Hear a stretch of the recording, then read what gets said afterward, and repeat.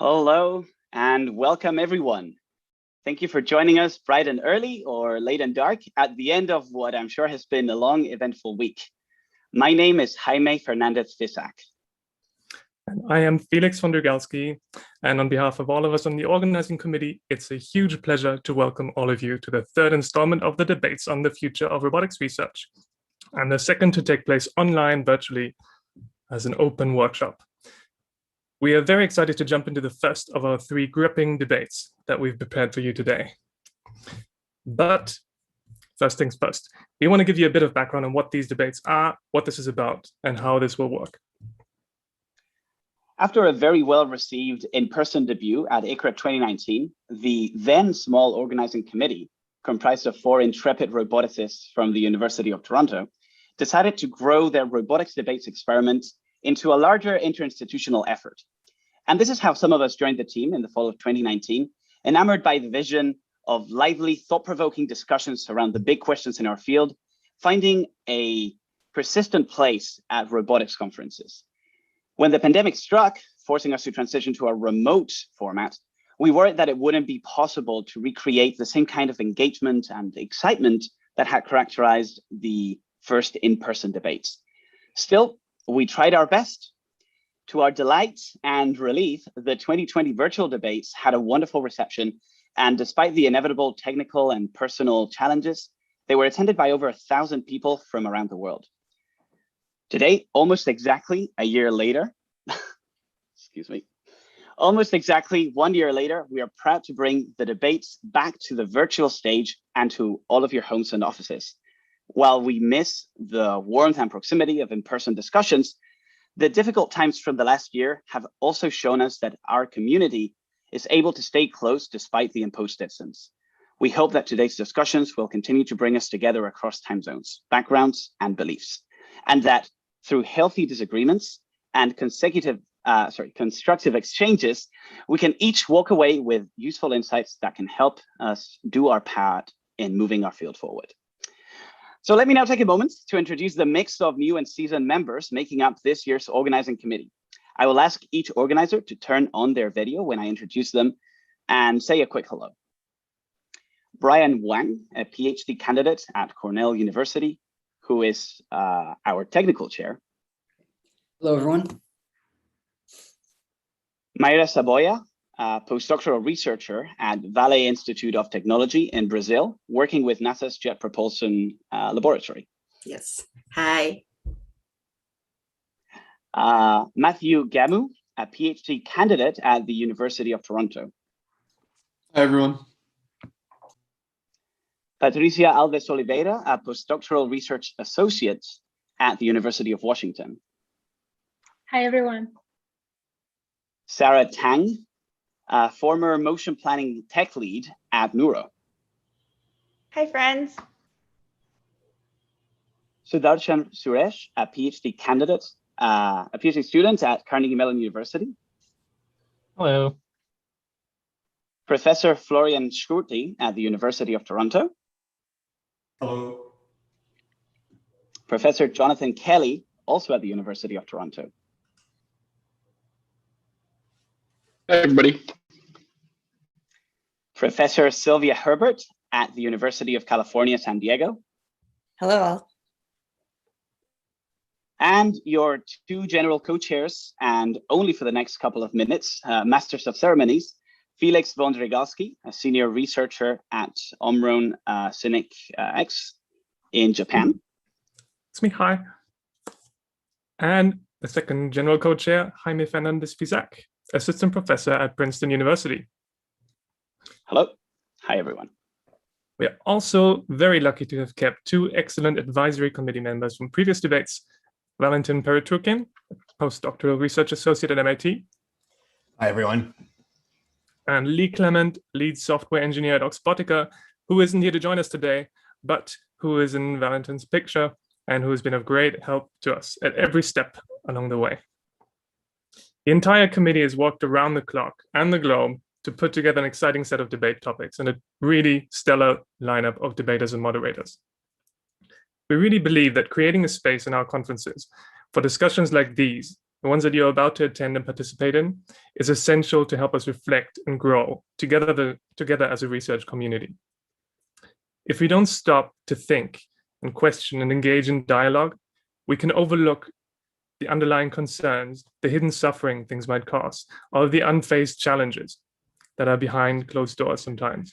Closing our minds can lead us down the wrong paths and stifle the growth of our field for decades if we're not careful.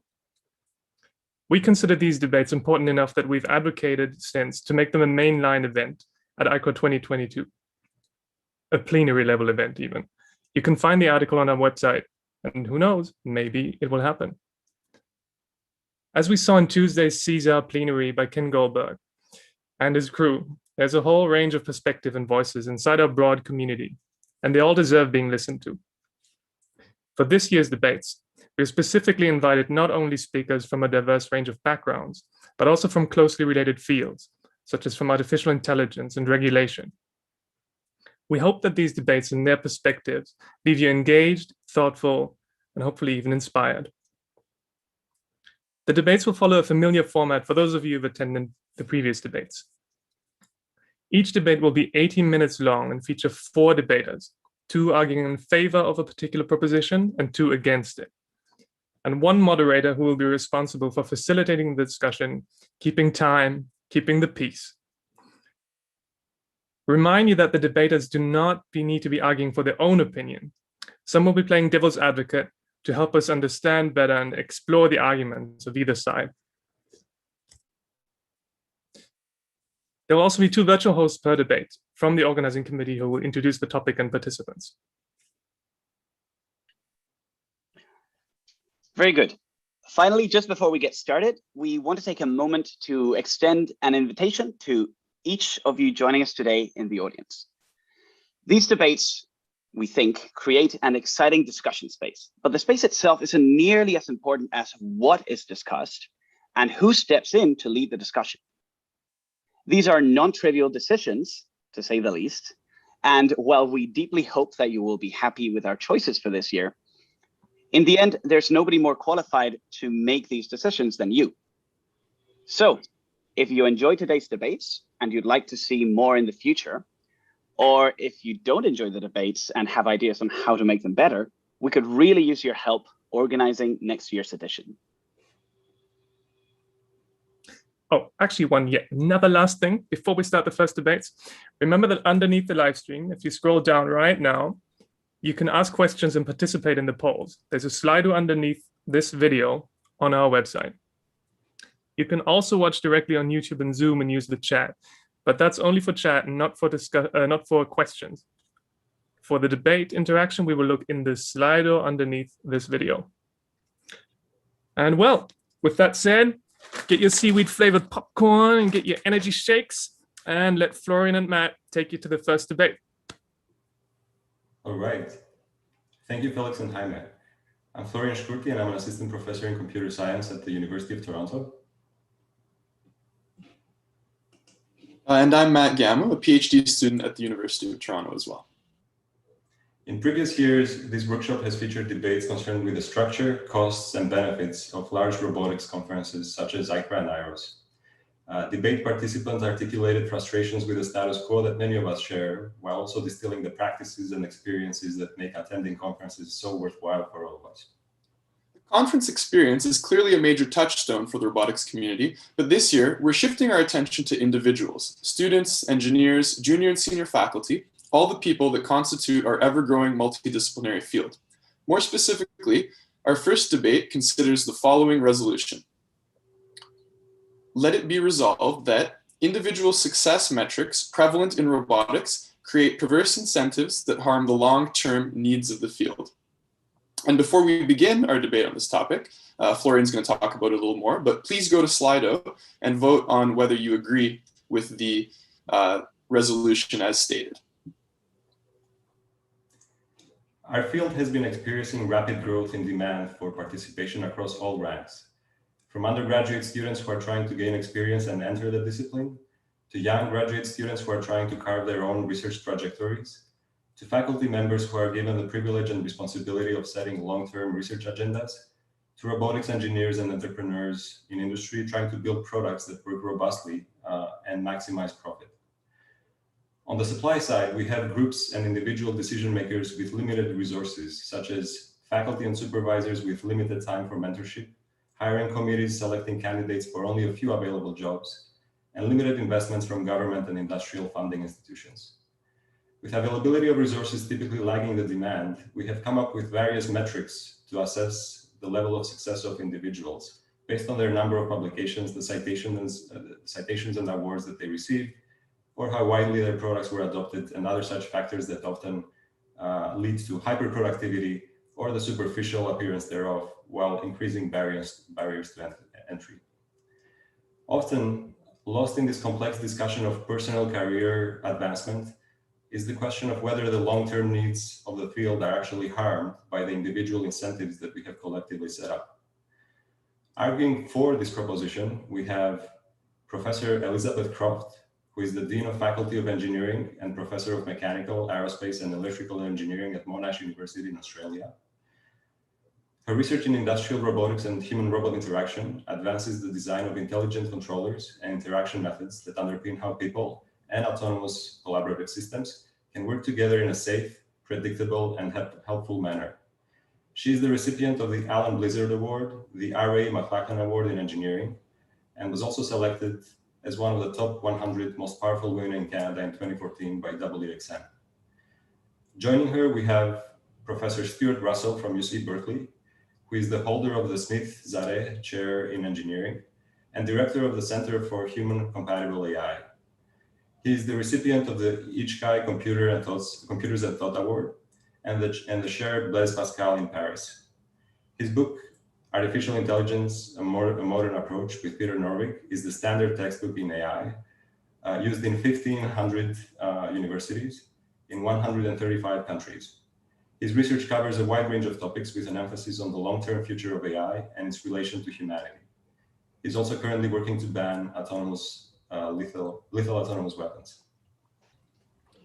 Arguing against the resolution, we have Professor David Su of the Department of Computer Science at the National University of Singapore. His research on a variety of topics in robotics and AI includes algorithms for planning under uncertainty in complex environments. He is an IEEE Fellow, has experience chairing multiple major robotics conferences, and his many accolades include the Humanitarian Robotics and Automation Technology Challenge Award at ICRA 2015. Joining him is Professor Matthew Johnson Robertson of the Department of Naval Architecture and Marine Engineering at the University of Michigan. His work is on the cutting edge of perception for autonomous systems in challenging application domains like self-driving cars and marine robotics. He received the National Science Foundation Career Award in 2015, and he is a co-director of the University of Michigan and Ford Center for Autonomous Vehicles. We're delighted to have David and Matthew defend the various criteria used by schools, companies, and other institutions to measure candidate roboticists' success or suitability for a position. Finally, to make sure things flow smoothly and don't devolve into virtual fisticuffs, our first debate moderator is Catherine Kuchenbecker, a director at the Max Planck Institute for Intelligent Systems in Stuttgart. She is a leading researcher in haptic interfaces and sensing systems, which enable teleoperated and autonomous systems to make use of the rich sensing capabilities of touch. Her argumentative prowess in last year's debate on the relative costs and benefits of large robotics conferences like ICRA makes it difficult for me to imagine a better moderator for this topic, so I invite her to take the virtual stage and get our first debate started. Thank you so much, Matt and Florian and all the other organizers for getting us together for this very important practice of debating, of discussing, of considering both sides of an argument of an important topic to our community. I see we have 28 people on the poll who've completed the poll. Please go ahead and vote now. And I really encourage people to keep an open mind because I think we're going to learn something today from the wonderful panel of 4 debaters that we have assembled. If I make a mistake as I'm moderating, I apologize. Please just jump in, debaters or organizers, and correct me. I want to make sure we follow the flow in the proper way. And I'm really looking forward to hearing this discussion and seeing not only is it who will win this debate, but also maybe together we can come up with some ideas about that might have an impact on both us as individuals, future people to enter our field, and where our field might be going. Because this debate topic about individual success metrics, I think it touches all of us. It's at this very micro level and broadens out. And I'm really curious to hear our debaters and what they think perverse incentives are, what the long-term needs of our field might be. So with that, we progress into the section called opening arguments. We're going to have each of our 4 debaters present for 5 minutes. We're going to have first Stuart Russell from the For team, and then David Su from the Against team, and then Elizabeth Kraft from the For team, and Matthew Johnson Robertson from the Against. We'll go in that order. I'm going to keep a little timer. Stuart, are you ready to share your opening arguments? And here I'll just read it again. The statement we are debating is individual success metrics prevalent in robotics create perverse incentives that harm the long-term needs of the field. Stuart. Thank you very much. Thank you to the organizers for bringing us together. First, what are the individual success metrics? Let's start with my least favorite: citation counts, H indices, counts of NeurIPS, or even ICRA papers, and so on. I think these metrics are fine for measuring general levels of activity in different subfields, sometimes even in different countries, for tracking the ebb and flow of topics and fads. Are they good measures of individuals? No, I don't think they are. I don't need to go into great depth on how harmful this metric is. But I would say I've reviewed more than 1,000 appointment and promotion cases at Berkeley across every department in the university, and none of those cases were based on paper counts or citation counts. It may please you to know that amounts of funding are also completely ignored. The question is always, what did you add a real value to human knowledge and understanding? Next, there are benchmarks. Probably the most famous one right now is ImageNet, but they stretch back much further than that, the International Planning Competition, RoboCup, and so on. And I'm sure my distinguished opponents in this debate will point to their value in ensuring comparability across methods, in facilitating the sharing of code or data, for standardized hardware platforms, for reducing startup costs, and promoting quantitative progress in the field. I think it's important to separate standards from competitive benchmarks. The kilogram is a standard and therefore very useful, but it is not a competitive benchmark. And I claim that much of the benefit of benchmarks derives from the creation of standards and not from their use as success metrics. RoboCup, for example, created standards for robot categories, and it was a standardized task. It was fun, it attracted people into robotics, it gave them experience. In the early stages, it pushed the state of the art for tasks such as robust self-positioning and stable walking gaits. Its first incarnation started to lose its value when winning depended on task-specific hacks, like the push-down slapshot or the IBO elbow walk. In the same way, chess as a benchmark lost its value when winning depended more on coding move generators in assembly language or designing special purpose chips. And unfortunately, winning became the only thing. By the 1980s, you could not publish a new idea for a chess algorithm unless you also beat the current world champion program with your algorithm. In other words, benchmarks become a real barrier to research. New ideas cannot be published unless they beat the benchmark. Reviewers also stop trying to understand the key ideas in the paper. They just look at the comparison tables with the bold-faced numbers for the winner. I saw this happen with the International Planning Competition. In fact, entire subfields of planning, such as hierarchical planning, evaporated because they could not easily be turned into competitive benchmarks. Once a field becomes obsessed with benchmarks, the more original and less incremental the paper, the lower the chance of acceptance. And typically, benchmark problems are not the real problem definition that we care about. In machine learning and in planning, for example, they disallow or minimize the use of prior knowledge because that would make comparison hard. We see this in psychology, where psychologists test humans only on nonsense tasks where they have no idea how to do them. Real learning and real planning take place in the presence of prior knowledge about the domain, and intelligence is a fundamentally cumulative idea. Physical benchmarks are even more of a problem because they are particularly susceptible to over-specialization. One cannot easily have a suite of thousands of physical environments that are exactly copied across multiple institutions. Some of you may remember the Little Dog DARPA program, which involved benchmarks for clambering over rocks. And every month, DARPA had to manufacture and distribute a new set of rocks to the participating institutions. If we look at, for example, the Willow Garage Grand Challenge of laying the table for dinner, it will be no good having one standard table and one standard set of plates and knives and forks. You know exactly what would happen. There would be completely non-robust, non-generalizable solutions optimized for that table and those plates. What we would really need is a generator of kitchens and houses and utensils and carpets and trays, which can probably only be done in a quasi-realistic simulation environment, which comes with its own problems. Another harmful metric that I see a little bit in my brief exposure to robotics meetings is the emphasis on fancy performance demos. For example, juggling before walking, or robots that change their own shape, even if they can't do very much in any particular shape. And my impression is that this resembles AI's early focus on chess and calculus problems and IQ tests. Just because some physical behavior is tricky for humans to do doesn't mean it's necessarily tricky for robots, or that its successful performance requires or implies any deep progress in robotics. And one has to ask, has all this focus on citation counts and benchmarks and fancy demos led to dramatic advances in the capabilities of real robots to function successfully, deftly, and smoothly in unstructured environments for the benefit of humanity? I think not. Thank you.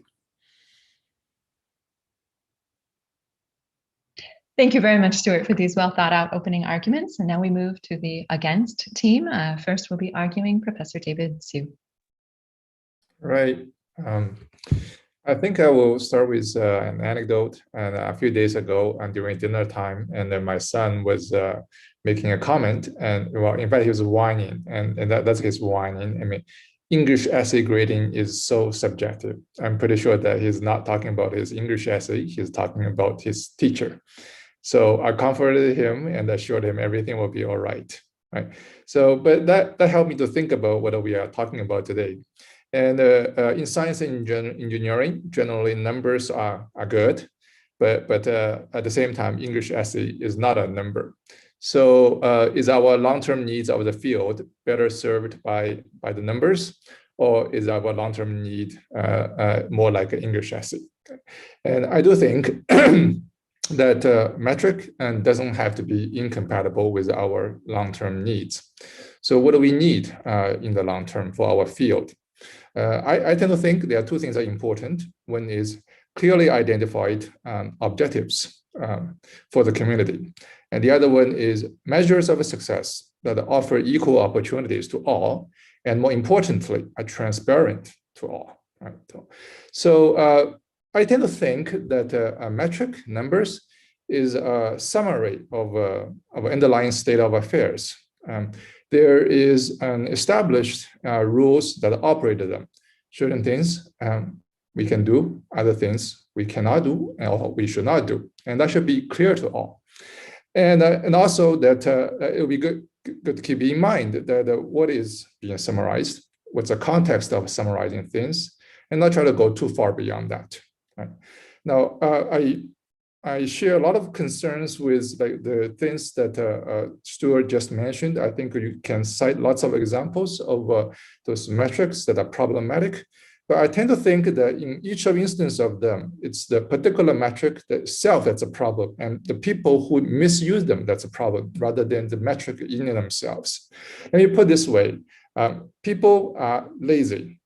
So here are, and they tend to misuse the metrics. And here I'll give my examples, and I also want to say, again, I want to mention this point, it's that these metrics are being misused or used for unintended purpose rather than the metric in themselves. right?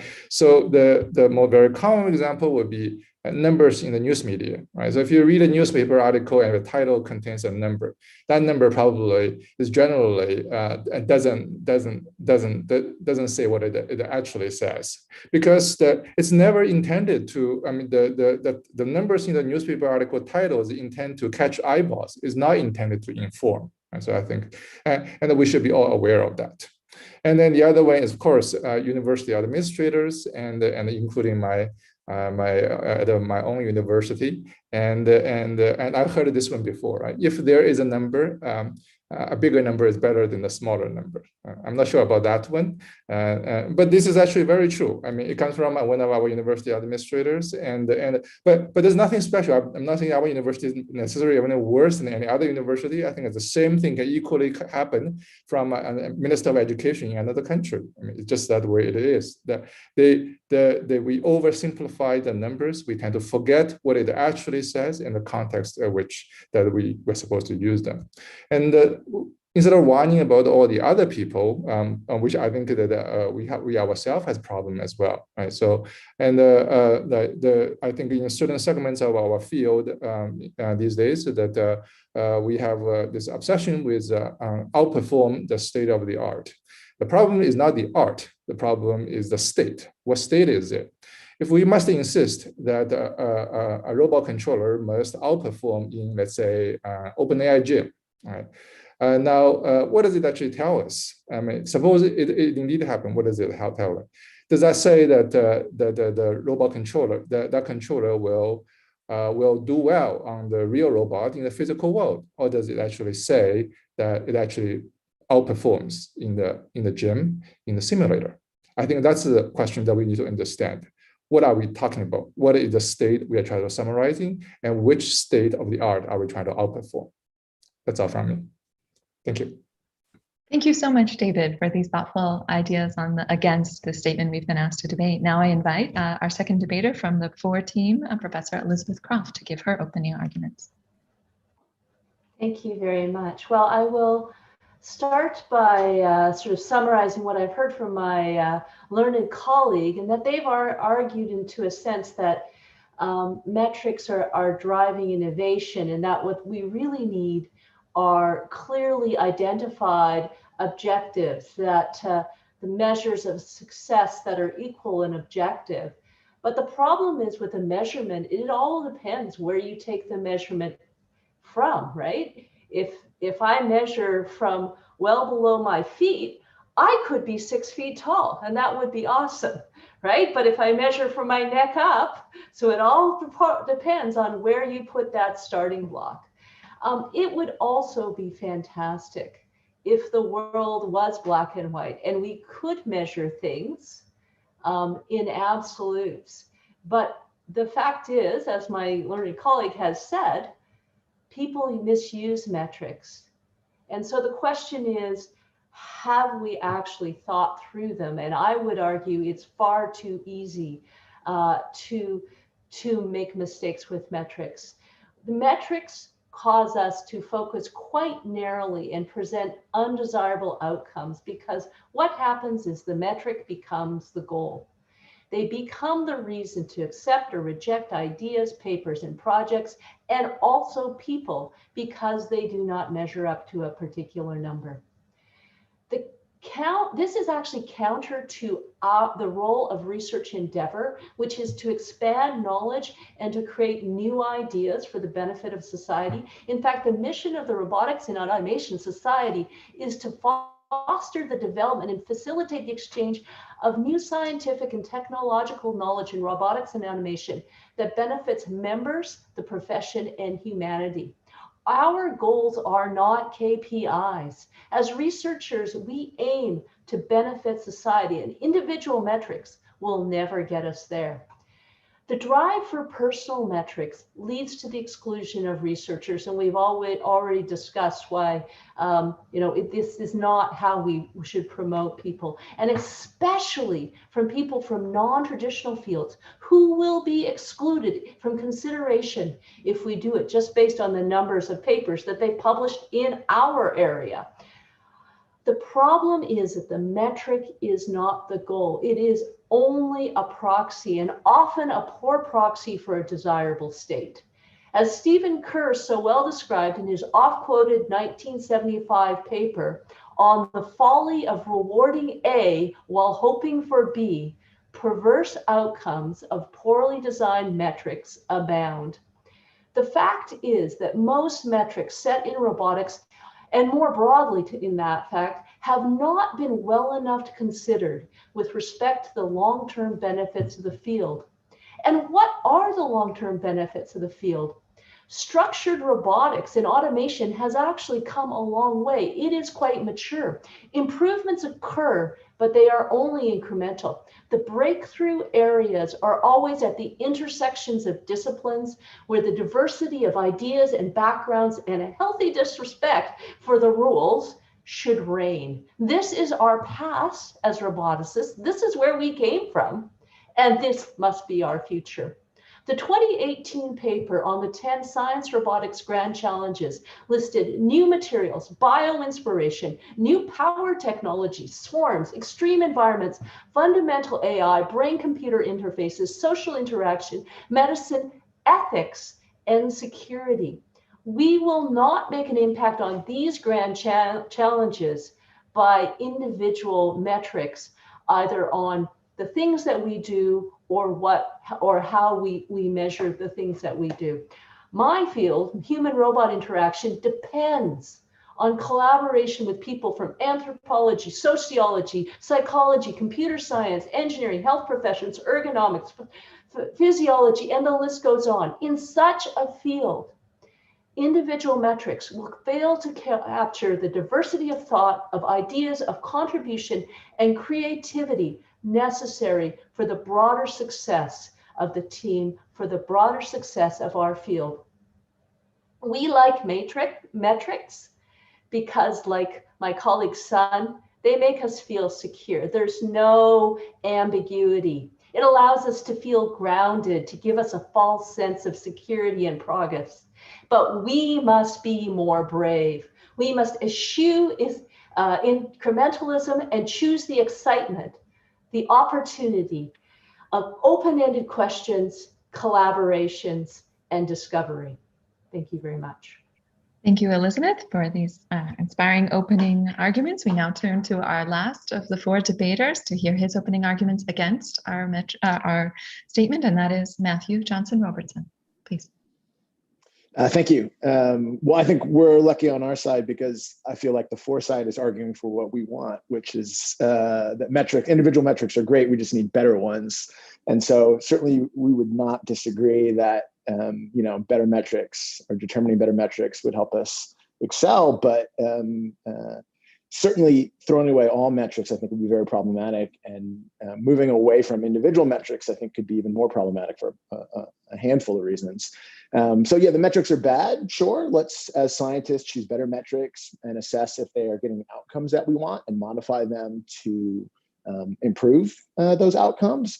But throwing away individual metrics seems like not the answer to that question of the individual metrics that we have right now aren't working for the outcomes that we want. If you think about individual metrics, right, the basis for many of the sort of Western economies that most of these research universities are based in, and say what you want negatively or positively about capitalism, but it is a system that is exported across the world and is generating some level of human well-being in some places. But if you think about those individual metrics, right, if the game is rigged, I would argue, then it is at least a system that junior researchers or people earlier in their field understand and have been designing and practicing to play. And so I think it's all well and good to say that we're going to throw these away, but who does that really benefit? I think that benefits people that are already in power, because then they're in a position to say, well, we care about this or we care about that, but we don't really care about these metrics that we set up that allowed us to become successful. We care about more subjective things, right? So contributions to human knowledge. I mean, that sounds great. I'm all for contributions of human knowledge, but isn't it the definition of elitism to say that we're going to give power to people, or the people that are already in power are going to be able to decide that and decide it in a way that's going to be opaque to people that are trying to come up or trying to get into those systems, right? At least as somebody younger, I can look and say, oh, there are grants, there are papers, there are these individual things that I can strive to get, and then I'll have a hope of becoming promoted or getting hired or being more successful. If we remove those and we say, well, we're not going to have individual metrics, it's going to be group metric. Well, who does that benefit? That benefits the most famous person in the group that you're working, right? The work's going to be attributed to them. It also gives you it also limits the ability to move centers, right? If I want to move from one place to another, how do I demonstrate that the work that I did there is attributable to me and not to everyone that happened to be there, or to the institution, or to the name? It gives you the ability to compare candidates and to assess and promote them. And so these ideas around, improving the state of the art, around, publishing things that are novel, around publishing in things that tend to have high impact factors or high citation rights. Yeah, sure, maybe these aren't the best metrics in the world, but there's certainly individual metrics that motivate us. And so if we have these closed shops, particularly in things that are, again, opaque to everyone, like tenure and promotion, it is much, much easier. I can sleep much, much better knowing that at the very least, I can put together a case that is not going to be dependent on who's in the room, but could be accessed by anybody using these numbers that have been kind of laid out, or these metrics against benchmarks or whatever. And particularly for people coming from countries or institutions that were not part of this sort of elite, the rise of China as a research powerhouse in the last 10 or 15 years has been driven, right, not because previous holders of power were really keen to hand off that to a new country. It is that we set out a set of rules, and Chinese research institutions and Chinese companies were able to look at that and say, hey, we can really do well on these benchmarks. We can do well on these citation counts. We can do well on these H indices. And so I see it as inherently, in some ways, a democratization of the field to set out these rules and then let anybody play. And so I think eliminating them could lead us down a really dangerous path of, again, a very small number of people that hold power deciding what's next. And then to look at sort of, views from the economy and other things, right? We're here on Zoom. Whoever made this is now a billionaire. You think about all the people from Facebook and Amazon that have, given us all these lovely products. As a personal aside, I think we should eat the rich. But who cares? The idea is that this system is one that is producing all these outcomes that we seem to be happy with, at least in the short term. And all of those, right, the whole venture capital system and that whole model is based on this idea that you yourself can benefit immensely, perhaps too immensely, but immensely from the things that you contribute. So all these things to me seem to point to the fact that we really need to think about how we can use individual metrics and make them better. That's it. Thanks. Thank you, Matthew, and thank you all for our debaters for sharing these opening arguments. Now we move into a 20-minute discussion. There are some questions coming in on Slido, and I want to launch one of them out to the panel for discussion. It actually picks up on something Matthew was just speaking about. The audience member noted that there's a contradiction that Professor Croft was suggesting that metrics reduce access, and Professor Su was suggesting that metrics improve access, and this was also coming up in Matthew's conversation. So I want you all to just discuss that, pick up that topic a little bit more, like which is true? Are metrics helping broaden access to our field, helping people enter, or are they harming the broadening of our field, access to our field? And please, whoever would like to. Yeah, I'll take that Stuart. one. I found that the idea that citation counts, for example, are democratizing and facilitate access and entry, particularly for people from, let's say, not well-known institutions or countries that don't have very well-established communities. I find that a bit counterintuitive, actually, because there's clearly a network effect in citation counts, right? If I want to cite the important papers on a given topic that I'm working on, how do I find them? I go to Google Scholar and I type in the topic. What does Google Scholar give me? The papers with the higher citation counts. And so I cite them. And so they get still higher citation counts.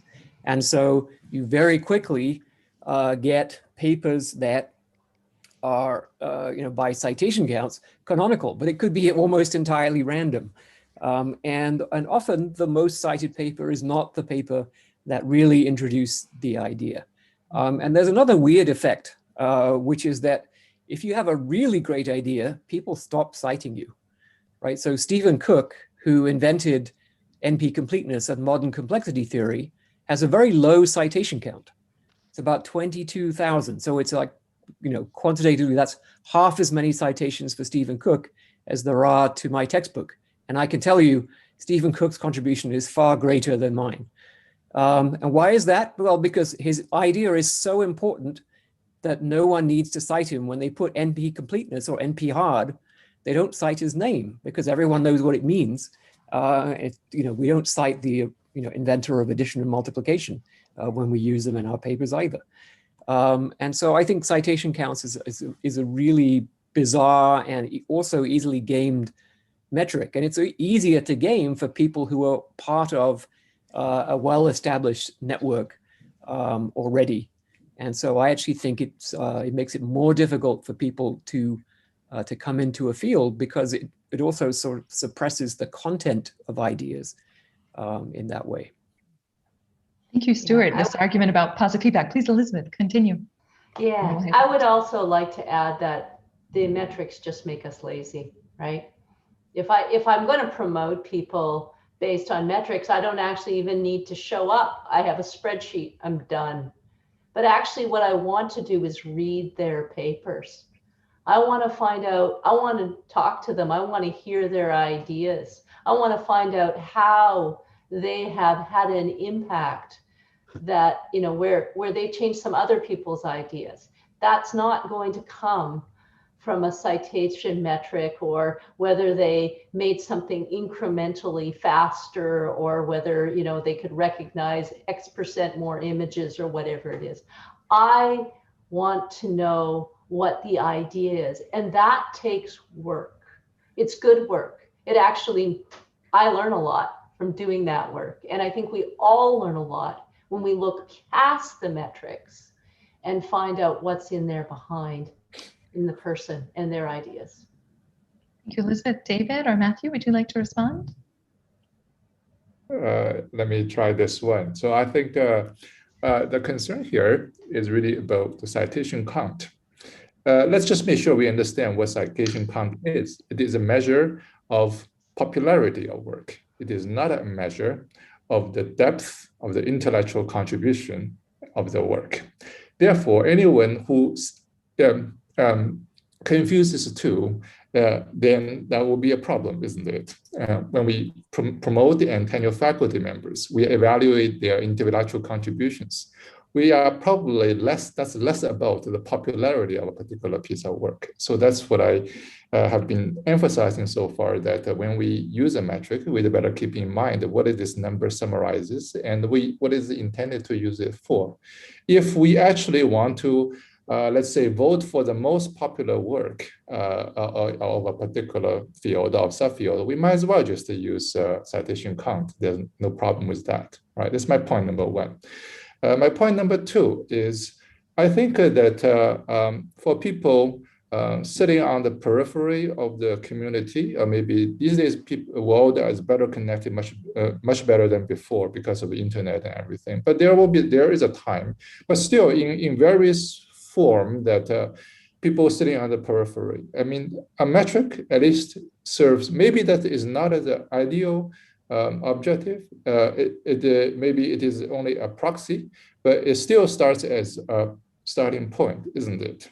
And before we actually get to understand the deep intellectual contributions, which can only, I think that mostly is nurtured and passed on from person to person when a person does not have that opportunity. And have a metric over there serves as a meaningful proxy starting point. Thank you, David. Matt, do you want to add anything on this topic? No? All right, I'm going to throw a different question out to the panel, which relates to the things you were just talking about. Okay, if we all agree that these individual metrics, they have some flaws, I ask you, what metrics do you care about? We heard a little bit of like reading papers and quality of ideas, but how do I get at that? What metrics do you use to evaluate your own personal professional progress? Or do you tell your PhD students, or when you're hiring or promoting, like, Can you just give me a little bit more, and maybe it doesn't, maybe you should keep in mind which team you're on, but like, what are the metrics? If we need to make decisions, like whom to hire, whom to tenure, whom to promote, whom to give an award to, what should we look at? How do we make those decisions? What ideas do you have? I have to go and say we always start with, talking to people, communication, what we're doing now, sharing ideas.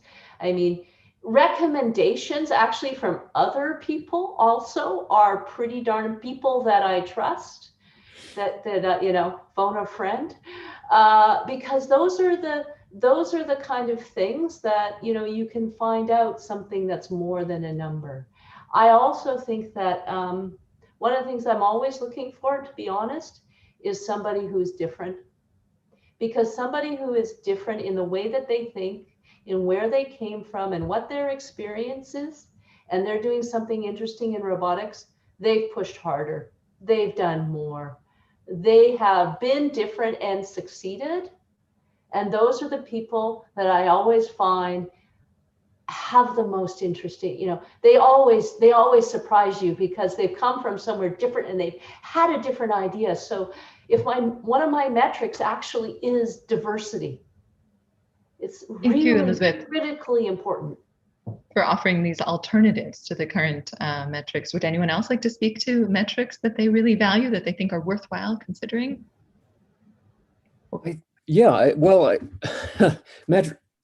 I think metrics is the wrong word. If by metric we mean something that can be placed on a linear scale. One of my jobs at Berkeley was to oversee the entire academic personnel process. So I looked at the promotion cases of every single faculty member on the campus, and the appointment cases and so on. Mm-hmm. And there are people who write recommendation letters that talk about metrics of citation counts and H indices and say, well, this H index would place the candidate in the top 3% of so and so, and we just throw that letter away, right? And it means absolutely nothing. All it tells me is that the writer was too lazy to understand what the candidate was doing and explain it. So we always look for what is the idea? What is the contribution to knowledge? Whose mind, as Elizabeth said, whose mind did it change? Who did it enlighten? What impact did it have on the world's understanding of some important topic? And these things cannot be expressed by numbers. The dimensionality of people, it's very high dimensional space, and we're trying to put people, and running it down to one number is too hard. So you're looking at other forms of evidence, which it sounds like takes more time. Did you? I'm sorry, I interrupted. It takes more time, and it's the content. It's the content that matters. So, whether it would be citation counts or numerical progress on a benchmark, if someone writes builds a robot or writes an algorithm that gets a 2% better result on some benchmark, that conveys no information to me about whether there was an original contribution there at all, right? I suppose it says that that they're competent engineering implementers, but it does not say that there was a real original idea happening. And I think this is really important. And David's comment about the English essay,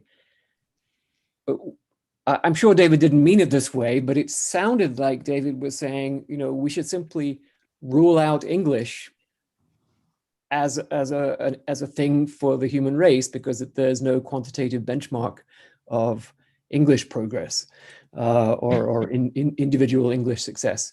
And I think that's making the argument for our side extremely well. Would our against team like to respond and maybe argue in favor of any metrics we are commonly familiar with or that are here, and what value they have? What is the value? Which ones do you rely on? I'll jump in on a metric here. Yeah, so as flawed as these metrics of popularity and HNCs and all of those are, right? What they get away from is exactly what I'm hearing here, which is, I call my friends up And everybody who's like me, who thinks the same way as me, who I, choose to spend my time in, or, at least in the same world as me, what do they think, right? And so it's a closed shop, right? Everybody it's circular. Everybody agrees that this is a contribution to knowledge. And, how do new, truly innovative ideas break into that, right? If you're working in an area that people, at least in the establishment, aren't into or don't like, what is the metric or what is the means by which those things can break in, right? And I think also, how do you hold people accountable for these decisions if there are no metrics, right? So imagine, let's imagine a hypothetical world where we look at the data and somehow, there's some adversary on the tenure and promotion committee, and every single person that's ever come through with the left hand has been denied tenure. And you look at them and, you look at all their numbers and you look at the metrics, and it's not really clear, like, if there's a lot in common, right? But then you go back and you're able to look at this and you say, okay. And so you go ask that person, well, why didn't they get tenure? And you say, well, they didn't make a contribution to human knowledge. And so, well, what does that mean? And it's like, well, we looked at some letters, we did some things over here, we did this, we did X, we did Y, but it didn't meet the bar, right? And I don't see how you could use a system like that to stop any of the implicit biases or other things that we know are there, to even detect them, because ultimately you're saying, well, the smart people in power already have the answer here, and we'll just trust that somehow they're not going to apply all the things that have led to the great demographic imbalances we see, particularly if you think about tenure and promotion, right? Who are the full professors, right? They all look the same. And so what are we really going to get out if we keep letting them make the decisions?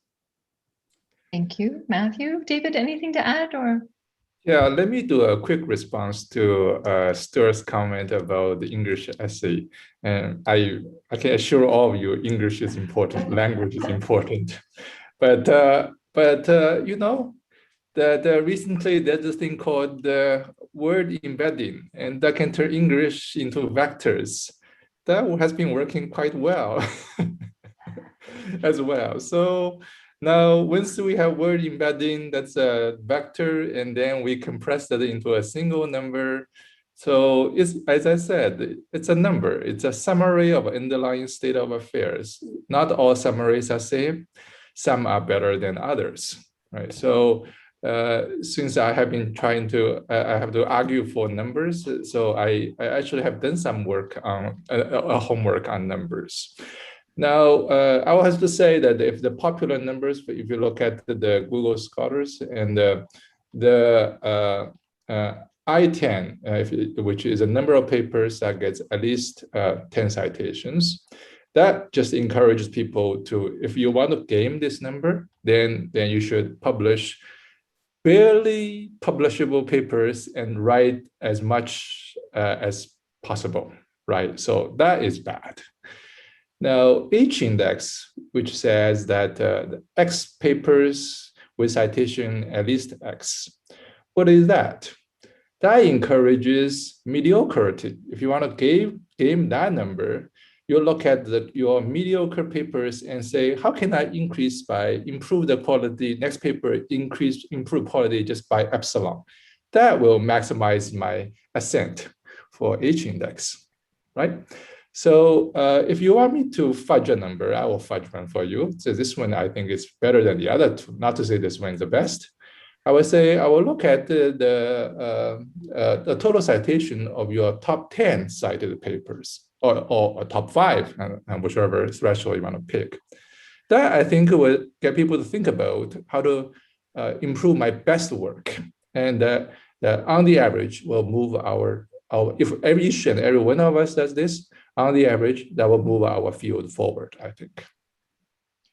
Thank you, David. I really like this conversation we're having. I want to pick a question that was proposed by Greg Dudek on the Slido, and I'll read it to you. He says, nobody mentioned Goodhart's law, a maxim in management that, if we put it in the language of machine learning, suggests that defined metrics lead to poor generalization in human endeavor, but good performance against the metric itself. And I think this picks up on some of the things that David was just saying, like people will maybe, there are some perverse incentives, so, and we'll try to game the system, whatever metrics we choose, that there are ways to try to manage towards that to overfit. Do you agree that we can take this principle from machine learning, Goodhart's law, and bring it into here? Is it worthwhile considering? Yeah, Goodhart's law is a law that says exactly what Greg says, and I think it's highly relevant here. And it's been observed in many places, and in fact, the paper by Stephen Kerr that Elizabeth cited is another important original source for the same problem. And when we look at numerical rankings for universities, for example, so it's one of my favorite ones, the US News and World Report rankings of universities. So it's a so-called objective metric, right? And how does it work? It calculates, I think, seven different numbers and then takes a weighted average of those 7 numbers. And you might think they're all very worthy things to pursue, like faculty quality. So when you look in the footnotes of the footnotes, how is faculty quality measured? It's measured by average faculty salary. So a private university that can pay its faculty whatever it wants, whatever its endowment can supply, has necessarily, therefore, a higher faculty quality. Universities like Oxford and Cambridge, which traditionally have paid fairly low salaries. In fact, I think last time I checked, Cambridge insisted on paying all its professors the same, right? So there's no superstar salary system at all at Cambridge. They would lose out on this metric. And of course, so what do you do to raise your ranking as a university? You pay your faculty more, and now you're a better university. The same professors, right? So this happens over and over and over again. Once you set up metrics, you get behavior that optimizes the metric and not the thing that you are hoping for to have. And then the students are paying higher tuition to get the same. Right. Another example is, so student satisfaction. How is that measured? By the fraction of the graduating class who gives money. Right now, in many universities, for example, in France, the idea of giving money simply doesn't exist, right? And my kids all went to a French school, and we sweated blood to get the French parents to donate to the school, because that's just not what you do in France. And so this is another ridiculous metric. So how do you raise the quality of student satisfaction? You give all your students $1 so they can give it back to the university when they graduate, right? I mean, this is insane. And if this is a way of ensuring progress in robotics, then I think we're headed for the same kinds of problems. And I would argue 1 minute left in our discussion for everyone. Yeah. So I would really argue, I mean, I think benchmarks in their early stages can help people to focus, as long as they're well-designed, important problems, can help people to focus, can lead to sharing, they often incorporate standards, which I think are really important.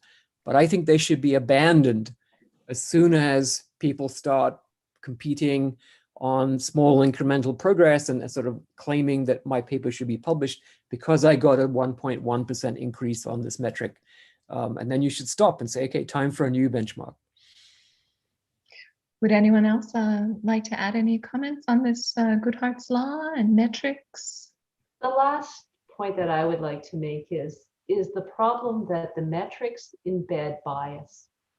They bake it in, because whatever is set as that metric, it comes from the people that were there. And as long as we continue to propagate that metric, it will always benefit the in-group. The out-group will always have a disadvantage. And so it's only by breaking down the metrics that we actually democratize the opportunity for science. Yeah, so you're saying the metrics themselves become self-perpetuating because they're chosen by those in power, and then we're all, and that's where maybe what you were talking about, looking for a difference, looking for a novelty, looking for, people who bring unique perspectives. Looking for the next big thing. But one could also argue maybe we run a risk of hiring people who aren't qualified, who don't know anything, who can't do anything. I mean, I'm just wondering, how do you, I'm being a bit of devil's advocate. Absolutely. And then it comes down to having a diverse group of people on your panel that is interviewing, the perspectives.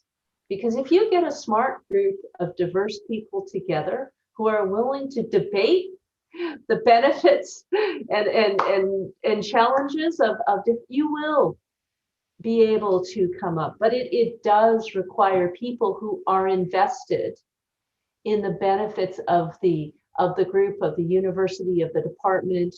You have to have people that are willing to take the time to go to the seminars, to meet with the candidate, to read their papers, to learn about them. And you have to, again, I can't repeat enough, diversity breaks down the dangers that metrics put before us. All right, thank you everyone for this discussion, and to the audience members who've been suggesting questions. I'm sorry I haven't been able to get to every one of them, but we hit many of them. Now we move into our closing remarks, where each of our 4 debaters has about 2.5 minutes to summarize, to restate their position with whatever nuances they want. I'm going to reread our statement again for everyone to consider freshly.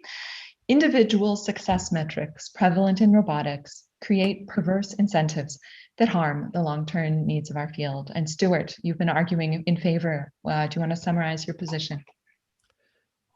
So I think to summarize my position, I would say that the primary value of benchmarks, which is one of the success metrics, is in promoting standards and participation and sharing. As I just said, they lose their value once numerical performance becomes the primary topic of interest, as it has, I think, in many of the ongoing benchmark competitions that are happening in AI and robotics. I think Matthew's point about the structure of our field potentially excluding people from less well-endowed universities or less technologically endowed countries and outgroups. I think that's a really important point. I think it's an open question as to whether these numerical metrics make that problem better or worse. My sense is actually that it makes that problem worse because, as I said in my opening remarks, it's very hard to get a new idea published in a metric-driven field without doing all of the work and having all of the machinery and the engineering capability to do what everybody else has done with their machinery and their engineering capability, and then some more on top of that with the benefit of your new idea.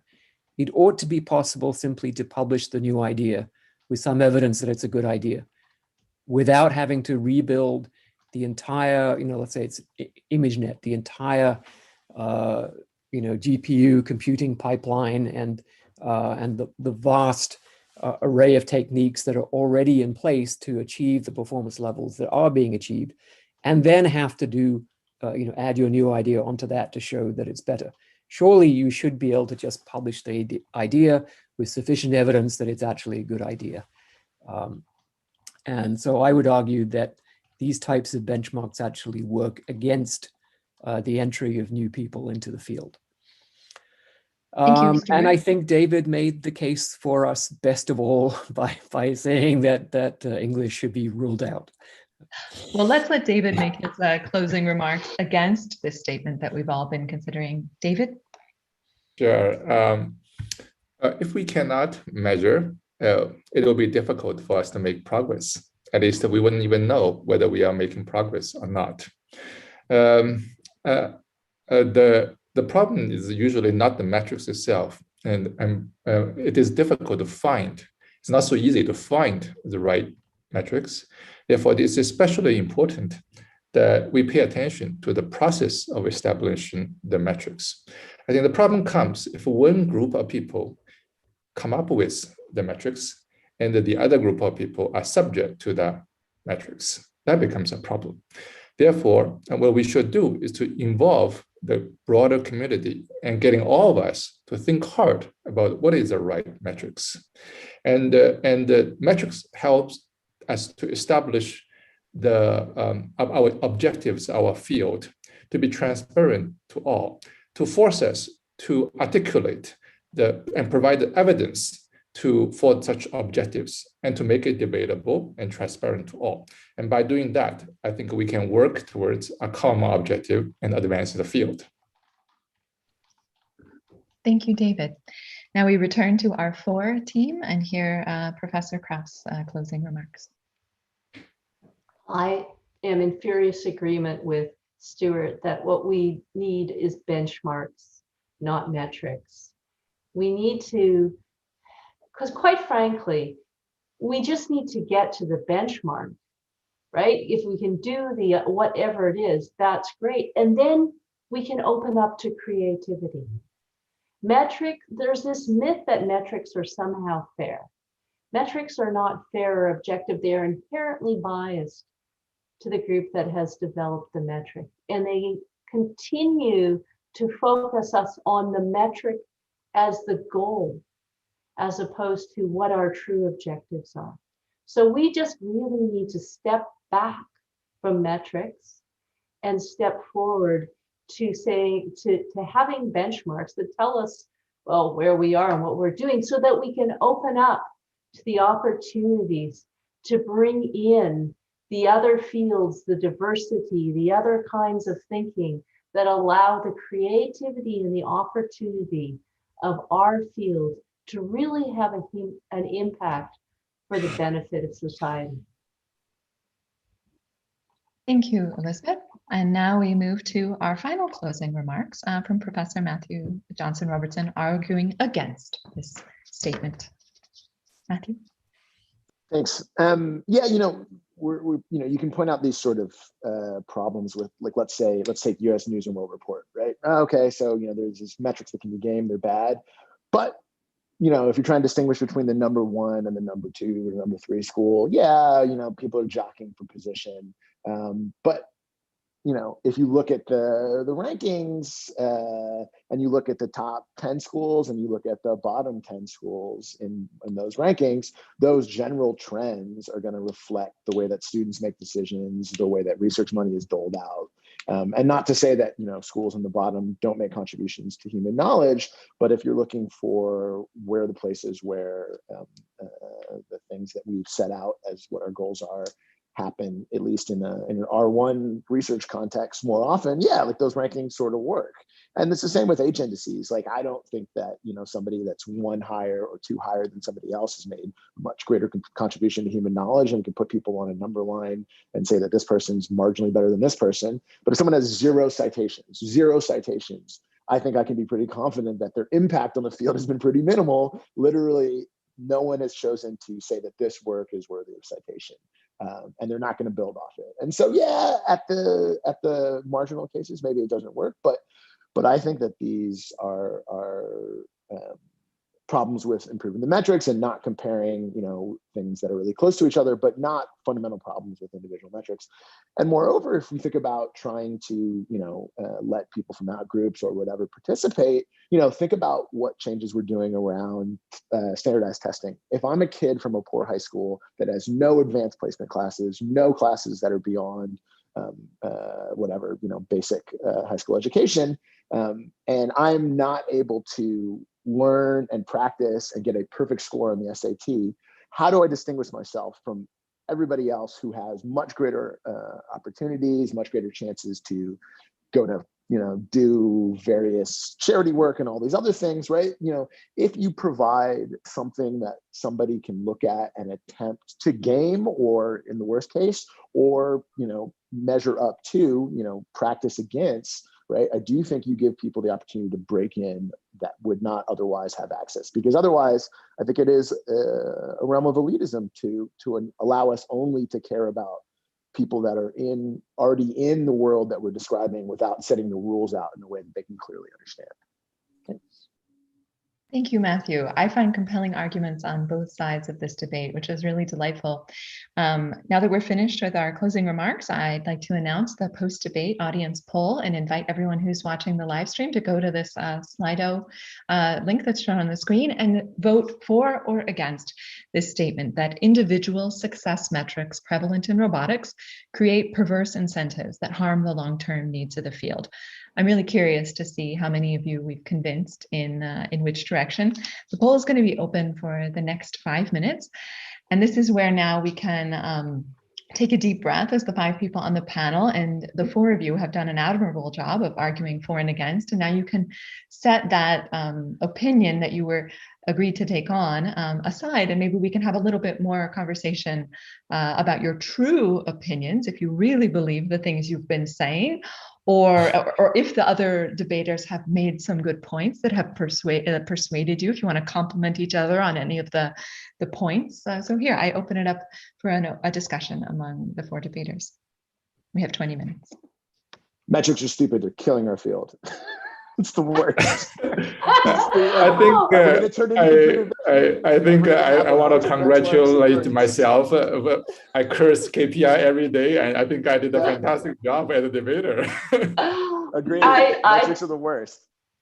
I do want to congratulate Matthew, because he was just, I mean, hammering hard, and it was really impressive the way that you were working hard at that. It was congratulations. Matthew, did you end up arguing in favor of using SATs for college admission? No, so I think we should actually get rid of them. But I do think that one of the only compelling arguments that I heard against that, and somebody made the point to me in one of our meetings, it was the GREs for us, but look, how are kids without access going to be able to distinguish themselves? Which I think is a very valid point. The points that lots of people were making, I think we have, I don't think the GREs are assessing the thing we want to assess. And so ability to game the GREs, I don't think is going to substantively improve access to whatever groups we believe are disenfranchised. So I am still pushing for the GRE removal. So, that's me though. Yeah, I mean, we removed GREs, and what we found was that we admitted less than half as many students from small universities. Interesting. Because they don't have access to research, right. And so there was nothing to distinguish them. We didn't. Just to follow up on Matthew's point, I think I want to give this example of China's national matriculation exam. That's pretty much the only chance for the poor kids in the countryside to climb up on a social echelon, and that is good. Yeah. I mean, compared with all the kids in the cities with tutoring, with tons of resources. I mean, the kids in the countryside, they have virtually nothing. They can study 16 hours, while the kids in the cities maybe 4. I mean, but matriculation exam is the same for all. Yeah, this debate actually resonates with me too. Matthew, do you want to respond? Oh no, sorry. Please go ahead. No, I was just going to say, I run a big PhD program here at the Max Planck Institute for Intelligent Systems, and we don't ask for GREs or any standardized exams, partially because there's a cost. You have to pay, and we had applicants. We don't even charge to apply to our program. It's free because we really wanted to have a very low barrier to entry. But then on the other side, Matthew, your point resonated with me. I mean, I'm a woman. There aren't that many women in engineering and technical fields, and I always felt like, if I could get a high GPA, get a good score on the SAT, then no one could deny that I deserved to be here. Of course, I had many privileges that I was able to lean on. I had parents who were deeply committed to education, but I still worked my butt off, and then felt like, okay, at least I have some evidence. Like when a tour group walks into the lab where I was working as a PhD student at Stanford and laughs and guesses I'm the secretary and not one of the PhD students, because wow, are there women grad students here? Like I can be like, well, yeah, you can laugh, but like I actually deserve to be here. Like I had whatever SAT scores, GRE scores. I've published these papers. I've been cited 5 times, or however many times I've been cited at the time. Someone cited me. I'm not nothing. I can try to claim these metrics. So there's both sides of the coin. Would other people like to respond?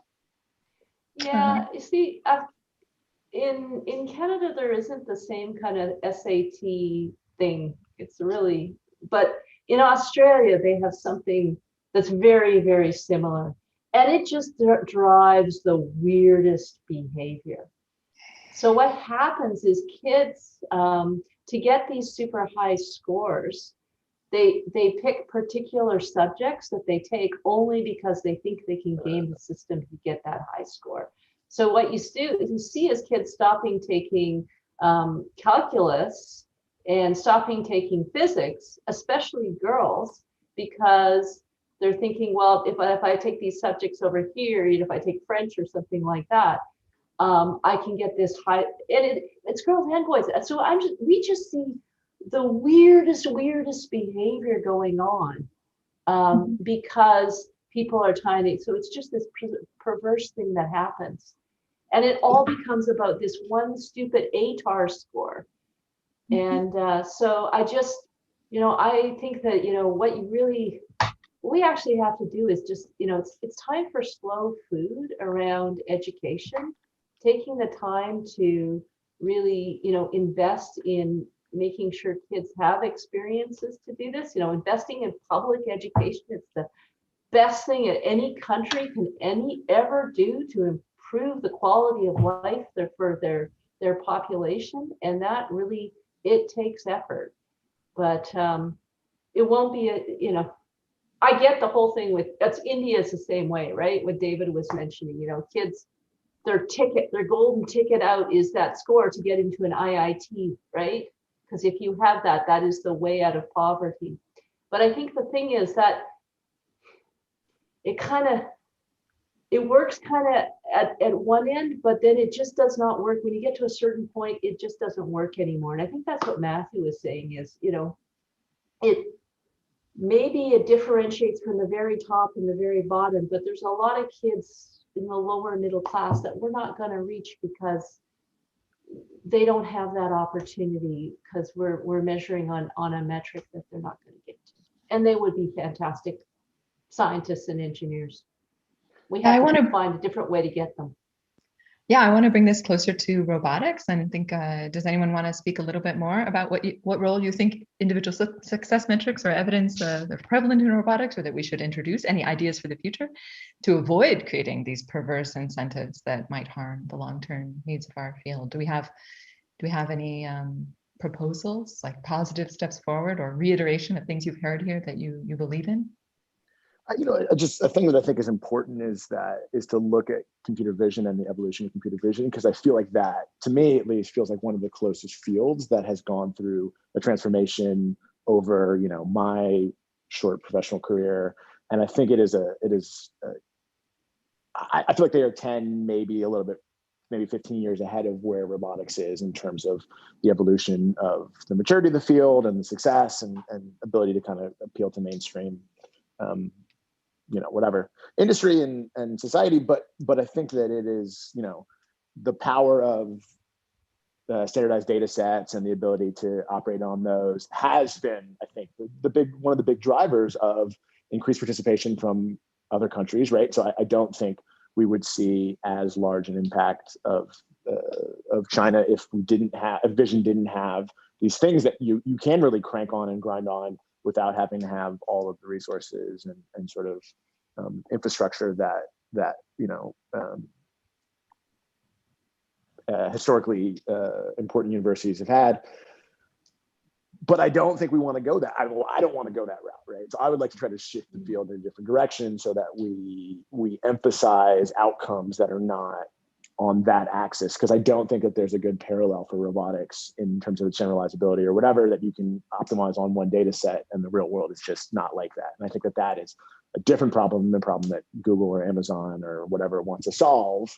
And if you need something to work in the real world, I think having some way of rewarding taking the effort to do experiments in really highly chaotic environments that are real is something that we should be pushing. And that is, I think, antithetical to the data set optimization publication machine. Well, I mean, all of us have a bit of power in this. Like, we all review papers, right? And we or co-chair conferences or serve as associate editors in journals or serve on thesis committees, examine PhD students, guide our own students and postdocs, write letters, help promote people. And so are these things we should be keeping in mind? Maybe I heard several times in the debate, it's sort of lazy just to Google Scholar someone and say, oh, their H-index or their number of citations, or and like say, oh, they're inherently better than me or worse than me or better than candidate XYZ. But how can we, maybe, I mean, that doesn't come up when we're evaluating individual papers, right? Like there, we read the paper and we try to get excited or see if we can get excited about the ideas and the methods. Do we trust this? Is it persuasive? Does this get me excited about? No, you don't think so, Stuart? What would you say? Well, I mean, I think we look at the table where you put the boldface for the number that's higher than the other ones in the other columns, and if this technique has lots of boldface numbers, you know, compared to the other techniques on the benchmark, then you know it's better, and then we accept the paper. And you know, I looking at what's happening in computer vision, you know, I think it's interesting. I think the cracks are actually beginning to show. There's a paper from Dave Gifford's lab showing that the algorithms have actually not learned to recognize the objects at all. In fact, the algorithm that's supposed to be, or the, you know, where it's trying to recognize what type of dog it's looking at, it's just looking at the carpet to figure out what type of dog this is, and you know, recognizes parachutes by counting basically counting the amount of sky in the picture. So it's back to what, you know, those old anecdotes from the 1960s about, you know, Russian tanks, incredibly fragile. You know, and I was looking at it. I went to a talk by Nicholas Ayash, and his group showed that if you rotate the pictures of skin cancer by 45 degrees, the algorithm changes its mind about whether you have cancer. You know, and so on. So in fact, what you've created by this overfitting, I mean, it's sort of a field-wise overfitting, but you've actually created extremely fragile algorithms, and you've confused success on the metric with success at computer vision. The other thing that's happened is that there aren't any ideas about vision anymore, right? If you say, well, what are the ideas there? Oh, well, you should put this layer in front of this layer, or you should add these extra layers, or you should, you know, have this, you know, ResNet bypass or whatever. They're not ideas about vision anymore. They're just, so we, you know, we did this kind of recipe to make our network, and it gave a better number, right? And that we've lost computer vision as a field, if you ask me. I was struck by something as you were just speaking, Stuart. You were really talking about how metrics drove a field towards almost like trivial overfitting. And then now we've been talking about here, do those metrics at a broader level about people, not about individual algorithms, but we're talking about the system we're all working in as people over the scope of years, and are people overfitting and like trying to game their Google Scholar. I read a horrifying article recently about networks of reviewers defeating double-blind review and like sharing titles of papers and all like even threatening other reviewers to get these papers in. And clearly we would all agree those are perverse incentives or citation rings, or and journals saying we're not going to accept your paper unless you cite other papers in this journal, so we can get a higher impact factor. Yes, or I've read articles about editors forcing people to cite them, the editor, and clearly these are gone wrong. It's easy to recognize, but that maybe when it comes back to individuals, it's a little trickier. Figure out how do we evaluate. But we have about 6 minutes left in our discussion. At some point, we're going to get to see the results of the poll, but I want to hear maybe a little bit more from the panel. Any other closing thoughts in our debrief that you want to make sure each other and the audience hear? I think one of the things that can help us is by, you know, getting the problem with things like computer vision and things like simulation is we can build these nice, neat little simulation worlds, and they are great, and it's wonderful, and it's fast. They're prototypes, but we actually have to get back to doing real world experiments with really random things called people that do weird things when they interact with robots. And we actually people are such big problems. Go ahead. Oh, they're so surprising. Pain in the ass, actually. Agreed. But they're fantastic because they break all your experiments. And so, but actually the other thing I think we need to do is kind of come back and spend a lot of time thinking about how we are setting up experiments and different methodologies for setting up experiments. We are really go as roboticists and scientists really much into the scientific method. I have these control conditions and I have these things that I'm going to change. And there are other fields like anthropology and sociology that do observational studies and that do, these sort of much more studies based on looking how behaviors occur. And I think that introduces really interesting and new ideas. And those kind of narrative, I still think, yes, we do need to do the really controlled experiments. I'm not saying that we don't do those, but if we can start to look at other ways of doing our science that are not so about, do we measure all these different conditions, we will start to introduce back into the questions that we ask and the problems that we solve more interesting problems. Thanks. Would anyone else like to share some final comments in the debrief?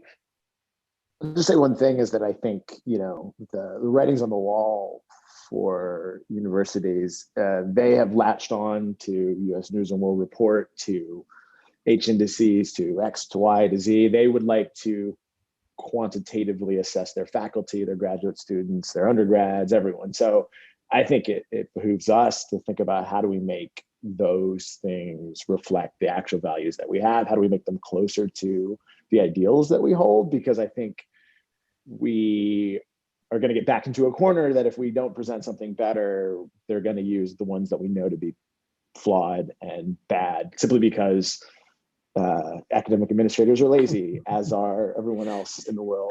Oh, we're limited in time. Hold on, I think several of us are administrators here. To all the academic administrators in the house. All right, so here's the solution, right? The faculty have to take power, and this is what happened at Berkeley. The administration has very little role in faculty advancement promotion cases.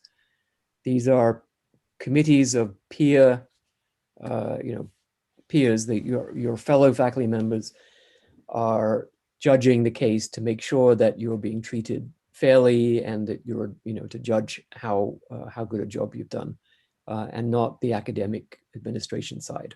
I we think call it shared governance, but basically on academic personnel, it's the faculty who decide, not the administration. So you need to strike back against the evil empire.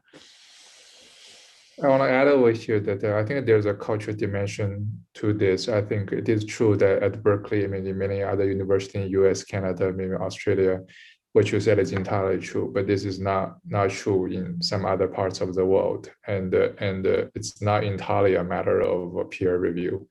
Administration can have substantial influence on this process. So I would tend to think that the metric is imposed on us. It cannot completely get rid of it. It's better for the community to work on it, to make it better. As I said, not all metrics are the same. Some are better than the others, and we participate in the process, and we can improve it and make it better, closer to our ideals. And I think that the very fact that we have a statement saying that this particular metric is perverse, that means that we have a thought process that helped us to debug it, to say there's something wrong with it. And we understand what's wrong with it and try to improve it. And maybe that's not the best, but probably maybe it could be the second best we can work with. Thank you, David. I think it's a good time to close our discussion, and I consider this an immensely successful debate, and I invite the organizers to show us the results of the poll. Now, actually, I think we've done a wonderful job debating both sides of this, and we're just going to look through what came out of our audience poll. So before the debate started, we had 36 people vote, and 73% of them agreed with this statement that individual success metrics prevalent in robotics create perverse incentives that harm the long-term needs of the field. We had 8% against, and only 19% 19% undecided. And actually, it shifted from there towards the against. So I think David and Matthew won some hearts and minds. And we had afterwards only 61% of people agreeing, 16% disagreeing, and 23% in the middle undecided. So, and that was with 43 votes, so pretty similar sample size. So with that, I want to thank again all of our debaters for their wonderful contributions. It's clear you all prepared and thought deeply about this and went along with this mechanism of choosing or being assigned a side and arguing a side and sticking to it, even if it doesn't completely align. And I think we made some productive, we had some productive discussions and maybe some good ideas. I found it very interesting and we'll continue reflecting on this. So thanks again, all of you. And until the next debate, take care. Bye.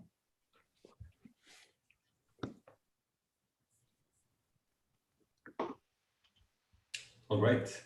That was an excellent debate. Thank you everyone in the audience for joining us. And thank you to Professors Elizabeth Croft, Stuart Russell, David Sue, and Matthew Johnson Robertson for an exceptionally engaging and thought-provoking debate. Also, many thanks to Professor Catherine Kuchenbecker for an excellent moderation of the debate. And we will now take a 30-minute break. We will be back at 11 a.m. Eastern time. And finally, before we go, if you're interested in being part of the debate of the organizing committee for the next year's debates, we encourage you to send an email at roboticsdebates@gmail.com. Thanks, everyone.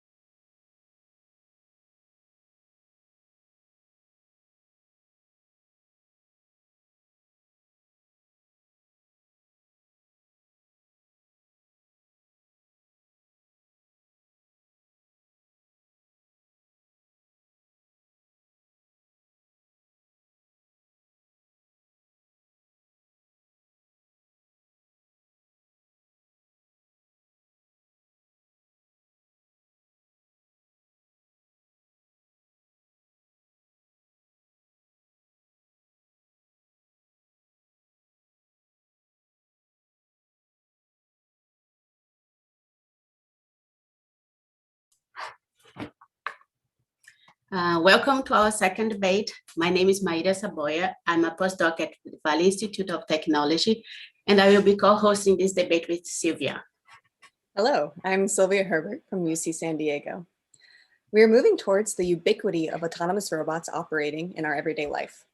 However, ensuring that these systems act safely is an immense challenge. Introducing complex systems into real-world, uncertain environments while guaranteeing safety at all times may be impossible in applications like self-driving vehicles, collaborative factory robots, and assistive robots. In our second debate, we would like to question whether or not the pace, the safety standards, and regulations surrounding the current deployment of these systems are adequate. More specifically, our second debate considers the following resolution. The development of high-stakes autonomous systems warrants taking significant risks with real-world deployment to accelerate progress. And before we begin our debate, please go to the Slido and vote on whether you agree. Now let's introduce the debaters. To argue in favor of this resolution, we have Dr. Vasu Raman. She's a roboticist, currently working at Ziplining, developing planning methods for a fleet of drones to autonomously deliver life-saving medical supplies in remote regions of Rwanda and Ghana. She previously had positions at Nuro, Zoox, United Technology Research Center, and Caltech. She holds a PhD in computer science from Cornell University and a bachelor's degree in math and computer science from Wesley College. Her specialization is in formal methods and planning for autonomous systems. Join Dr. Vasu, we have Professor Gillian Hadfield. She's a Schwarzer-Reisman Chair in Technology and Society, Professor of Law and Professor of Strategic Management at the University of Toronto. She's a Senior Policy Advisor for OpenAI and an advisor to several organizations and technology companies engaged in innovating new ways to make law and policy smarter, more accessible, and more responsive to technology and artificial intelligence. Against, we have Professor Christy Morganson, who is the chair of the Department of Aeronautics and Astronautics at the University of Washington. Professor Morganson's group works at the intersection of engineering, biology, and computer science to study and translate the fundamental scientific properties of biological flight to engineered flight. She applies this research of biological systems to advance agile, high-performance network autonomous systems for air, space, land, and water environments. These nonlinear systems integrate sensing and actuation, stability and robustness in switched nonlinear systems, and with delay and operational constraints such as communication delays and control of multi-vehicle systems. On the Against team, we also have Maynard Holliday, who has just been appointed by the Biden-Harris administration as the Director of Research and Engineering for Defense Modernization at the Pentagon. So many congratulations are in order. His background ranges across robotics startups in Silicon Valley, managing large-scale projects at Lawrence Livermore and Sandia National Labs, and working as a senior engineer at Rand Corporation. In 2014, he was appointed by President Obama as the Senior Technical Advisor to the US Undersecretary of Defense for Acquisition Technology and Logistics. Finally, we are glad to have Ryan Garapi as our moderator. He is the Chief Technology Officer and co-founder of ClearPath Robotics and Automotors.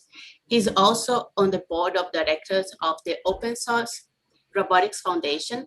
He has completed a master's degree in mechanical engineering and a bachelor's degree in mechatronic engineering, both at University of Waterloo.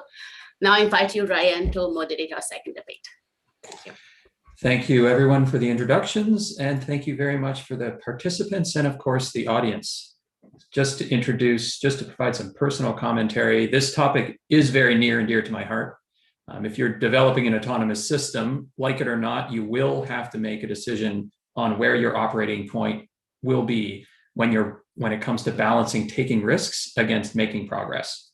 These decisions are happening every day, and they guide how thousands of person hours and billions of dollars are spent per year in this field.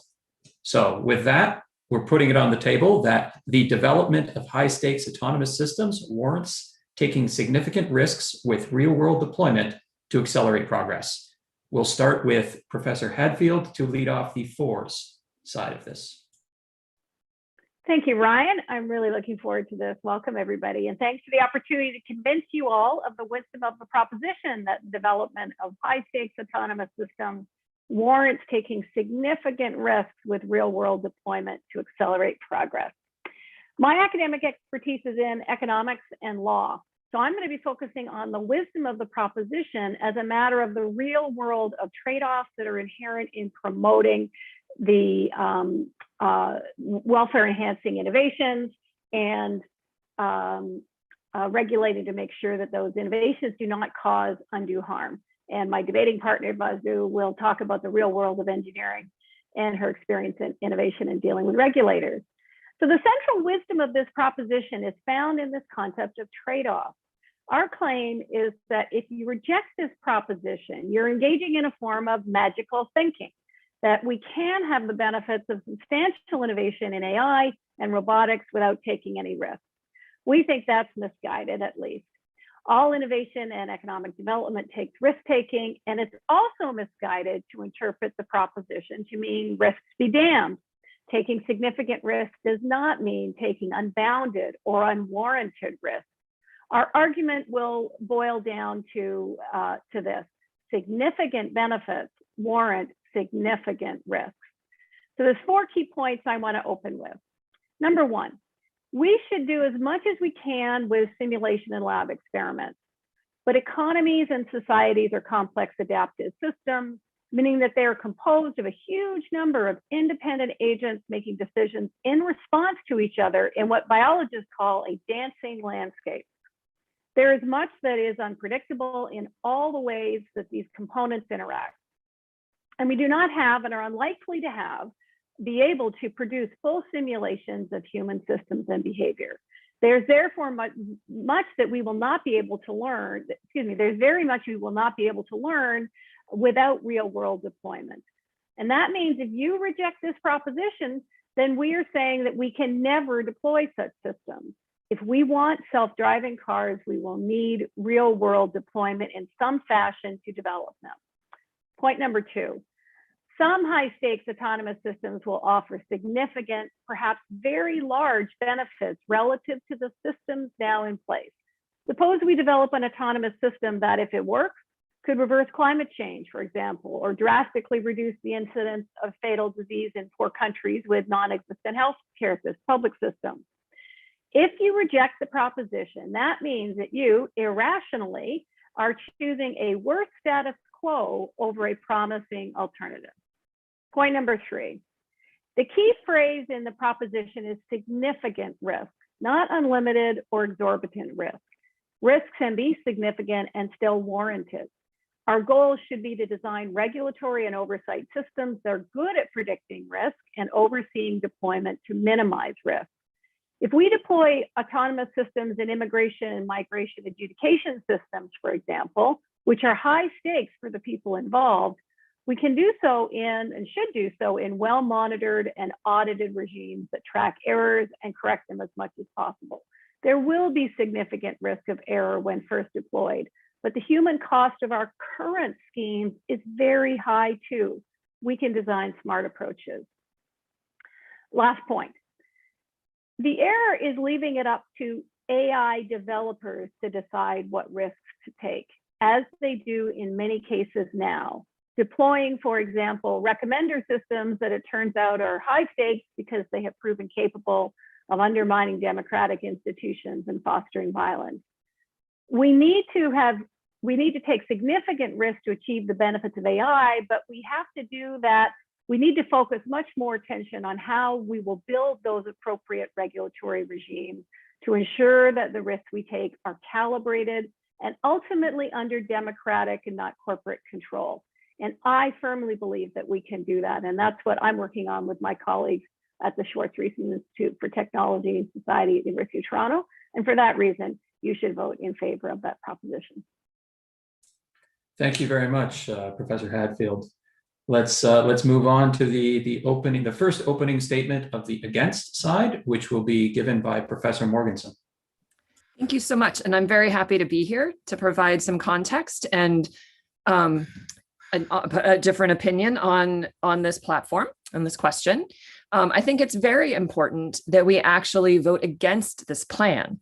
It is not a well-founded idea and it will not lead us to a positive outcome.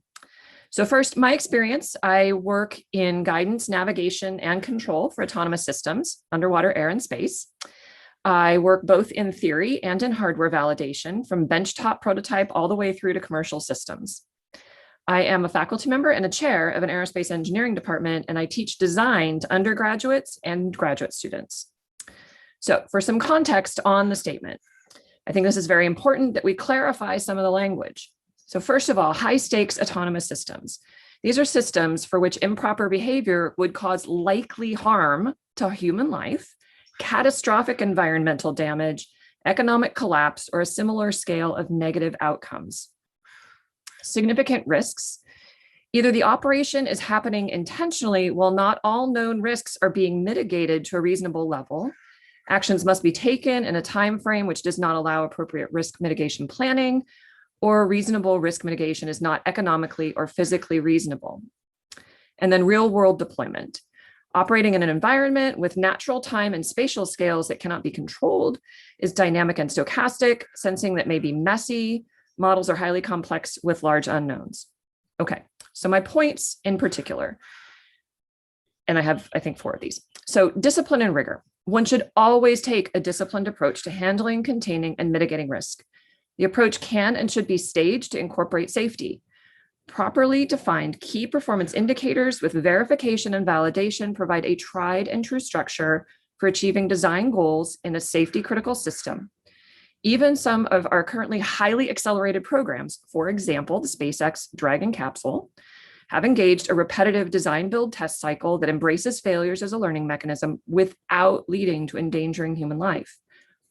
Thorough understanding to reach the best solution requires thorough assessment, not quick cowboy approaches. Education and training.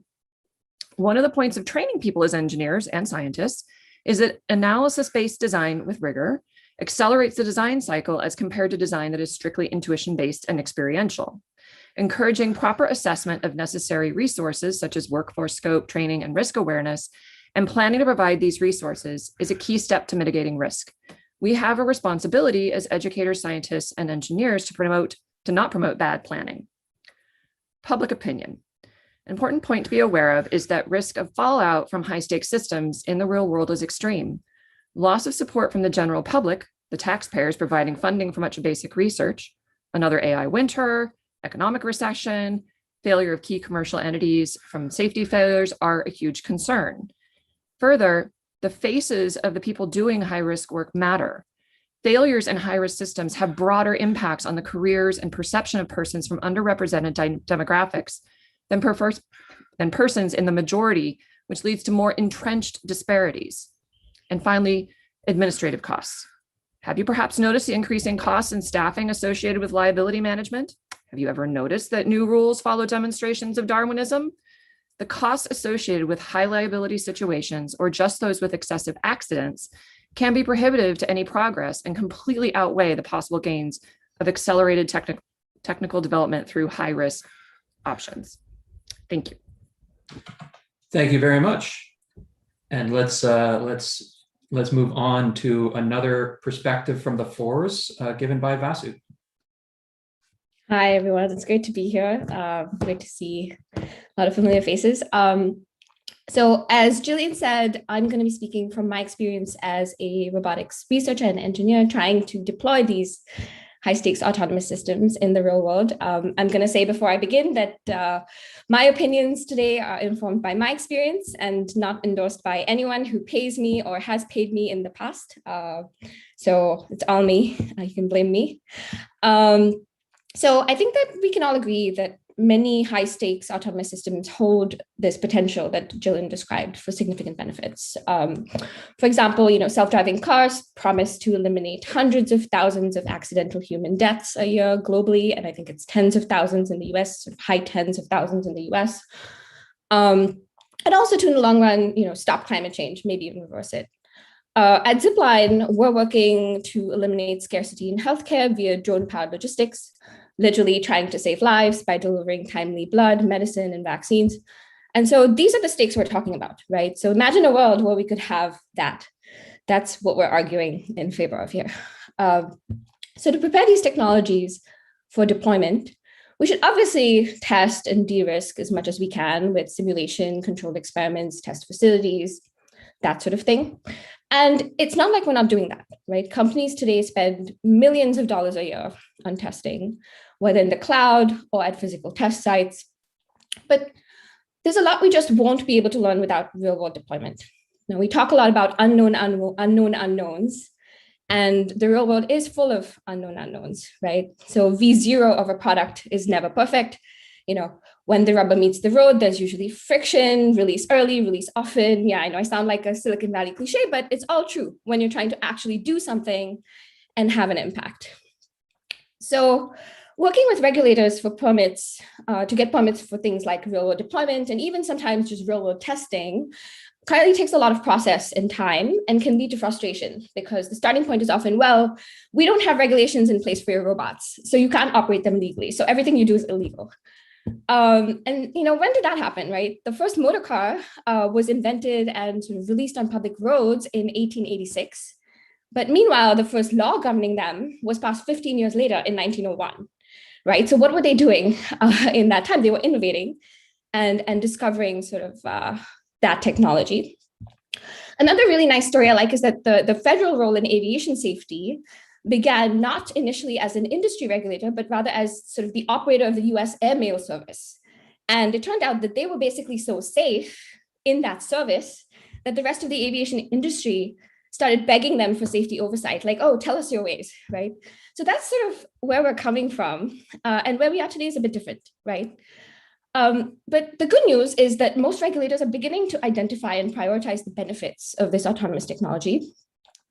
But to sort of really accelerate progress, there needs to be a close partnership between regulatory bodies and autonomy engineering and product teams in order to determine sort of what risk is considered acceptable, how it's reevaluated over time as the technology progresses and proves its benefits. And it sometimes feels like folks on either side of this divide speak very different languages and don't really think about or assess risk in the same frameworks. And that's what needs to change. And there's sort of a couple of aspects to this I see as key. Those of us working on building and testing these systems need to sort of clearly identify the gaps in simulation and testing that a real world deployment would fill. You know, we will see things we don't even know are problems today is not an argument that inspires trust with regulators, even if it's the most compelling argument from an engineering perspective. Also, as Jillian alluded to, it's really important to note that we're not talking about taking on arbitrary risk. We need to be able to sort of foresee the risks that we are taking on, take them on consciously, and monitor deployments to make sure that any unforeseen risks are quickly identified and mitigated. This calls for sort of risk quantification and monitoring that technologists and regulators can agree on, but also explicit trade-offs between the societal benefit of a technology and the incremental risk incurred by expanding the scope. Okay, great. Yeah, so the last thing I'll say is, you know, one point is that close partnership like this is required because otherwise you end up with risk-related metrics that can fall prey to Goodhart's law, which says that when a measure becomes a target, it ceases to be good. And we've seen this in the past. And so, yeah, I think calculated risk we take on together is the way forward. Thank you, Vasu. And we did have a citation of Goodhart's law in the previous debate. Let's move on to Maynard's position to close off the opening arguments. Take it away. All right, thanks everyone. So I'm Maynard Holliday, and I'm going to be, the views expressed by me today are my own and are not necessarily the views of the Department of Defense or the U.S. government. So I want to make that clear up front. So we're at a critical juncture in the development of high stakes autonomous systems where much has been promised and much has been achieved, but large scale real world deployment is still on the distant horizon. I believe the robotics community has a finite number of chances to engender public trust to set the stage for widespread public adoption of high stakes autonomous systems. Decisions we make now will color public perceptions for years to come. As to the safety and reliability of high stakes autonomous systems, so we have to get it right for there to be a path to widespread deployment and adoption of these systems. So significant risks in my mind, introducing systems in the wild, i.e. into the public without their consent or knowledge and hoping for the best is a recipe for disaster. And so let's put some names to this. So this practice directly led to the tragic death of Elaine Herzberg in Arizona in 2018 during testing of Uber's self-driving fleet. Another point of contention is Tesla's sometimes, depending on who you talk to, misleading labeling of its level 2 driver assist system as autopilot. And we all know level 2 requires the full attention of the driver.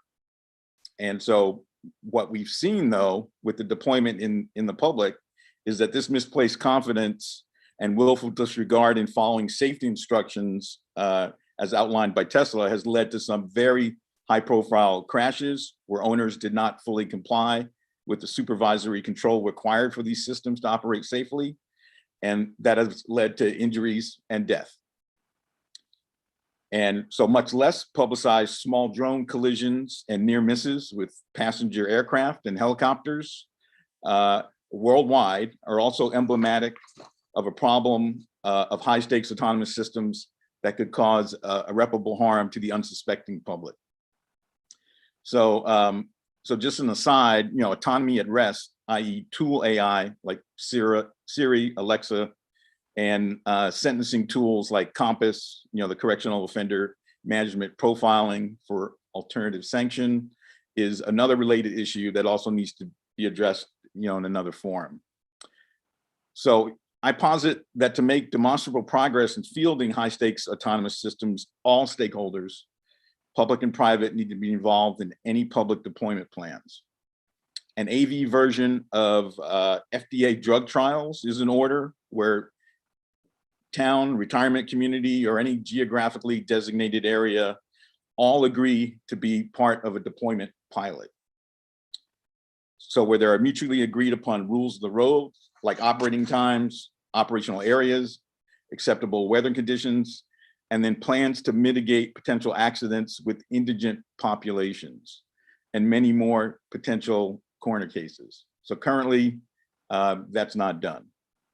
So if something like this approach isn't done, wider acceptance of high stakes AI will never happen outside of technology-friendly coastal area, urban centers, and it will defeat the promise, that we all know that AVs have in minimizing road deaths due to human error. Thank you. Thank you very much, everyone. And just a reminder that the Q&A is open at Slido, and we're seeing some questions come in right now. So I'll just take from the top here. This question from the anonymous member of the audience.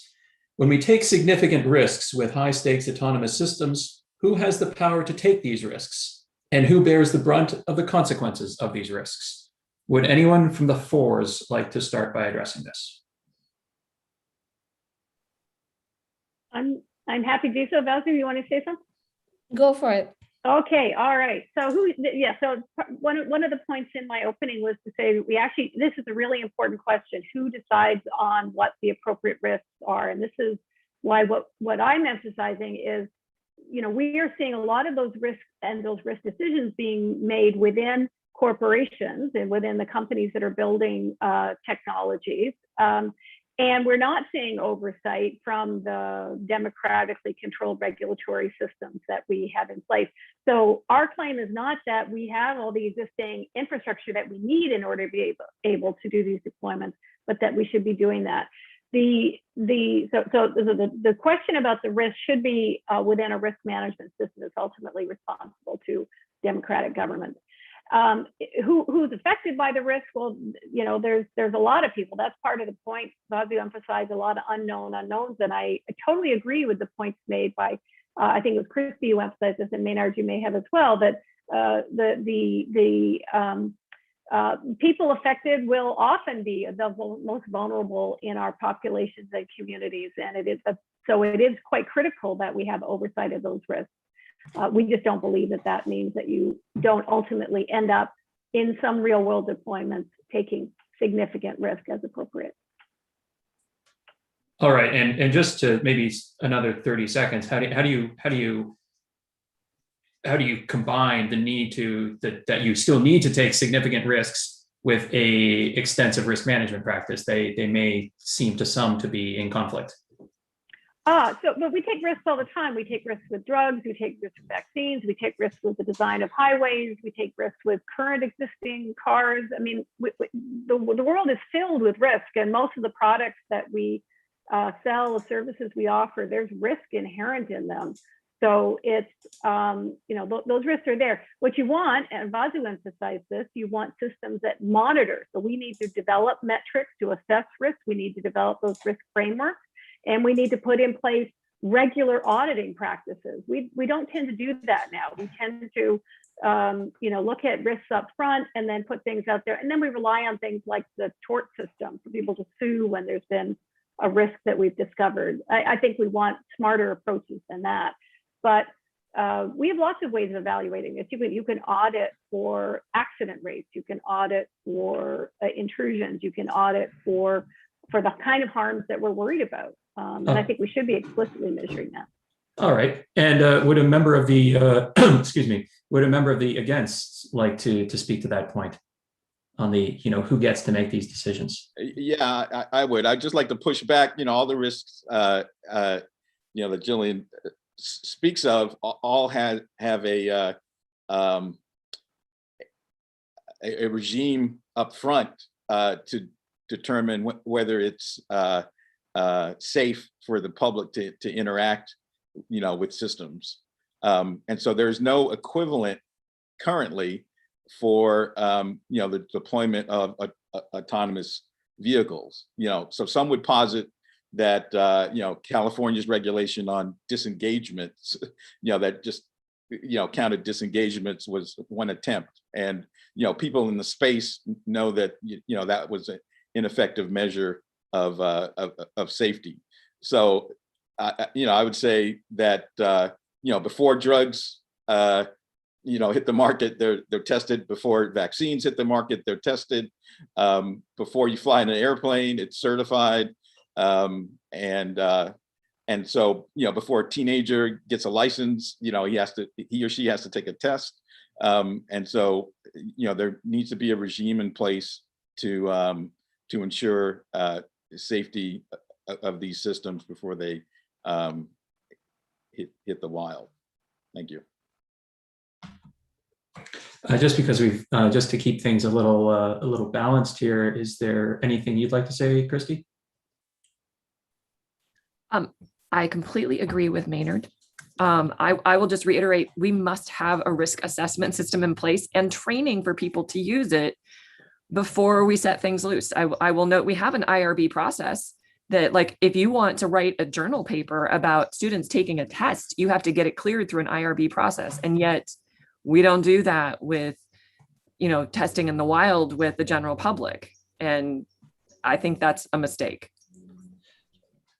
So that's interesting. That actually touches on one of the next questions, which is actually at the top of the list here from Alex Raymond.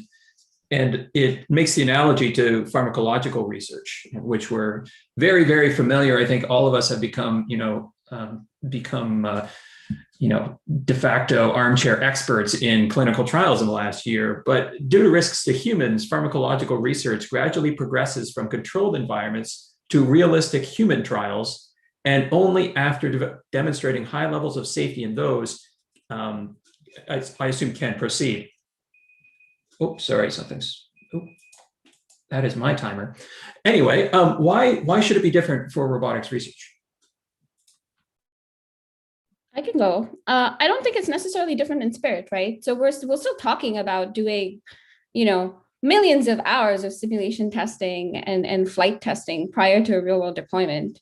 The timescales for pharmaceutical research have also accelerated recently. Like the COVID vaccine is a great example where because of the massive impact and the massive potential, I think that regulators were willing to work with companies on a safe way to bring that to fruition quicker than it might have in a non-emergent situation. And so I think that in spirit, it's not that different from the way we take on risk in those scenarios. One thing that I want to emphasize is it's probably a good idea for the risk to be taken on, as with clinical trials, by the people who stand the most to benefit from the technology, right? So if you're going to do a deployment, it should be with the buy-in of either the folks who stand to benefit or their representatives, ideally both, because one is the other. Sometimes not the case, but yeah. So that's all I have on that for now. Thanks. Anything to note as well, Jillian? No, I think I'll leave the robotics to Vasu. All right, sounds great. How about on the against side? What do you have to say about this analogy? I will say, I think it's a great analogy. You know, one of the things that we actually lack with AI systems is that system of staged testing. Like, we haven't honestly come up with those benchmarks. And I think we really need to do that if we want to convince the public that they're safe with these systems. This is a study of a lot of research. And I'll point out one of the key problems with this. You know, there's been a good deal of interest lately in verification of published results. And there's some great studies out there showing how many published results have not been replicable by others. And I think that we must fix that problem, which is the risk mitigation, which means you're lowering the risk and it's not so high stakes then. That's the whole point. So. Maynard, anything to add? Nope. All right. Just one note here. I mean, we're very early on in the debate, and I think we're starting to agree with each other a little bit more than we should. So I just like to call this back. Like, we all know that risk assessments are an important thing, but we're really talking about, you know, progress and significant risks. So let's make sure that we are continuing to do this, right? Like, you know, when push comes to shove, do we throw the risk assessments out the window? Do we test in front of do we test with people who may not have consented, right? Because we do see companies and researchers doing this. Conversely, do we hold back? Do we be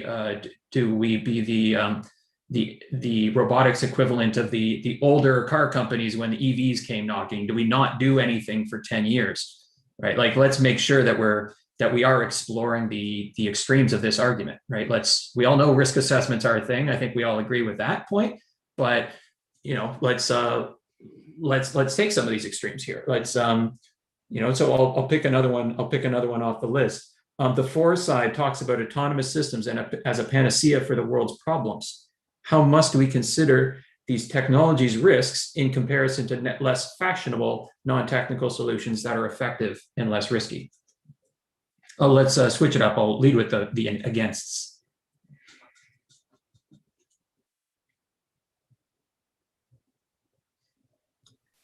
Can you repeat that question? I'm sorry, I didn't quite. Okay, the for side talks about autonomous systems as a panacea for the world's problems. How must we consider these technologies' risks in comparison to less fashionable, non-technical solutions that are effective and less risky?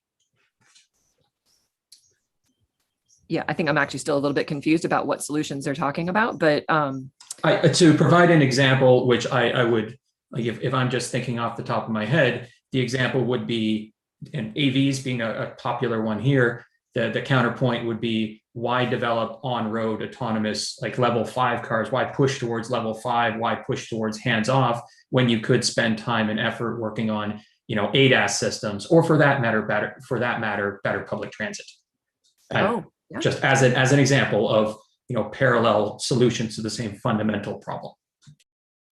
Yeah, I think that's a very valid point. I mean, you know, if we're going to be weighing the options, you know, I think there needs to be a broader context. And I think this is something that we would really benefit from, which is take it in a much broader cost assessment. So, and take into account some metrics around, you know, like with the public transit option, you know, perhaps that's going to be better because we are saving fuel. That might be a greener solution, which is, you know, something to be considered. Maynard? Yeah, so I'm in agreement, but as a technologist and a roboticist, out here in the Valley, technology companies do things because they can, right? Simply because the capability is there. They say, let's try it and see what the results are, and we've seen the results of things being deployed in the wild, and people's overconfidence in mislabeled systems, and not following instructions. So that needs to be considered. And a point I'd like to make is none of kind of the indigent populations and marginalized populations are considered in these programs until the government and the public says look, because you can look at the scooter deployments in San Francisco about 2 years ago, and how they were not equitably distributed amongst the neighborhoods, and that was a corporate decision, because that's not where the they thought the return was. So anyway, so there needs to be a holistic view of these deployments, and to make them more equitable. All right, and I assume it's implied there that with such a holistic view, the significant risks would be decreased. Yes. Okay. Now the counterpoint. You know what? Doesn't matter what a bus about. A bus is an ADAS systems. Level 5 is the long-term benefit to society. Let's do that at all costs. I could go first. Go for it. I don't think that's the argument at all, right? Like, why not both? I feel that saying that just because you're working on a level 5 system doesn't mean you don't take public transport is both myopic and sort of not ambitious enough. I think we should be doing all of these things to better our current situation, which is that the planet is going to die a fiery death. But yeah, the other main thing I'll point out is, many things in human history, many awesome things have happened because someone said, can I do that? I think I can. Let me try, right? And so why would we give up these big step function changes in our human capability and sort of limp towards something we may never actually be able to achieve? And that's the question I pose to the against side. Like, why would we continue the way that hasn't been working when we have this opportunity to effect massive change, and all that we need to do is figure out how much risk we're willing to take? Anything to add on top of that before I'll actually give the against side time to respond on this particular question? But Jillian, any other questions for the against side? Yes. I don't know how any roboticist can argue against this proposition unless you're planning on giving up your funding and shifting your work. If you're focusing on building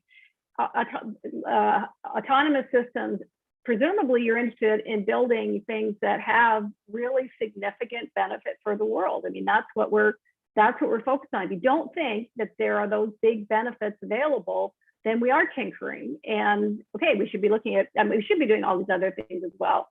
And I think that you don't want to, in thinking about this proposition, you don't want to be attracted to kind of the straw man arguments. Oh, on more, wild risk, cowboy risk. Sorry, Christy. Just like far beyond, it's not about that. It's about, and one of my points to lead with was we have not yet developed the regulatory structures that we need to manage those risks well. But I think the core of the proposition, and it's right to push on this, Ryan, otherwise it sounds like pablum, there are real differences around the world. The EU has introduced a framework for regulating AI. And Vasu referenced, sort of the headwinds and so on our existing regulatory processes. they are going to significantly slow progress because we don't have those proper regulatory structures in place. I mean, I could go on for a long time about how I think you build those proper regulatory structures. But I think at the end of the day, you have to recognize you can't do the deployment, you can't learn everything from the lab and simulations. You're going to have real world deployments.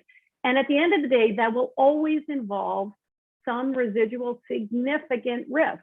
But the world is full of risks, and we take risks all the time.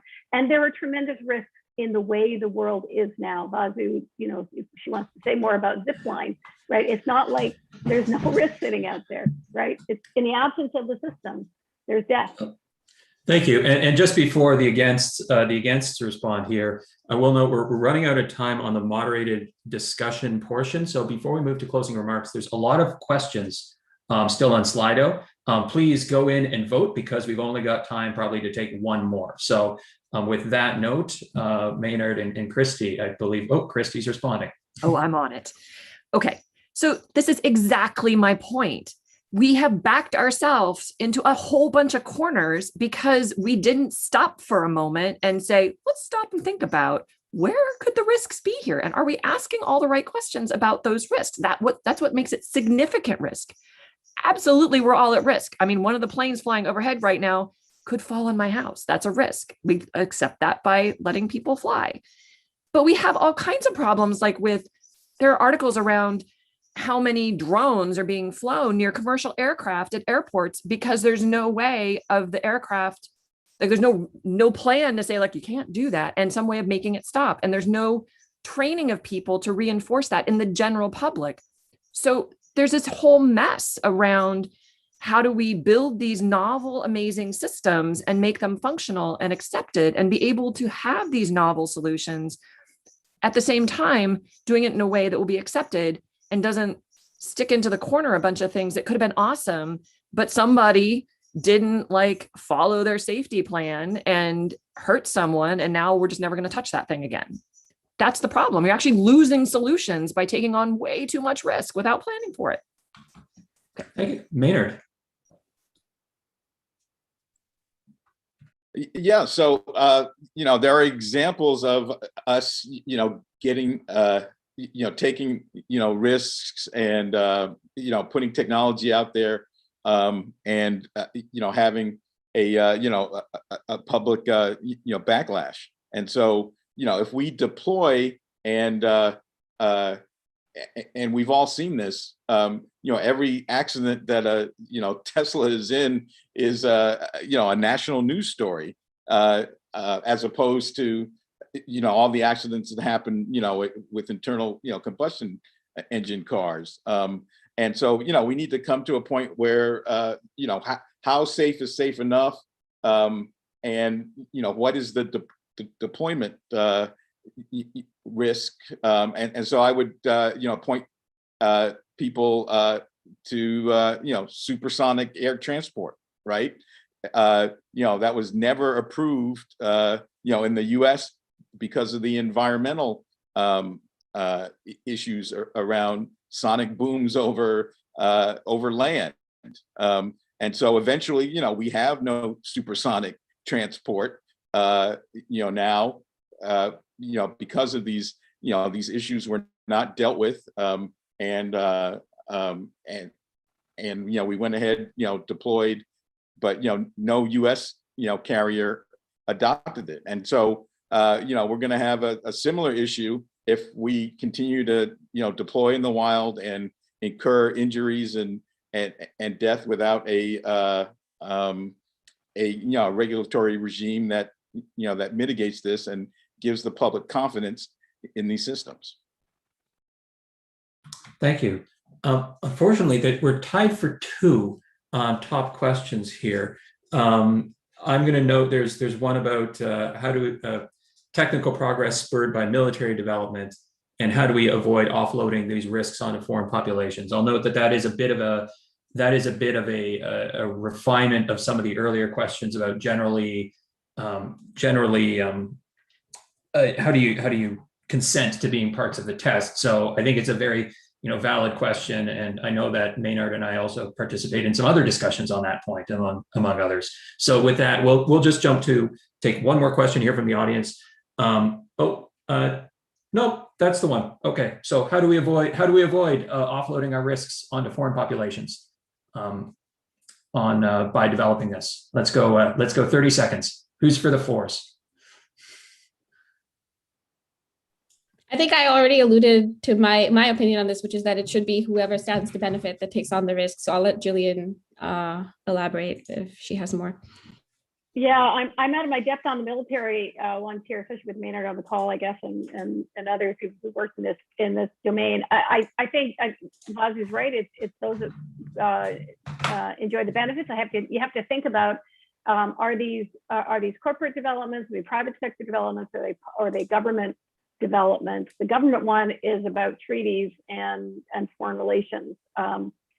Again, I think the foreign populations.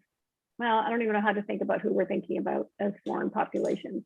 So I think that's the military. I'm not doing a good job on this one. I'm going to shut up. All right, Maynard, do you want to take us home on this portion of the debate?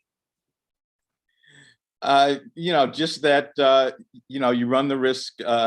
When you are deploying these systems. To alienate the populations that they are interacting with, and in wartime we've already seen the use of drones in recent conflicts, so there's a asymmetry there with respect to capabilities, where one side has more capable and systems, and then they deploy them against their adversaries, and then the whole community is tainted, saying that these were bad systems, and we don't want to see them in our airspace, and so as Professor Morgensen said, we need more controls around their operational capabilities, so that there are no-fly zones and other things that protect civilian populations. All right, thank you. And just everyone, the poll has gone up, but please don't vote yet. We do have the closing remarks. So let's start with let's do the closing remarks in the same order of the opening remarks, with Professor Hadfield, please. Thank you very much, Ryan. Okay, so I want to come back to our key opening points. Again, significant benefits warrant taking significant risks. Our opponents have tried to paint a picture of recklessness, but we're not advocating for recklessness and no quick cowboy approaches. I think that's a straw argument, as I said before. Taking significant risks is warranted, and we need innovative and democratically controlled regulatory regimes to oversee and monitor those risks. It's also important not to let our opponents change the proposition. We are not arguing about whether large-scale deployments should occur out of the gate. Smaller scale pilots, which I think Maynard actually talked about as well, are a smarter approach and a way of making sure that only warranted risks are taken. Our proposition, again, is whether to take significant risks, not wild or large-scale risks. And our opponents have also tried to persuade you to agree with them by emphasizing that high-stakes settings impose real risks on real people. In the extreme, people may die. And we don't deny those facts. But this brings us back to magical thinking. We take real risks, and real people suffer real consequences all the time. We allow people to drive cars knowing that thousands will be killed in road traffic accidents. As we talked about, we administer drugs and vaccines knowing that some will suffer rare, perhaps deadly side effects, even after all of the, as Maynard correctly emphasized, all of the pre-testing we do and the evaluations and clinical trials and so on. We rely on humans to decide criminal sentencing and bail, knowing that sometimes these people will be corrupt, lazy, biased, and cruel. And we do these things not because they're harmless, but because done properly, they systematically produce more benefit than harm. We work hard to reduce those harms, and we call them out when they happen. The effort to build autonomous systems in high-stakes settings, if and when they offer substantial benefits, is a should not be abandoned because we cannot develop them fully in the lab. We should regulate well, but we should take significant risk when warranted with real world deployment. You should agree with us. All right, Professor Morganson. Okay, so I'm going to go back to the language as well. The statement is high stakes autonomous systems warrants taking significant risks with real world deployment to accelerate progress. It's all about the context of that statement. The fact that we're even saying significant risks in a real world deployment means that you haven't taken the appropriate steps to mitigate the risk. It shouldn't be necessary if you take the appropriate steps to have significant risk. You need to engage all of the populations to make sure you have a clear assessment of what is going on. We need to have a training system, which honestly is not very well in place at this point for autonomous systems, to enforce this thoughtful process of risk mitigation so that we can actually change this statement to say that we're going to have high, not even high stakes, but high capability autonomous systems with high performance in real world environments, and that we can realize all these extensively sideline capabilities that we haven't been able to have yet. If we go with the way that this is phrased, we are inherently accepting that we are taking way more risk than we should, that we're not engaging with all the populations that need to be. We're not enforcing a culture of safety. And we need to veer away from that, or we will lose the public regard, we'll lose the funding, and we won't be able to solve the problems that we have. So I don't think that's something that can be argued. I think that the statement and this attitude with it is completely wrong. And we should not accept this at all. We should be absolutely opposed to it. That's all I have to say. Thank you. Vasu. Yeah, I think I agree with everything Jillian said. I agree with nothing Christy said. And I think that, you know, the audience should agree with us because the other side just hasn't shown anything beyond trying to twist the terminology to paint us as cowboys, when in fact, maybe the real problem is a lack of ambition on their part and a lack of thinking about the fact that you can institute trainings, you can, you know, follow IRB process, you can have, you know, billions of hours of simulation-based validation, but when it comes down to it, you still need to know what risks you're taking with the deployment, and they are often going to be significant, no matter what you do. And denying that is only going to make the problem worse because it's like putting on blindfolds or sticking your head in the sand. There's no way around taking significant risks if you want to ever get to a real world deployment. The other thing I'll mention from earlier in the debate is this idea that people fly drones all the time around airports. Some of this is down to us not having good buy-in on restrictions and risk mitigation from the people actually intending to deploy these technologies, right? It's kind of like, if I don't really think what you're asking me to do is reasonable, I'm more likely to say, oh, this doesn't, you know, this is just this is bureaucracy. This isn't a meaningful restriction. And so that buy-in, I think, is key. You know, we talked about Goodhart's law. It's just an extension of that. And I think this conversation has made me more worried about that and about the fact that we really need to figure out how to take on risk in a way that everyone agrees with. Significant risk. Thank you. And Maynard. Yeah, so I say the proof is in the pudding, so to speak. You know, we have seen deployments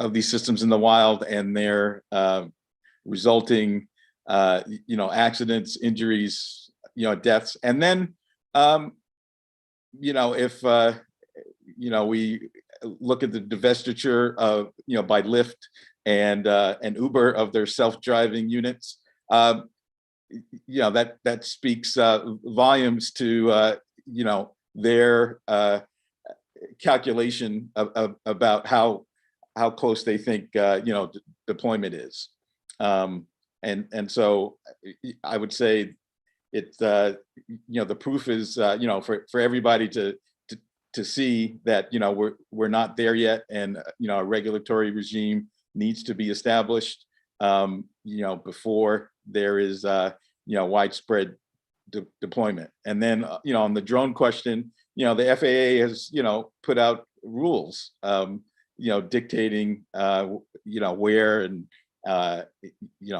these systems can be deployed, and, and they're flaunted. So, the community needs to, address that in its, technological, development.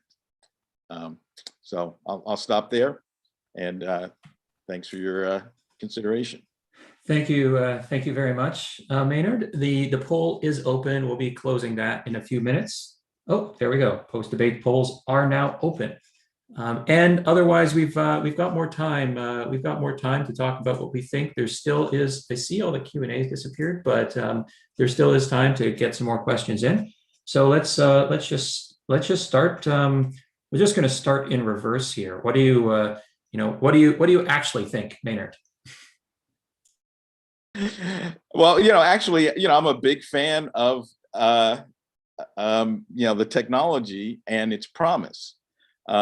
Because I've lost friends and family to car accidents over the years, and I wholeheartedly believe that they can successful deployment of level 3 and 4 systems can have a significant impact and save lives. But it's got to be done, with a mature regulatory regime that takes into account all stakeholders. And as I said in my opening, all stakeholders have to buy in, and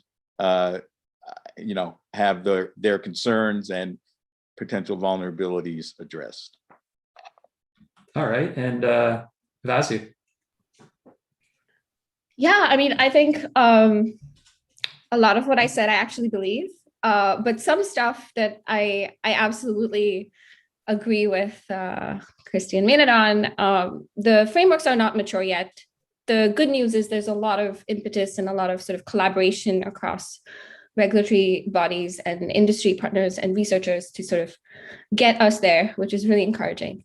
I talked about sort of unknown unknowns. It's challenging to sort of identify your unknown unknowns, right? That's an oxymoron. But something that could be better, I think, on the side of people trying to have these real world deployments is to frame the request or frame the sort of ask in terms of what assumptions about the system we expect to validate or refute via a real world deployment. Characterizing what happens when those assumptions are violated and making sure that risk is mitigated. So not just saying, I want to drive this thing around to see what happens, but saying, here's how I've tested it. Here's what I'm not able to test. Here's what will happen if when I test this in the real world, something bad happens. Like, here's the worst thing that could happen. And I think we're not at a level of maturity yet where that conversation is happening sufficiently early and sufficiently often in the testing process. Thank you.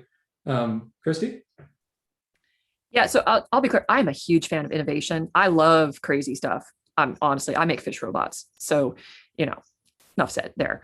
But I do say, as an educator, and I do teach capstone, and I see this huge, and I've dealt with a number of startup companies where there's sort of a lack of clarity around this whole, how do you do a plan with, the outcomes that you're expecting and the risk mitigation plan and the verification validation. And I think, honestly, I think that's an opportunity for our entire community and all the related ones to engage with the general public and actually train them a little bit more on what I have started referring to as like the engineering process. Like, you have a key performance indicator. How do you know you've achieved it? It's kind of like the scientific process, only, you have to do verification validation. What tests do you need to do to assess that you've achieved it or not achieved that goal? I would love to see some of that stuff kind of engaged with the K-12 communities, like around the robotics teams and stuff, because I think if we can start getting that mental framework blasted out to everyone, it'll actually help a lot with the innovation, like have people understand how do you assess if something is a good idea? So, I mean, I do think I am actually firmly against like taking significant risk in the real world, because I just don't think like we've done a good job with that. And but I think we can. I think we can. Thank you. Julian. Yeah, so I think actually, you know, I mean, you're finding this, right? There's that we all really do agree that what the requirement here is for a regulatory framework that we don't really have in place now. And what we have instead is we have, on the one hand, yeah, a cowboy environment, because you may have nothing in place, and on the other, we have, say, you know, like the Canadian government that, you know, a friend of mine who builds autonomous marine search vehicles, she can't deploy them at all in Canada. So she can't really build them. And this is a really live question, right, between different governments about it is a live question about how much should we allow real world deployment. And so I think but I will sort of still come back to this point about significant risk, just to pick that up to say, and this is sort of the economist and sort of significant risk, we will be experiencing significant risk. And so not making it up to say, and we have lots of risk out there. And if we say the test is, you have to do simulation in lab and whatever else you can do before real world deployment to eliminate significant risk, so that it's down to what's the opposite of significant, insignificant, minimal, negligible risk. We will never get to that because you just can't get to that point. And precisely because you won't be able to predict it in those ways. So I do think it will still involve significant risk, which is just different from unregulated or reckless or inappropriate. But I think I want to pick up on innovation. I'm a big believer. I just think we need as much innovation in our regulatory regime as we're getting in our technology. Thank you. And just before we jump back to some audience questions and discussion here, I'm going to take the opportunity I have to share my perspective on things, because I am legally responsible for hundreds, if not thousands, of autonomous mobile robots that are out there roaming around untrained people in factories. And I'm actually on the side of the againsts here, despite being a startup founder. And the reason I say that is because there's an axis which is often ignored, which is the product management, like the broader operational design domain axis, which it's not necessarily I'm going to put my AV on all roads versus I'm going to put my AV in geofenced roads. It can also be the technology is not ready fundamentally yet. Let's try a completely limited design domain. And there's talks you can find where I've given on this, but we have 1.9 million hours of safe, unsupervised, autonomous operation in unstructured factories, right? And that was not taking significant risks. I will trust my life to these robots. I will lie down in front of them. And because the law of large numbers certainly is in effect, we've had to go through all the certifications, we've had to go through all the detailed engineering analysis. And it's entirely possible. And I don't consider that taking significant risks. And though it's certainly held back the progress in some ways, we're now at the point where there's now this foundation of understanding of how our systems work and how the factories work, where we can start layering on this new bits of technology. So I would actually, despite being in favor of progress in general, I mean, in 2015, we had a choice to pivot and become an on-road self-driving car company.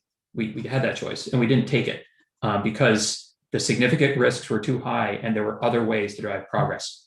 So I just wanted to share my position there, as I said, this is near and dear to my heart, both personally and also, frankly, legally, it's near and dear to my heart. So on that note, one of the next questions here that we do have time to get to is, do we have the right technical language to involve stakeholders and regulators in conversations about significant risks? Promising a 99.99% probability of safety, so that's 5 nines, is likely too broad.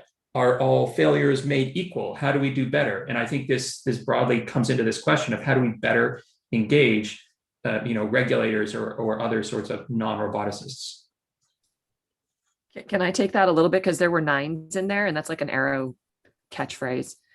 Yeah. So I will say in aerospace, like we have to go out to 9 nines. So most people, like if you actually, and I don't know if possibly my colleague Chad Jenkins is watching this. I hope he does at some point, because we had a report that we did about like autonomy, safety, and the number of nines. So like if you have like 1 9, so 90% safety, like if you think about that, like in terms of airplanes, that means that like 10 out of 100 of your airplane trips, how many trips did you used to take before COVID? 10 out of 100 of them are going to fail. Okay. Nobody is getting on that plane. And then if you start even walking it back, the reason we go all the way out to 9 nines is because that's what it takes for public acceptance of that level of risk. If you look at how many failures there have been in aircrafts in the last even 5 years and how much outcry there's been about it, and I'm saying it's valid outcry, I'm not going to minimize that at all. That's what we have to have for public adoption. So if you want the technology to be adopted in the same way that Ryan was saying, you have to show that level of risk, not no risk and not extreme risk, but managed risk, that you know that there's risk and you're putting systems into place. It's the same way with the pharmacological studies and all of that. Like there are levels and you don't get to go to the next one until you've shown that everything's okay at the first one. That's how it works. And I think that's what we need in order to really get the adoption of the innovation. Thank you. Who's next? Yeah, if I could. So, coming from, RAND, where we've looked, at this, extensively, I would remind everybody about, and this is, helps make Jillian's point that, in the US, we accept, over 30,000 highway fatalities, a year, mostly due to human error. And to equate, the diminution of that acceptance of, death and, just heartbreak, what is the level that's acceptable if, there's a, machine in the loop. And so, we don't know that yet, but it's a question, that we should ask ourselves, if we're willing to accept, this really high number, do we have to wait till we get to, as, Christy just said, those 999s out there before we deploy, because, some level of deployment is going to, demonstrably, save lives. And so, so that's a question, we all have to deal with. And that's leading into the position that the Vasu and Jillian were taking through this entire direction, right? So anything that they'd want to note? Let me jump in. So I think this question about how do we calibrate for the risk, I don't actually think I think it's dangerous to think that that's a purely technical question. Like what do we mean by significant risk? How many nines is that? Ultimately, those are, this is why I sort of emphasize that you need to have this in a sort of ultimately in a democratic structure of some kind, like your political structure, because the trade-offs are ones that you really have to go back to your populations. And let's talk about some of our more vulnerable populations on both sides. So we, on one hand, we may not adequately account for the risks that vulnerable populations experience. On the other hand, we may be discounting, because we don't really know what their lives are like, the risks that they are incurring in the status quo. And so I think so ultimately it's a very important point about risk. Secondly, we know that we're all, even statisticians are terrible at really understanding risk. Right, so we actually don't, we have all the studies that show us that people are very bad at evaluating risk and responding to small risks, both on the good side and the bad side. Think about the vaccines, which Vasu mentioned, right? The tiny incidence of some very, very rare complications, and we don't know what we incurred as a cost of stopping those vaccinations, but that is a political decision that has to be made. The Tesla examples, those are, I can tell you this from teaching law, people are just really, really bad at evaluating a story like that, because you hear about the Pinto exploding and you just think, oh, you should never, ever allow that kind of a thing to happen. And it's just not a realistic way of thinking about risk. So we're really bad about risk. We need lots of work on it. Leslie, what do you think? Yeah, I mean, I agree with you. So I think, there's the mathematical modeling question, right? Do we know how to mathematically model risk and take into account the factors that affect risk? As engineers, we have a pretty decent idea. Regulators also have a decent idea of what they would like to see in these models. But, economists have been working for decades on modeling how humans respond to risk. And you can have a number that you produce from a really sophisticated mathematical model that incorporates all aspects of the risks of a deployment, and a human affected by that deployment could look at that number and say, what do I do with this? How do I, okay, I guess. So I think that's the gap. And I think that's what Jillian was also alluding to. It's not necessarily the technical math model of risk. It's how do you then take that and decide if it's truly acceptable to humans?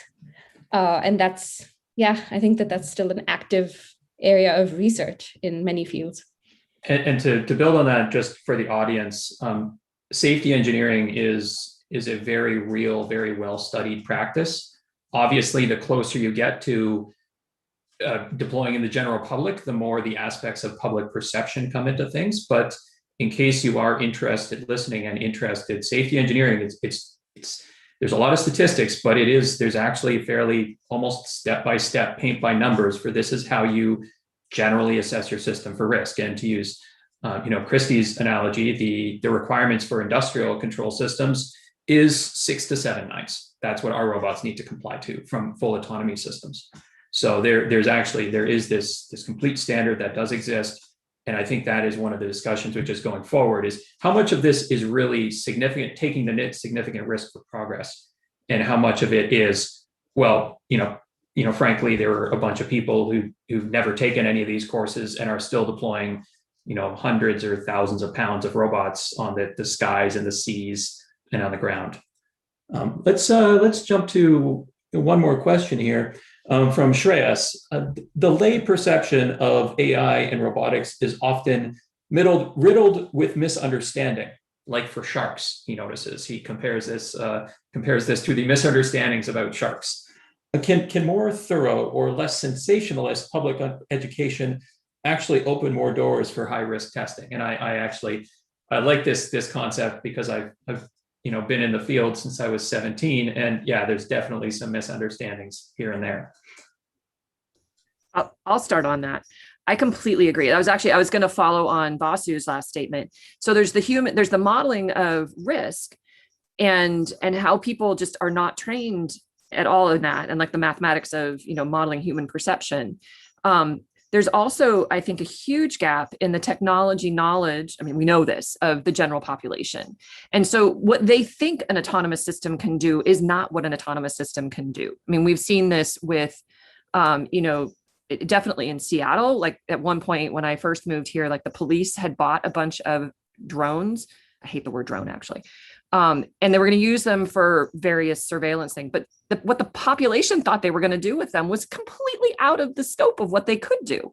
Like if they had a camera on there at the time, it was not like they were going to watch you 24/7. I mean, the batteries on the thing lasted 15 minutes. I mean, it was not what they were going to do with it. So, we have to help educate everyone so they understand what the technology is capable of. And I think that will stepwise help with the adoption of the technology and, relative to the risk, because people have a better understanding. It's for many people, it's just even further unknown. And that's just a huge gap too, I think. What else do people think?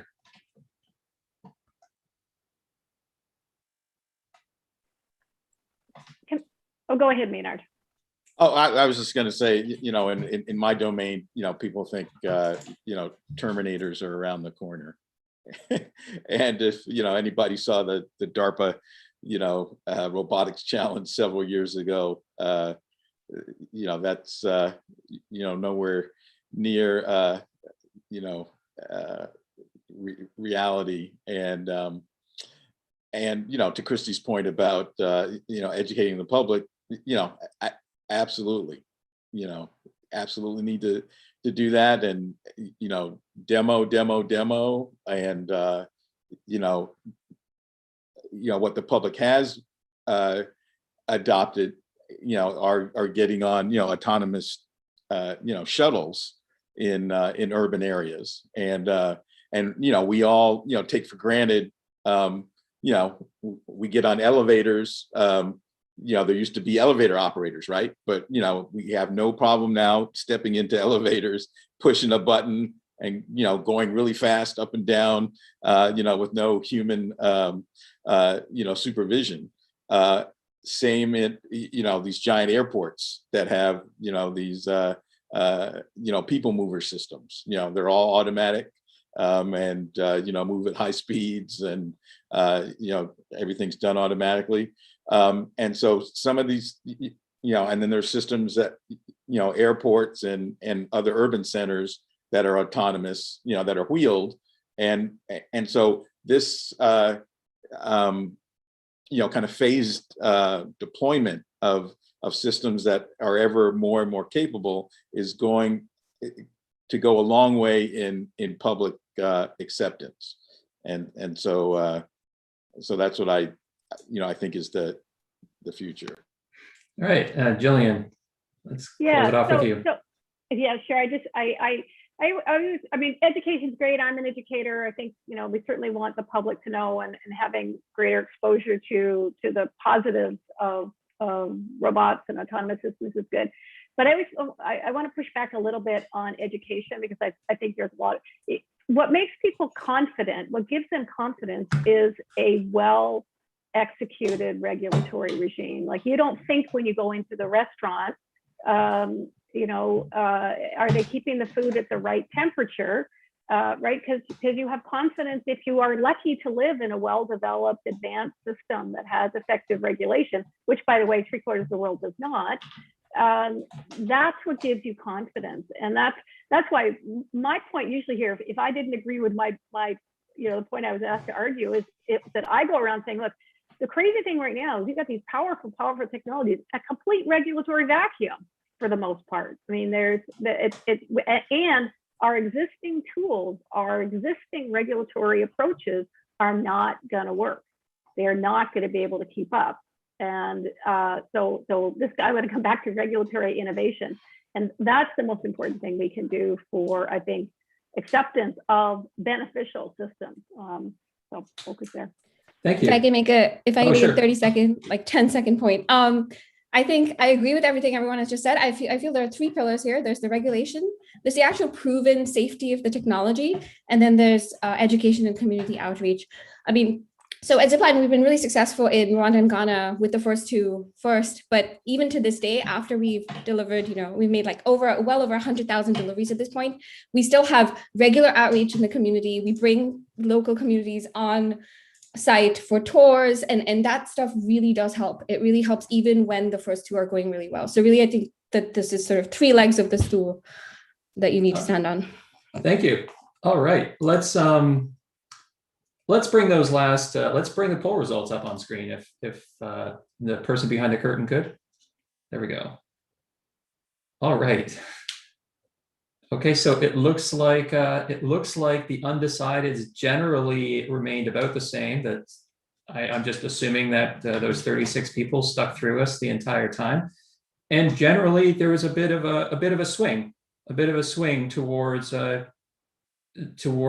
pushing taking risks in real world deployment, which I think is it's interesting, and it certainly makes sense. And I think where we would proceed with this conversation is, as any good academic debate goes on, it's the endless discussions of the definitions of the words of significant risks, deployment, and progress. So I'm sure that there's going to be continued discussions on this. As we've said, there are thousands, if not tens of thousands of person hours of work being spent on making these decisions every year. And I think that's only going to increase. So I'd encourage everyone to continue thinking about this and and I'm sure, provide feedback to the organizing team as well on how you think it went. Other than that, I'm just making one new message. Oh, that's good. Other than that, we are finished with this debate. I'd like to remind the debate team to stay on the line for a brief debriefing, if you could. And thank you as well for everybody for attending, both thank you for the organizers for holding it, and of course the panelists and attendees both. All right, have a good one. All right, thank you everyone for joining us. And thank you to Vasu Rahman, Gillian Hadfield, Christy Morganson, and Maynard Holliday for an engaging and thought-provoking debate. Many thanks to Ryan Garepi for an excellent moderation of the debate. We'll now take about a 30-minute break and we'll be back on the hour at 1700 UTC. Finally, if you are interested in being part of the organizing committee, we encourage you to email us at roboticsdebates@gmail.com. All right, we'll see you all soon.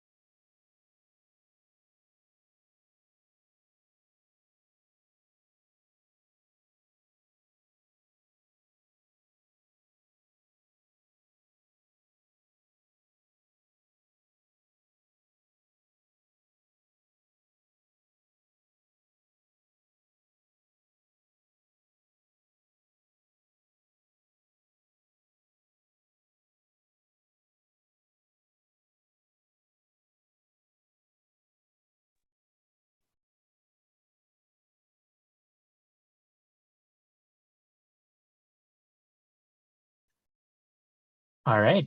Welcome everyone to the last and final debate of the workshop here. I'm Sudarshan Suresh. I'm a PhD student at Carnegie Mellon University. And I am Patricia Alves Oliveira, postdoc at the University of Washington in Seattle. All right. So the final debate of our workshop calls for some introspection as a research community. The greatest ideas in our field are driven by compelling theory, which we often witness in conferences like this one.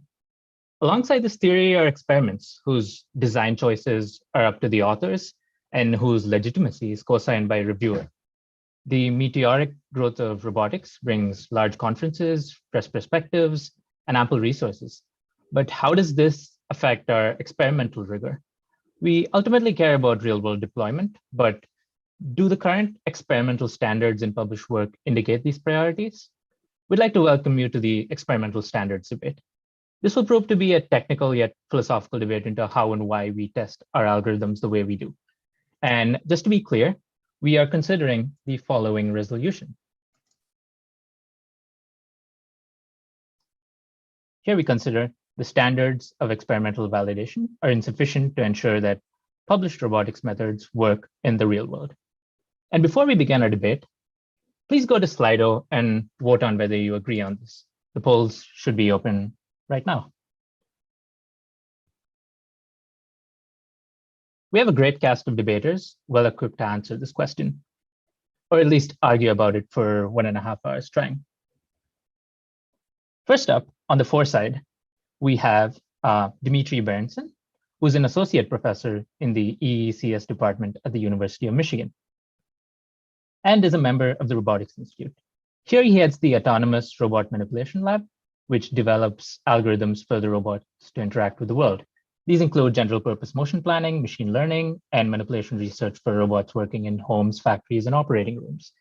He received his BS from the Cornell University and graduated from the PhD program at the Robotics Institute at Carnegie Mellon.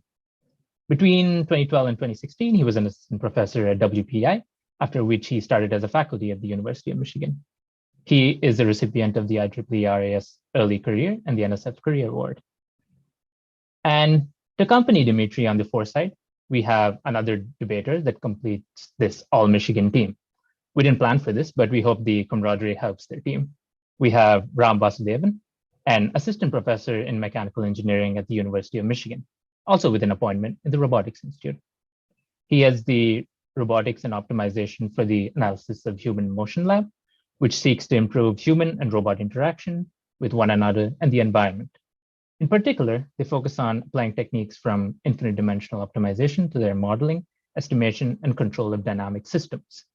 He received his BS, his MS, and his PhD, all from the University of California, Berkeley. He is a recipient of the NSF Career Award and the ONR Young Investigators Award. I now hand it over to Patricia to introduce the opposition.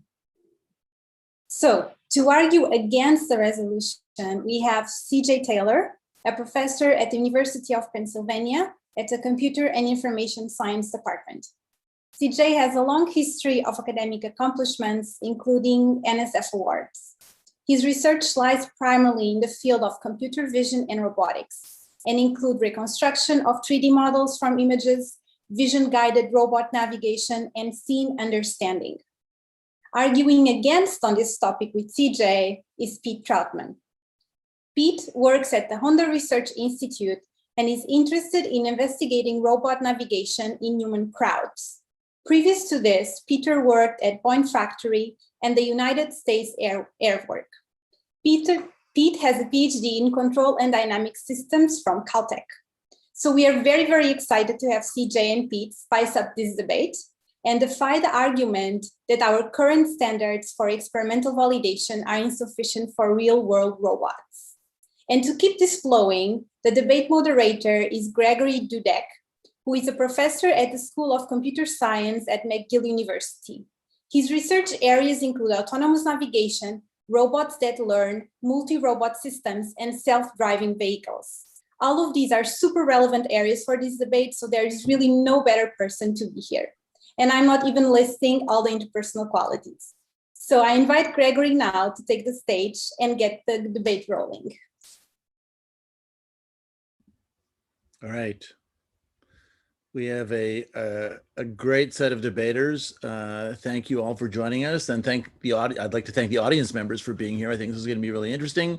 So, as you know, we're going to discuss the standards for experimental validation and whether they are sufficient to ensure that published robotics methods work in the real world. There's 2 speakers for and 2 speakers against, of course, and we're going to interleave them. And the first speaker will be Dimitri Berenson, who will make the case for the postulate. Thanks, Greg, and thanks for having me here. It's really exciting to be part of this.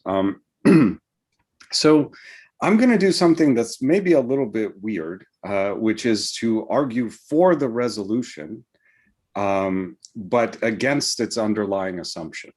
So you may find that a bit, weird, but this is really my opinion, and so that's how I'm going to go about it. So the underlying assumption inherent in this resolution is that somehow a paper actually should be directly applicable to a real world problem. And you might think, well, that's kind of reasonable. But I think there's a pernicious version of that assumption that has colored a lot of recent robotics research. And there's this kind of underlying view that a paper is some kind of intellectual product.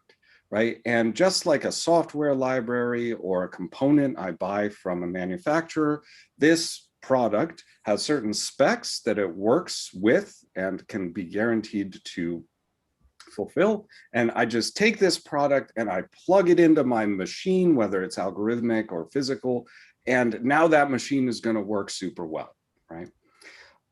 And I think all of us here can agree that that's not how papers work. And I would argue it's not how papers should work either. And so to understand my view, I have to kind of say what I think a research paper, in fact, should be doing. And so in my view, a research paper is not some kind of definitive statement about nature, nor is it a definitive component that is guaranteed to work up to some very rigorous spec. I mean, it's great if it is, but it shouldn't necessarily be that. To me, a paper is an argument. It's basically a set of claims. Now, in different fields, those claims are articulated differently. So in our field of robotics, I believe these claims usually take the form, not always, but usually take the form that my method X is guaranteed to do Y, or more recently, my method addressing problem X outperforms other methods in terms of some metrics. And we can argue whether these metrics are good or not. We saw that debate earlier today, which I think was a great debate. But still, those are the kinds of claims that most roboticists are currently making. And if we think that those are important, i.e. that we should be able to outperform previous methods on some kind of task, then our papers are actually valid in terms of being research papers, right? And this is an easy point to argue, but I'll just say it anyway, that this burden of having to work in the real world is kind of unrealistic, right? In order to really work in the real world, you have to deploy the robot in many different settings and whatever. That's impractical. I think that's an easy point to argue. I'm not going to fixate on it.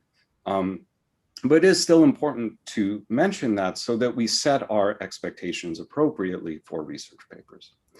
And so my view is that given an adequate review process, the standards for experimental validation are sufficient to validate the claims being made in the paper.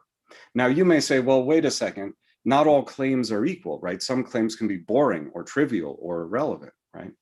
And yes, we do see some of that, but I think that there's a self-correcting process in our method of review and publication, which is that even if such a paper were accepted, it would be quickly superseded by papers that were showing more relevance to some kind of real-world application or some kind of more important problem. And so we should be, and currently are, publishing papers that have the potential to lead to real-world impact, even though the papers directly may not do so. And we should not expect the fully mature versions of our methods that are having real-world impact, and they will be rare, right? We should not expect those to exist in the form of research papers. Rather, they will be products produced by industry. Thank you. Excellent. All right, that was very interesting. All right, I'll refrain from making any comments that might prejudice the vote. But now to make the argument against the resolution, we have Pete Troutman. Yes, hi. Everybody can hear me, right? Hello, yes. Okay, all right. So I'm going to take a similar tack to Dimitri and kind of deconstruct the question a little bit. I want to start by saying that I agree that real world robots are not materializing as quickly as we had hoped in the early 2010s. For instance, self-driving cars were promised by 2016, and it's not clear when they're going to arrive. But I don't think this technological delay is due to insufficient experimental standards. I think roboticists haven't yet identified the principles and core concepts underlying many modern robotics challenges. To argue this point, I'm going to start with a brief historical example to illustrate how the absence of strong theoretical foundations has hampered progress in the past, and also how once the governing concepts reach a sufficient level of maturity, progress ensues. I'm then going to draw analogies between this historical example and one modern application that the robotics community is currently struggling with. So SLAM was identified as a fundamental capability for autonomous robots in 1986, right? That's a long time ago. Early on, researchers would refer to SLAM as a chicken and egg problem. We can build a map if we have localization, and we can localize if we have a map, but we can't do both at the same time. Thus, at the time, it very well might have looked like the standards for validation were insufficient to ensure that published SLAM methods work in the real world. However, around 1995, researchers realized that the chicken and egg formulation was simply an artifact of incorrect conceptualization. SLAM was just a joint estimation problem. Now, this realization was key to progress, but it was not enough to ensure real-world viability. For example, early work in Kalman filtering-based SLAM attempted to sparsify the covariance matrix in pursuit of computational tractability. But it wasn't until about 2001 that the SLAM convergence theorem showed the deep connection between the off diagonals of the covariance matrix and loop closure. Once this was proven, researchers realized that naive sparsification threatened real-world viability because loop closure was impossible unless landmark correlation was modeled. Finally, it wasn't until 2016 that researchers certified global optimality of reconstruction problems. Thus, from problem inception to objective certification took about 30 years. Now let's fast forward to today and consider the open problem of navigation in human populated environments. Even with perfect sensing, we're seeing autonomous vehicles that still struggle with reliably navigating, right? So not perception, navigating around people on cars, on foot, on bikes, because we haven't identified the correct framework to describe social navigation. So for an example, see the wide variety of frameworks on display at this year's ICRA. We have game theoretic, coupled dynamical systems, interactive POM-DPs, joint distributions, deep reinforcement learning, sampling-based motion planning, all to solve narrow tasks like merging, navigating intersections, and small mobile robot navigation in crowds. I think you can capture this proliferation of framework inquiry as stemming from the following quandary. If the robot knew what a person would do in response to every action, then the robot could act reliably. But we don't know how people will respond until the robot acts, at which point it might be too late. For example, the robot runs a high risk of acting overcautiously or overaggressively if we incorrectly predict human response to robot action. And both overcautiousness and overaggressiveness can threaten real-world viability. In other words, we're probably at the chicken and egg stage of social navigation. However, this proliferation of frameworks is a healthy sign. How else are we going to discover the best description of a poorly understood phenomenon? Like SLAM, it'll take time to conceptualize this problem correctly. Finally, for social navigation, a defining attribute of the problem is generalization. The environment is constantly evolving and responding to the robot's actions, thus forcing the robot into novel circumstances. More broadly, many modern robotics use cases, pretty much anything falling under the heading of human-centered AI, are largely limited by the robot's ability to generalize to unseen scenarios. But again, we don't yet have a framework for generalization ability. We have yet to define even what out of distribution means. This is a deep problem, not just in robotics, but across AI, and limits the speed of development and extension to the real world. Thank you. All right, thanks, Pete. Okay, we'll move on to Ram now, who's going to argue for the resolution. Yeah, thanks for the introduction, and thank you all organizers for doing this. This is really fun, and the emails everyone's been exchanging has been really cool. So everyone, thanks for involving me and letting me see sort of the insides of what this looks like. So before I start my argument, I just want to step back for a second. I've been working in computer vision, robotics, and controls since the mid-2000s when I was an undergrad. And then I've worked with industrial partners, trying to deploy algorithms that I've developed onto real systems. And, I've made the terrible decision to actually even co-found a startup that actually uses robots and does deliveries out in the real world in inclement weather and terrible, situations. So I kind of understand the full perspective here. And I think actually Peter summarized it really well, which is, the standards that we use for publication certainly are not sufficient for us to actually get these robots out in practical settings. They are sufficient for us to write papers that go to ICRA, RSS, IROS. They teach us a heck of a lot, but those algorithms that are developed there and that are validated, they aren't necessarily transferable onto real systems in a meaningful way. And so, to try to focus that argument, I'm going to really try to understand or try to, nail down what are the standards we typically use in experimental validation in robotics to ensure, publication and winning best paper awards and all that fun stuff. So I really think about it as sort of in three camps. There's, what's become popular of late, maybe driven by our machine learning and computer vision colleagues, which is, using data sets to do validation. So the idea here is, we get a large data set generated by some, humans who are hand labeling everything. So, things like kitty, et cetera, so beautiful data sets. They have taught us a lot. Unfortunately, the standards that we use for publication at major conferences is, we need to be, 0.1% better than the state of the art at the moment. And, that's really cool. I mean, it certainly gets us into the publication realm. It has its own problems, as discussed, at the beginning, the first debate this morning, but it doesn't necessarily translate into algorithms that can be deployed out in the real world. More troublingly, these data sets have really systemic problems with them. So, even if I got 100% on kitty, I can go back and look through the kitty data set and easily find, hand labeling issues or biases, right? So even achieving 100% on a finite data set that was generated by a human being doesn't necessarily mean that I have an algorithm that is ready to be deployed on a real system.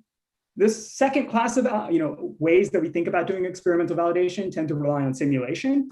So, you go out, you use Majoku, you use Gazebo, use any of these beautiful simulators that people have developed, and you show really interesting novel behavior. You show a robot or a humanoid, climbing up a wall. I remember from the DARPA Robotics Challenge, we had the simulation challenge, and there was an atlas doing a crab crawl, like, what is that movie? The Exorcist. It was really amazing, What I will say is that never actually translated into an atlas doing a crab walk in the competition. In fact, I think most teams realized very quickly that simulator wasn't actually reflecting any of the real physics that existed out there in the real world. And so, we do these really impressive simulations, and those are certainly sufficient for publication, but they aren't really sufficient to ensure robust performance in the real world or in any practical setting. And, in a way, it's like these simulations are just doomed to succeed. They don't actually tell us a hell of a lot about how to actually get a real system out there behaving reasonably. The third approach, is a good one. You're relying on real world validation. You go out there and you say, hey, I'm going to test my system. That's, I would argue the right way to do it. And the challenge we face is that, developing the theoretical tools or the theoretical underpinnings of our ideas tends to be really challenging. So typically in robotics, which is, again, not a bad thing, we assume away certain portions of the problems to take steps in the right direction. What that means is we're really, constraining the situations we look at. So going back to Peter's case, it's like looking at the lane merging scenario where there's certain types of illumination and certain types of sensor placement. Again, that isn't something that I can necessarily translate into a practical setting. It teaches us a heck of a lot about what we can do. Certainly gets us a robotics publication, but it doesn't get us to the point where we can deploy a system out in the real world. And I mean, I really want a robot that can do my, cook my dinners, do my laundry, can walk and clean up after my pets. But frankly, I've seen images of those kinds of robots, in every paper at ICRA or IROS or RSS. But frankly, I don't have such a robot sitting in my home, walking my dog and cleaning up after him, unfortunately. All right. That's all for me. Thank you very much. That's great. Okay. And the last of the opening arguments is from CJ Taylor, and he'll argue against the resolution. Hey, thank you, Greg. And thank you to the organizers for putting on this wonderful event. I really enjoyed being here. And I'd like to begin by arguing that actually a key outcome of research in robotics is identifying the right metrics that capture the essential features of the tasks that we're trying to address in the real world. Now, there are domains of study in robotics where we're fortunate to have effective mathematical models that do a good job of capturing the phenomena we're interested in studying or controlling. So Newtonian mechanics provides us with a foundation for building mechanisms. Dynamical systems theory provides us with a basis for provably correct control schemes. Kinematic planning problems are typically well-defined and the solutions can be well characterized.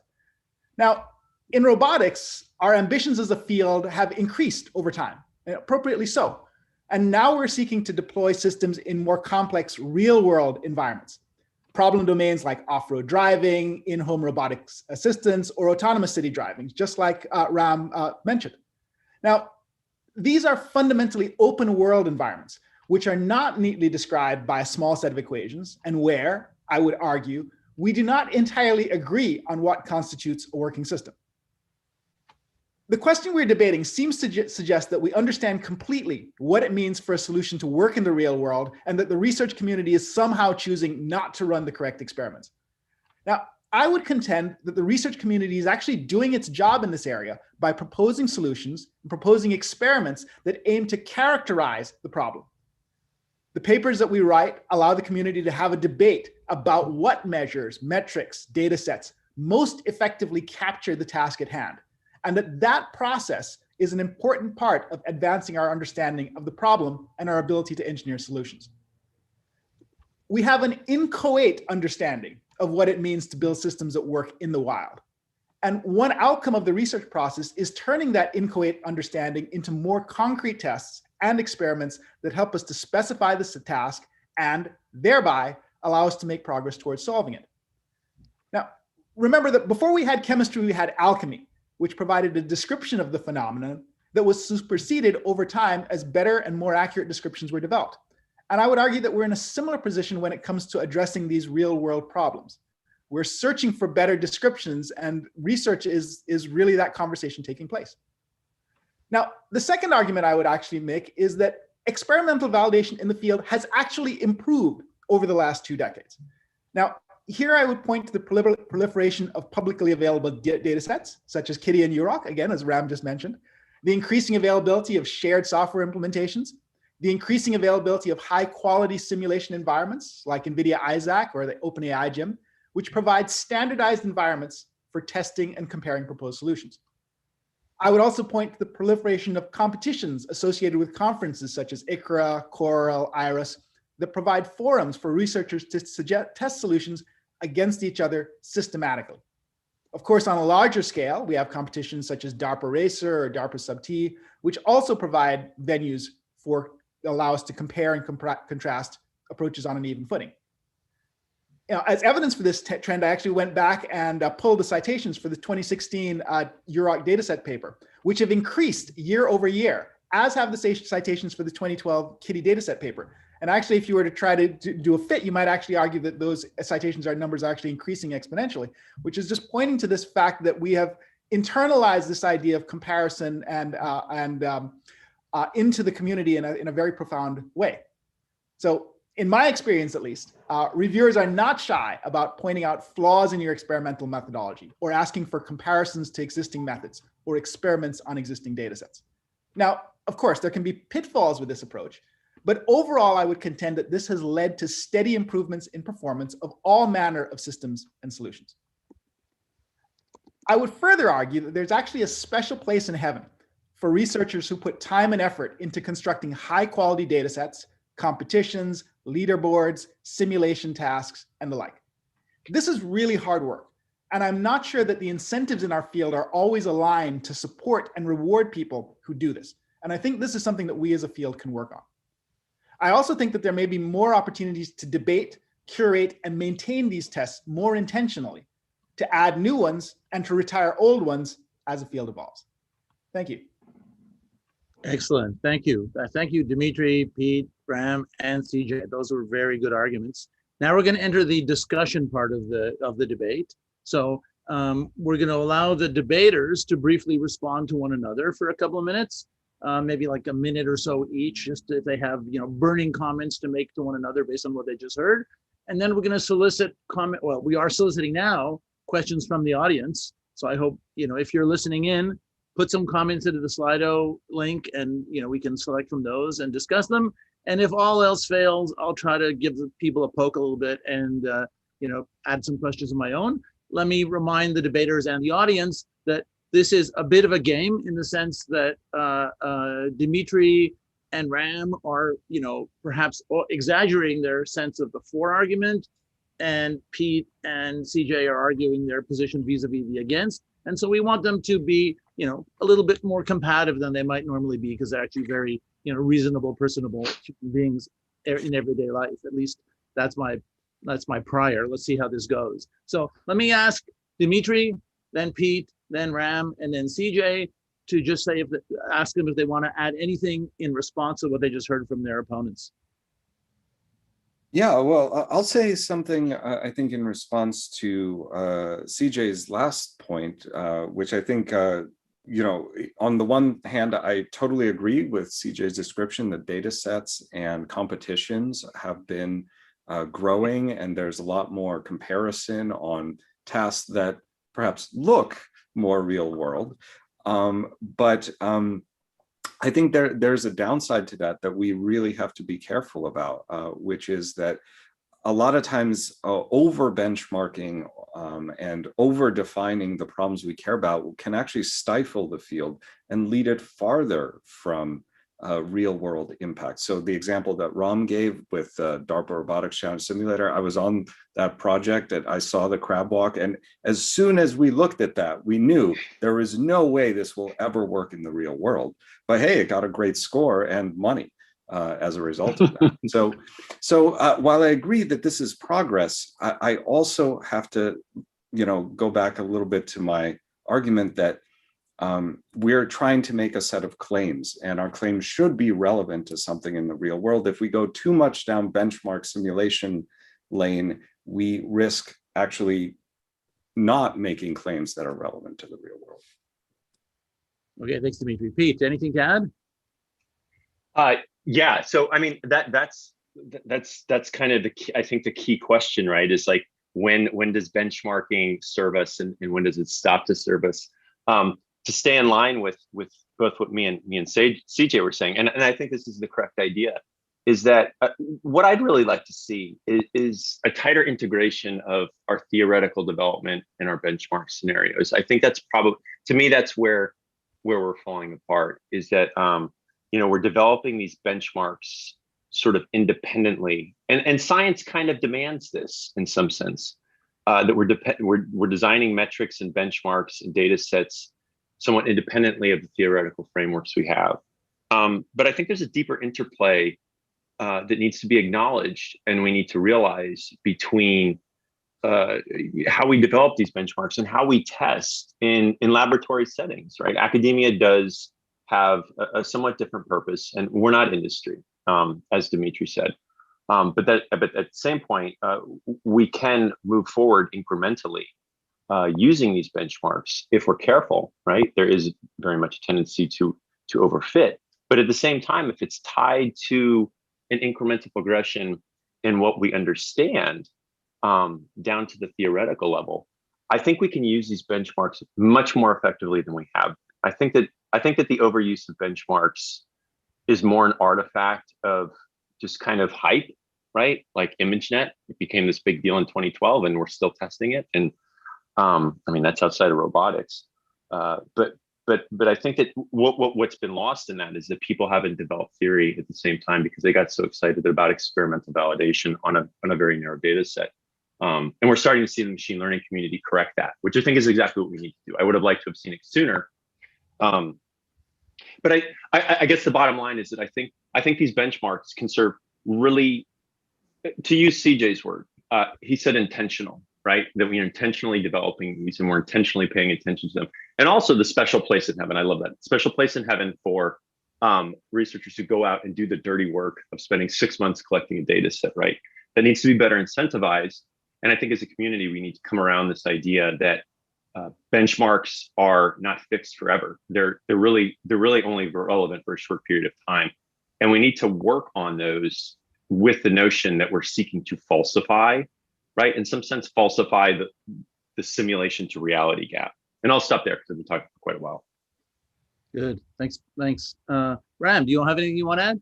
Sure.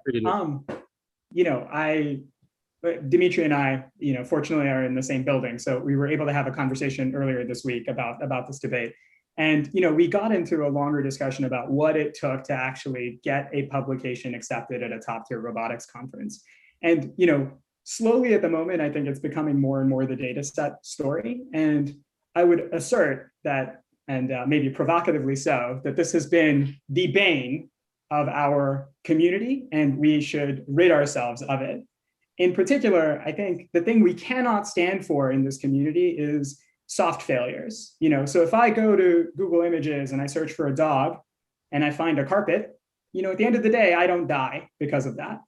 Now, I don't mean to be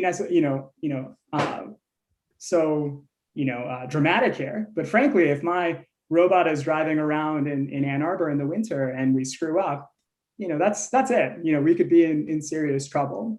So I think by looking and focusing our efforts on these data sets and making that the prime reason that a paper gets accepted into a conference, we are going down a dangerous road that I have seen many other communities go down. So I think Stuart Russell said it beautifully this morning. Computer vision used to be about computer vision, and now it is just about data set mining. And I mean, calling it anything other than that is sort of doing a disservice to what it actually is now. It is data mining. It is not actually understanding the science of vision, which used to be a beautiful and elegant thing. We as roboticists should not fall into that trap, and making that the cornerstone, and it's slowly becoming that, I would assert, probably on the order of 50 to 60% of papers at ICRA are looking at a data set for validation. I mean, certainly, looking at the numbers that CJ was pointing out, that number is growing exponentially year after year. I think that's a really scary promise, for what the future of robotics, looks like. And, I also aspire to the thing that Pete was saying, look, we should be figuring out the right ways to look at these data sets to ask the right theoretical questions about what it takes to deploy a system.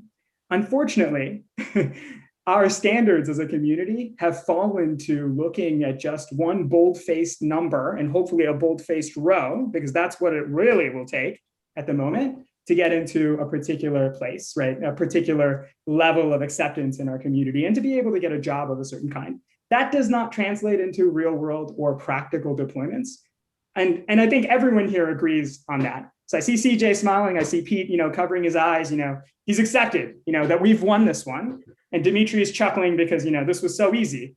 But, in all honesty, this is a really serious problem that I think a lot about, because I did start my career in computer vision and I slowly walked away from it because it just became something that I didn't find that interesting anymore. Well, I guess Ram, I know you're not going to let those statements stand. No, you got to let CJ speak. No, I just want to say, I just want to compliment. There was one thing you said. You said the standard for getting accepted at a major conference is not just a bold-faced entry, but a bold-faced row. And I think that should be a tweet. You need to tweet that and let the world know that this is the new standard. Okay, sorry, CJ. No, I guess the reason I was smiling is that I feel like I'm being teed up a little here. So I would argue that really what we're in danger here is of throwing out the baby with the bathwater. In fact, I'm ashamed to admit that my history goes back a little bit longer. I started working in computer vision back in the 1980s. So I was there when we were talking. We had deep thoughts about structural nature of vision, and the problem at the time was that vision didn't work. So while we can easily point out some of the failures with data sets, I would argue that the existence of those data sets in machine learning, in computer vision, have dramatically improved the capabilities of what we're able to do. And they've eliminated a lot of, I think, pointless debates about methodology that can now be settled with actual bold-faced numbers. And yeah, the fact that that scores have gone up on ImageNet has had real world consequences. You know, now you are more likely to go on Google and type in a question for a query for a dog and get a dog. And I think that aspects of that, bringing aspects of that over into robotics is a good thing, not a bad thing. I agree that it certainly has seen deployments. I think that it has been a red herring on one axis, which is that it has, you know, shifted our attention to basically that bold-faced row. And we have become wary of sending our students and ourselves after the truly deep and difficult problems in this area. And frankly, you know, the thing I would point out here is, again, robotics cannot stand for 85% on, you know, a kitty data set on, you know, odometry estimation or something, right? I mean, that is simply not sufficient, you know, for us to be able to deploy a robotic system out in the real world. And frankly, I mean, again, if we had, you know, if that was sufficient, we have a bunch of algorithms out there that should be taking over the world now, according to ICRA 2020, ICRA 2021, and going all the way back to maybe, you know, ICRA 2015. But again, I think we're all in agreement here. But what I'm worried about is just that we've gotten distracted, and this distraction seems to be really dangerous. It's sort of the provocative and exciting nature of being able to just put these data sets onto our computer and then write a wrapper around it and hit play and then generate a number just forces us to think in terms of hacking, where I think the real things we need to solve in order to be able to do real world deployment satisfactorily is answer much deeper questions. And, you know, I would be on Peter's side if it was about figuring out how to make that translation possible. But when I'm looking at many papers that are being published in robotics, I'm not sure I can answer the question of how this helps me understand what are the important theoretical underpinnings I should be looking at here. So Ram, let's sorry, go ahead. Yeah, go on. Let's step back a minute from and just examine your core assertion here, which is that benchmarks are leading to essentially leading the field astray. What is the alternative to benchmarking, right? I mean, I hear you on the deep insights, and I sort of said that in my opening statement that we need to integrate these two, but I mean, so when I first read this question, our statement, standards for experimental validation are insufficient to ensure real world viability, I thought, hold on, be patient, right? Like, we're making progress. And so that's kind of what I'm saying to you. Like, what do we do? Like, if we take away all the benchmarks, what the hell do we do, right? I mean, I think it's silly I see analyze bold-faced rows too, but like, then we have to replace it with something. And I don't know what to replace it with. And furthermore, I think that maybe it's moving too slowly. Maybe our benchmarks, people are getting too fixated, but then it will self-correct. And so, like, for instance, Ben Reck's work, looking at a lot of the way that ImageNet has performed, that it's degraded, and you need to look at generalization. We're starting to see that in the machine learning community. It took a long time, but there is that response happening in the field, and it's a natural graduation. So I guess the question to you is, what is the alternative to benchmarking? How do we validate if, right? Even if it's imperfect. A fantastic question. So what I would say is, you know, again, let's first agree that on this premise that, you know, what does it take to publish at the moment? It is certainly using shoddy labeled data sets and showing that you perform at a certain level. So like, and that is certainly, I think we can all agree, insufficient for real world or practical deployment. Well, now, getting back to your next question, which is how do we fix this problem? I think the thing we have to think about is twofold. So one is, we should be teaching our students that getting a bold-faced row is simply not the reason that a paper should be accepted at our conferences. That's a much harder ask because it requires a community level change. But I mean, in practice, what we should be asking ourselves is, what are the interesting ideas out here? You know, when I, you know, run an optimization problem and it's really non-convex and has a bunch of minima, right? The thing I don't do is start at one initial condition and just find a local minima and then claim victory. And in a sense, that's what we've done. We started at a local initial condition, which is basically, hey, ImageNet, or let's you know, take a ResNet that looks like this or something, right? And then we do a local search, and then we find a local solution, and we're now iterating a little bit because it's a little noisy, so we can move the data set around, we get a little bit closer. But in fact, if we were really interested in this, we should be looking at other initializations, right? So if I was doing, and I was really interested in finding a global optimum, I would be looking for random initializations, and then taking those random initializations that may not necessarily find a better optima right now, but it will eventually point at a new way or a new perspective of solving these types of problems. Now, again, those papers do exist. I think they're much harder to find because our standard is always, well, look, if you're going to present a new idea on a topic, you had better hit 98% on MNIST, right? That is our standard. If you don't hit 98 or 99% on digit recognition, well, this method must be fundamentally flawed. It doesn't belong in this area. We know how to get digit recognition at 99%. Well, again, that's kind of empty. We know how to do digit recognition. We need new insights on how to think about the structure of these problems. Should we be bound by these sort of local minima that are so driven by these data sets as our method for publication? So, I mean, again, that's sort of pointing at the next question here. I think we all agree on the premise here of the for argument. It was very tempting to let you guys run open loop. This is interesting. And you said a lot of very conciliatory sounding things, but actually padded by a lot of inflammatory words around it. So, yeah, I guess that's how I'm usually described, inflammatory. Let me try to add a little bit more fuel by asking another related question, which is, do we even care about real world sufficiency? Maybe we just want to invent things, and maybe academics are not qualified or not motivated to really address real world sufficiency. And so, you know, should we, do we, can we? Let me let you talk about that for a couple of minutes, and then I'm going to pitch something else from the audience. Let me just try to get in one quick hit while I can. I'm not sure I heard an answer to Peter's very excellent question, which is if we're not going to be testing our things, then how are we making claims?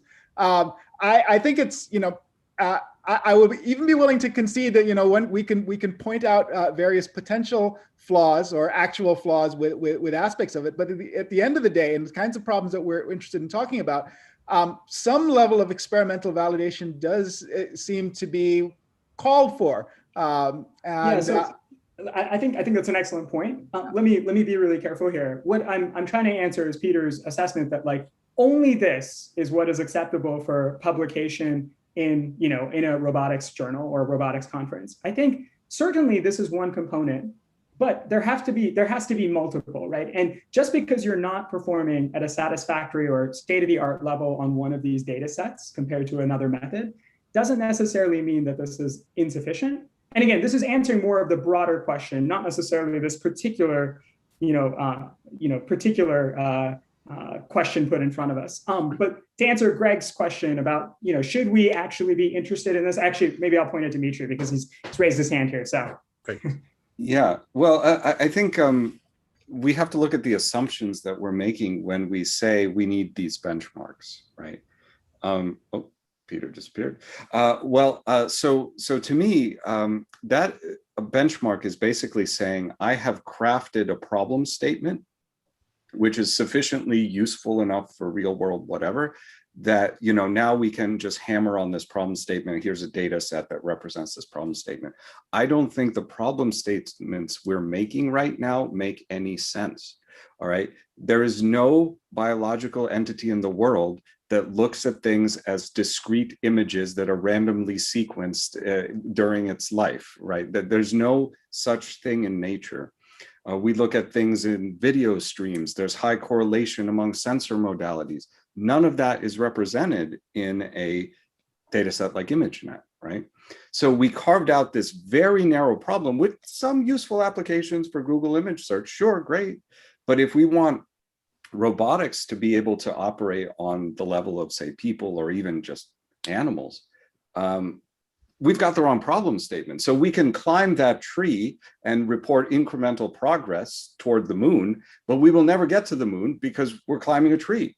And we've defined our metrics and our benchmarks to climb a tree instead of reach the moon. So why is it important to say that the field as a whole is making progress, right? To me, it's much more important to look at the claims of a paper and say, like, given these assumptions for this problem statement, here is what we can show or guarantee or whatever. And evaluating the progress of the field is incredibly subjective. And for different applications, you're going to get different progress metrics. Let me hold you there. That's great. I mean, I'm sure if you could run open loop, you guys would just fill up another 20 minutes easily. But I want to get a couple of things in that have come from the questions from the audience. And one that's been waiting for a while is from Shreyas Kusik, and he asks, are the existing standards holding us back from real world experiments? You know, are we too constrained by standards? And is it down to the conservatism of the robotics community, roboticists, and the IRB boards that are preventing us from demonstrating more real world practicality? Any comments on that? No IRBs, we should just go out there and, you know, fly our missile Yeah, down. that's a dangerous assertion, and that also gets back to, right, I mean, if you do an IRB certification, right, we know what it comes from. It comes from awful things in the nation's history, like the Tuskegee experiments, and we have to be very aware of that. And we also see that bubbling up in things like you know, like privacy issues with internet companies right now, right? So Google and Facebook aren't bound by IRB. And we are confronting a global crisis in privacy issues because of that, right? So I don't like. I mean, that's what I respond to immediately. Is like, are we being too conservative? We have to be conservative, right? We have ethical responsibilities to meaningfully engage, especially like in human robotic terms, meaningfully engage with institutional review boards to keep us ethically in check. I'll stop there because I'm obviously very intense about it. I think that's a great point. I'm gonna add in yet another question from the audience, which is closely related to this and related to your response in particular. And that is that, you know, as we translate methods that are from highly educated, dedicated scientists through the industrial transduction process, that's not the wording of the questioner, but, you know, we take these things that maybe people were very careful in validating, maybe, and then we actually roll them out.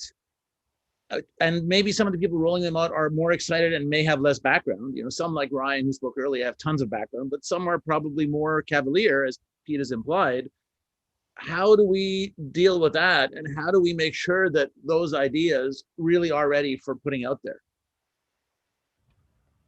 That's a tall order, by the way, right? Well, so I have some ideas about that. And this is the part where I try to say something positive, not that our standards suck or anything, but that, you know, here's a way forward, right?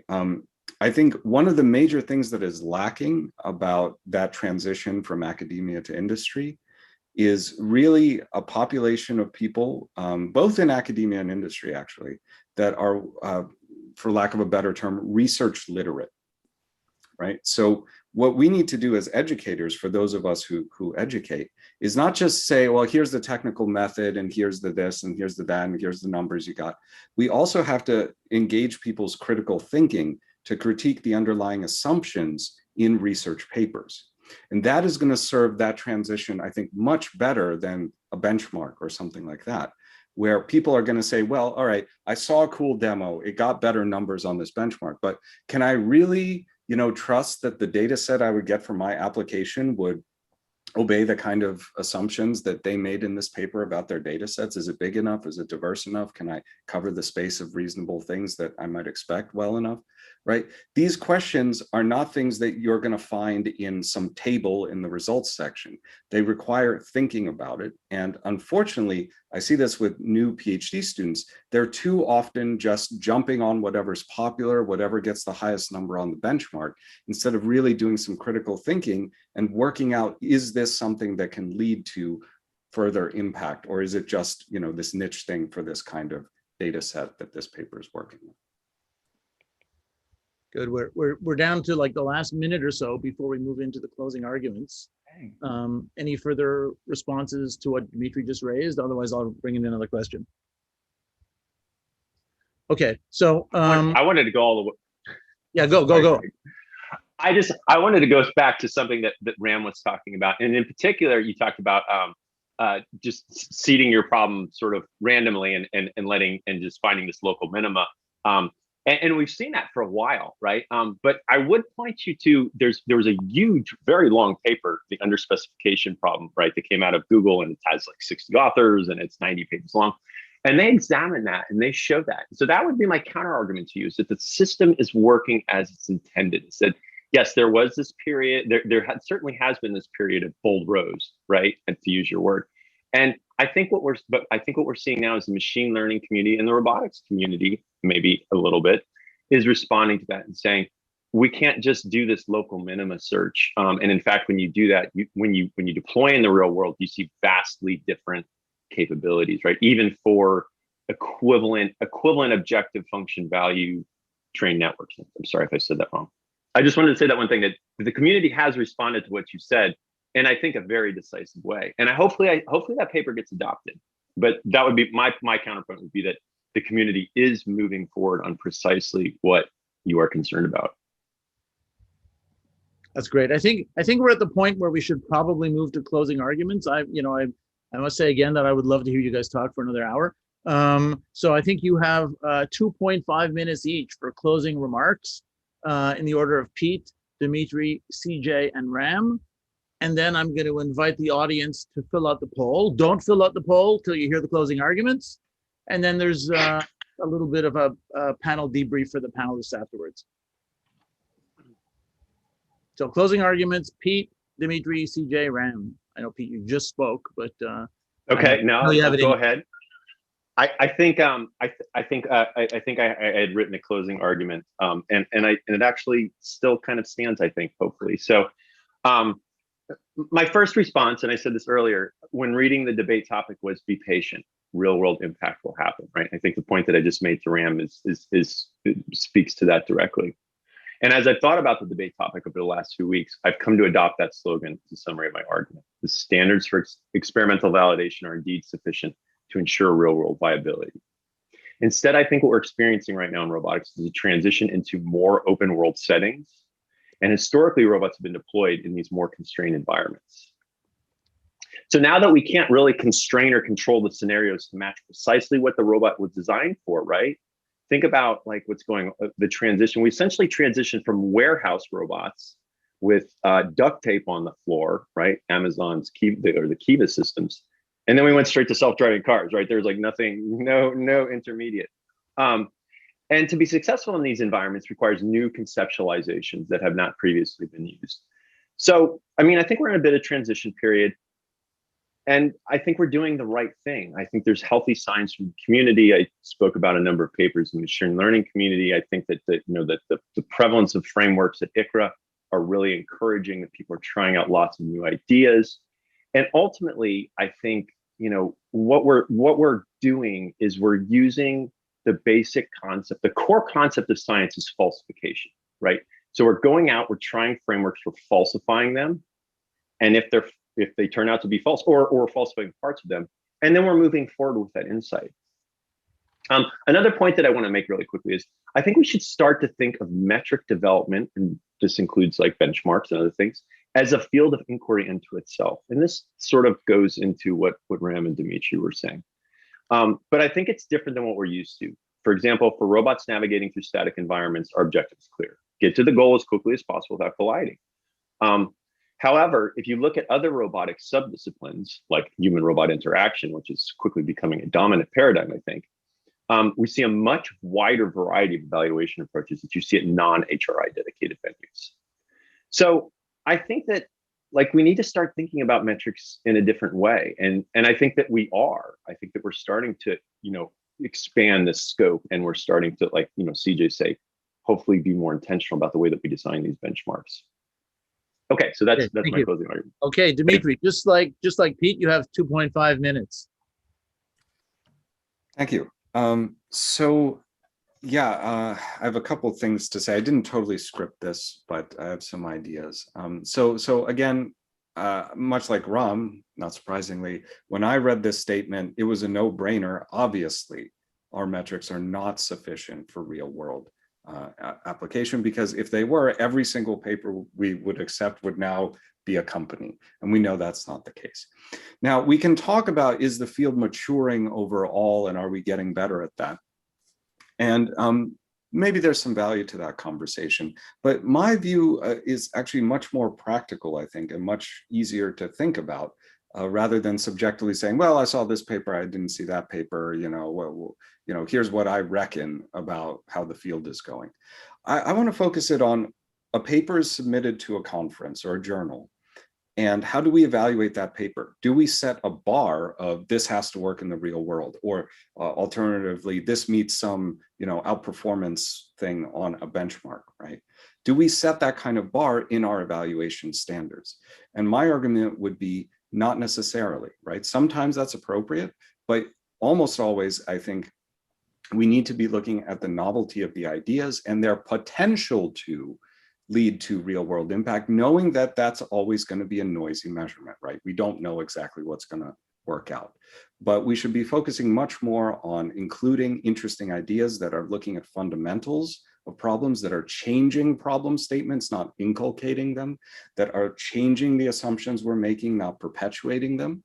And that, I think, will actually lead to more real world progress over the long term. We have to stop being so greedy and saying like, okay, next year we're going to have self-driving cars. We're going to have this. We're not. Okay, guys, it's not happening. This is a long, slow, painful process. And we are getting better, but not as fast as we want. And so I think we just need to have a little bit of humility and understand that we don't exactly know the right problem statement yet. Therefore, we have to evaluate things much more broadly. And also, I'd like to include, again, just a pitch for the people here who are listening, who are educators. Please teach your students not just the math and the science, but something about rhetoric, something about how to analyze arguments, how to question assumptions. This is absolutely crucial to making progress in our field. Thank you. Okay, CJ. Okay, thank you, Greg. So I would contend that the fundamental question underlying the topic we are debating is epistemological. How do we convince ourselves and others that a proposed solution or idea works? How do we characterize the performance of a proposed solution, particularly in complex environments? Now, asking whether a solution proposed in a particular paper has been thoroughly vetted experimentally, I think misses the point a bit.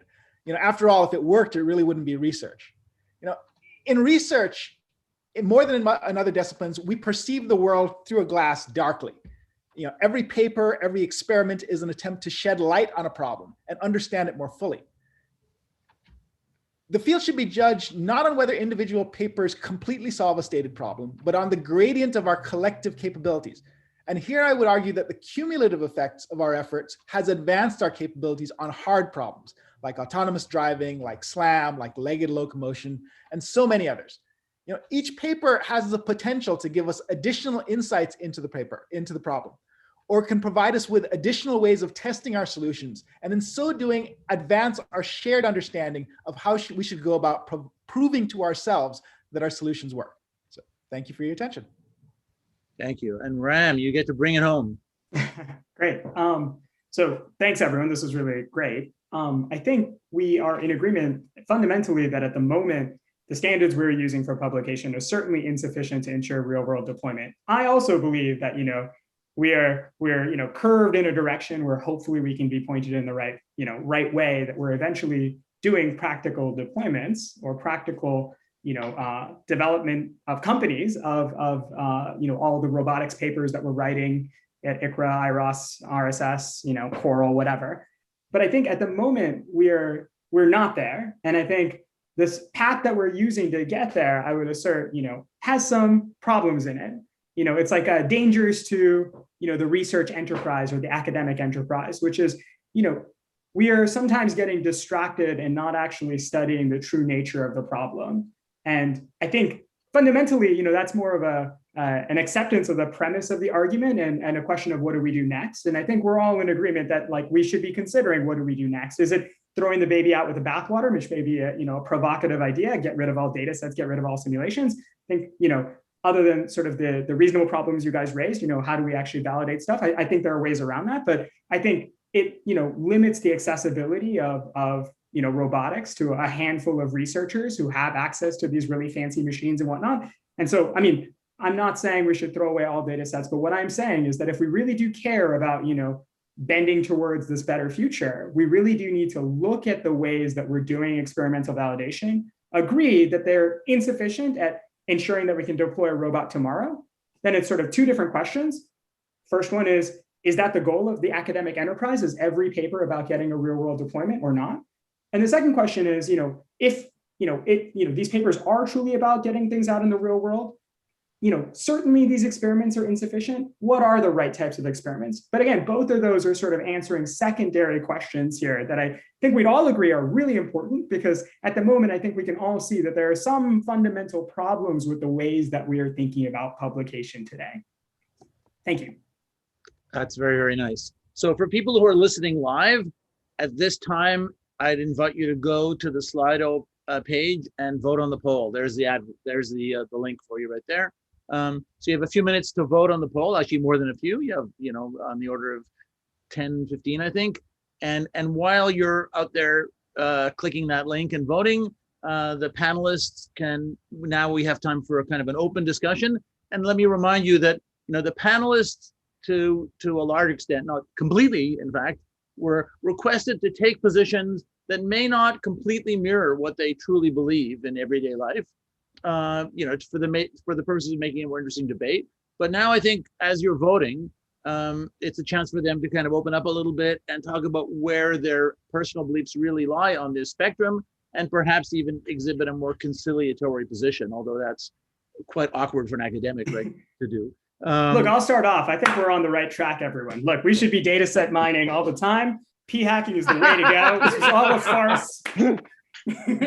Dimitri knows we have data sets for days in our new building. So kidding, obviously.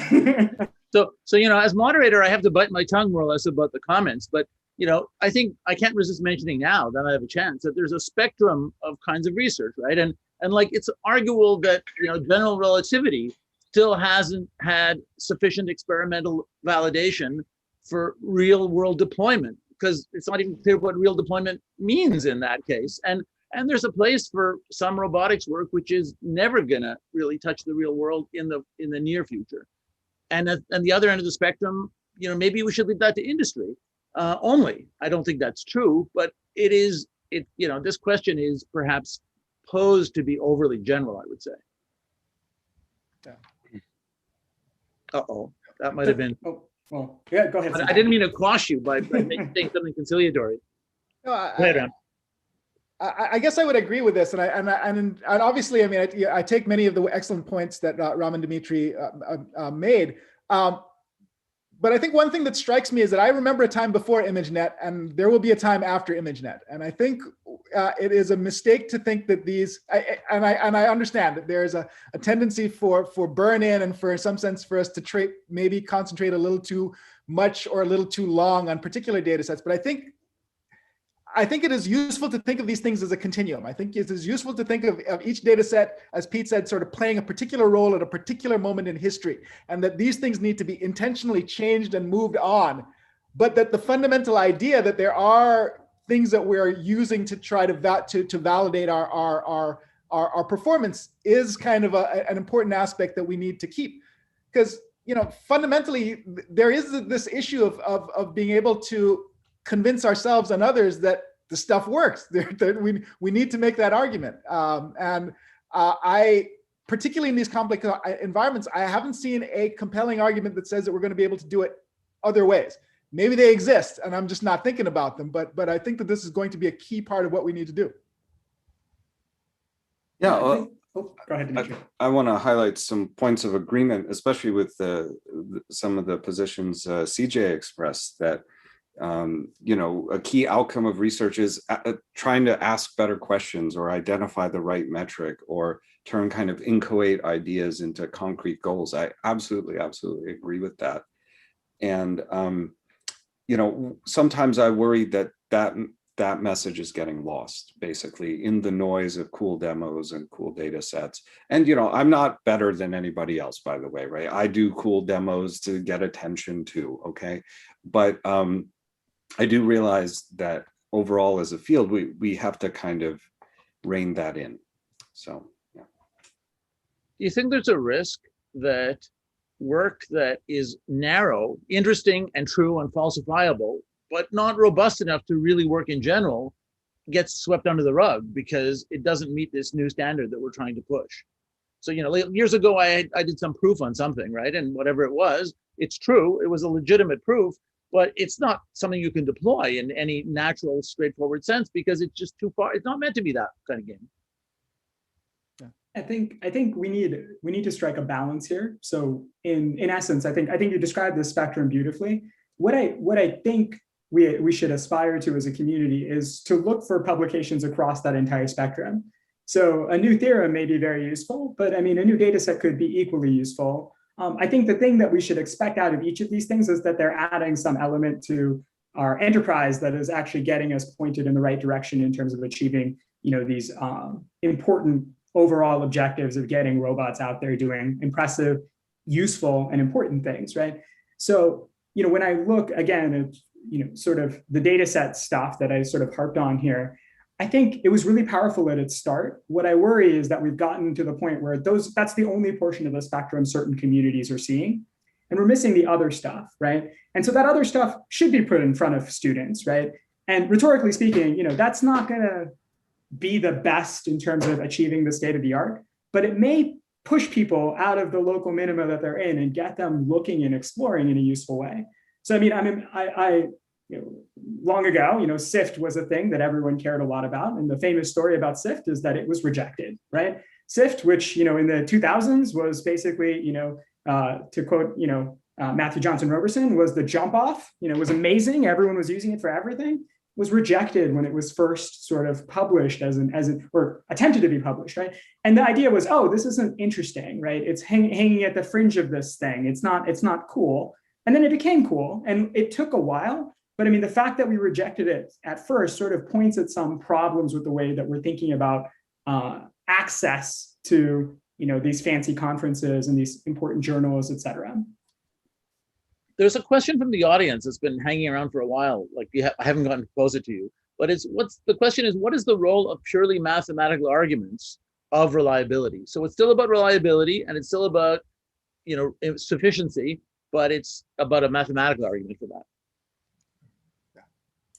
So I can respond to that a little bit. So I've made these kinds of arguments in some sense in some of my work. I think there's a place for that to justify things mathematically, to prove theorems. I definitely think there's a place for that. I think there's a lot of disillusion with it also, to be totally honest, that I'm going to speak quite strongly here, but I think this is mostly true, that in some sense, mathematically oriented people have been hoodwinking the community in the past, in that beautiful, clean theorem. Oh, what wonderful. But, somewhere back there was this assumption about something that is completely not the case, right? There's some drastic oversimplification. There's some real strong restriction on what kind of systems it applies to. And that often gets swept under the rug because obviously everybody's trying to claim their stuff is the greatest, right? And so we have to be super careful about these mathematical arguments to make sure people understand that they're valid under a certain scope, and to make that scope incredibly clear, as well as demonstrating when it's not valid. Yeah. No, I mean, I agree with what Dimitri said, and in some sense, I appreciate mathematical arguments more in their absence, in that I think in some sense, there was this wonderful time when we were having arguments about adaptive control. And there's a beautiful theory of dynamical systems that led us to provably correct things. And the beauty about that was that mathematical framework was actually very general. It covered a lot of things, but you could trace its history back to the development of the steam engine. And so proving that out, and that these equations were actually good for talking about the real world, took a while for us to establish. I would like nothing more than for us 5 years from now to have similar sets of equations that describe crowd behavior or flocking or merging into traffic. I think that would be a wonderful outcome. We're clearly not there yet, but I do think we should not give up on that as a possible goal. I don't know if it's possible, but it would make life so much easier if it were. That we did have models that we actually agreed on that were actually validated. Yeah, I think the way to use math is to teach us how to engineer better. So the thing that I find particularly frustrating is that, sometimes when we don't have a theorem or we don't have a lemma or we don't have any structure in place, it's really difficult to ask our students or ask ourselves, what do we do next, right? So we're sort of just left in sort of a dark space, and sometimes the answer is go collect more data, right? And that's kind of empty, right? Because it doesn't really teach us what kind of data, what type of structures we should be looking at. So, there is inelegant math, just as there's inelegant everything, right? But elegant math is one that teaches you how to engineer better. It says, hey, if this doesn't work, damn it, this theorem said it should work, right? And the theorem is correct. There must be something about the hypothesis that isn't satisfied, which tells us where to go next, right? An engineer is not, an artist. They're a detective, right? And so a detective understands how to use math or use structure in order to ask themselves the next question that leads them down a path to answer general and important questions that can get systems out there in the real world. That's what we need math for. And again, assuming it away, that would mean that we're just burying all the difficulty in a hypothesis that is never satisfied. And that's inelegant, right? And that's a thing that I also have lots of problems with. I want to just throw something in here about the math argument, and specifically and also the sort of data set argument. So I work primarily in social navigation, and I studied at Caltech, so everybody wanted everything to be mathematically this and that all the time, right? So, and I learned along the way after my PhD that I'm not within reaching distance of mathematically proving an affirmative statement, right? With social navigation, I'm probably not in my lifetime going to be able to prove that some formalism is valid for real world deployment in crowds. So instead, what can you do with math? Because it's still powerful, right? And the approach that I've kind of settled on is using math to invalidate, right? So it's a tricky situation. I've really had to fall back to the basic premise of science. Again, this idea of falsification, right? So and this is the same for data sets, right? Like we have this data set, and like we can show this method works, this method doesn't. But when do certain ideas fail on data sets? When can we show mathematically that frameworks are not appropriate, right? And we've made progress in this way. And so I think that like for these open world environments, I feel like we need to adjust kind of the way that we've thought about mathematics in the past. Instead of using it to prove something is true, use it to prove something is false. I'd like to raise another question, which is that when you start thinking about real world validation, like in the real sense, so hard domains, big problems, not toy, then it becomes extremely hard to replicate some of the results. And that's true often it's a function of the equipment that's being used. Some of my work has been underwater, so it's hard to get access. Sometimes you can't even get ground truth. Any thoughts on how this plays into the academic game of validation, and are journals or conferences really the places where that can be assessed?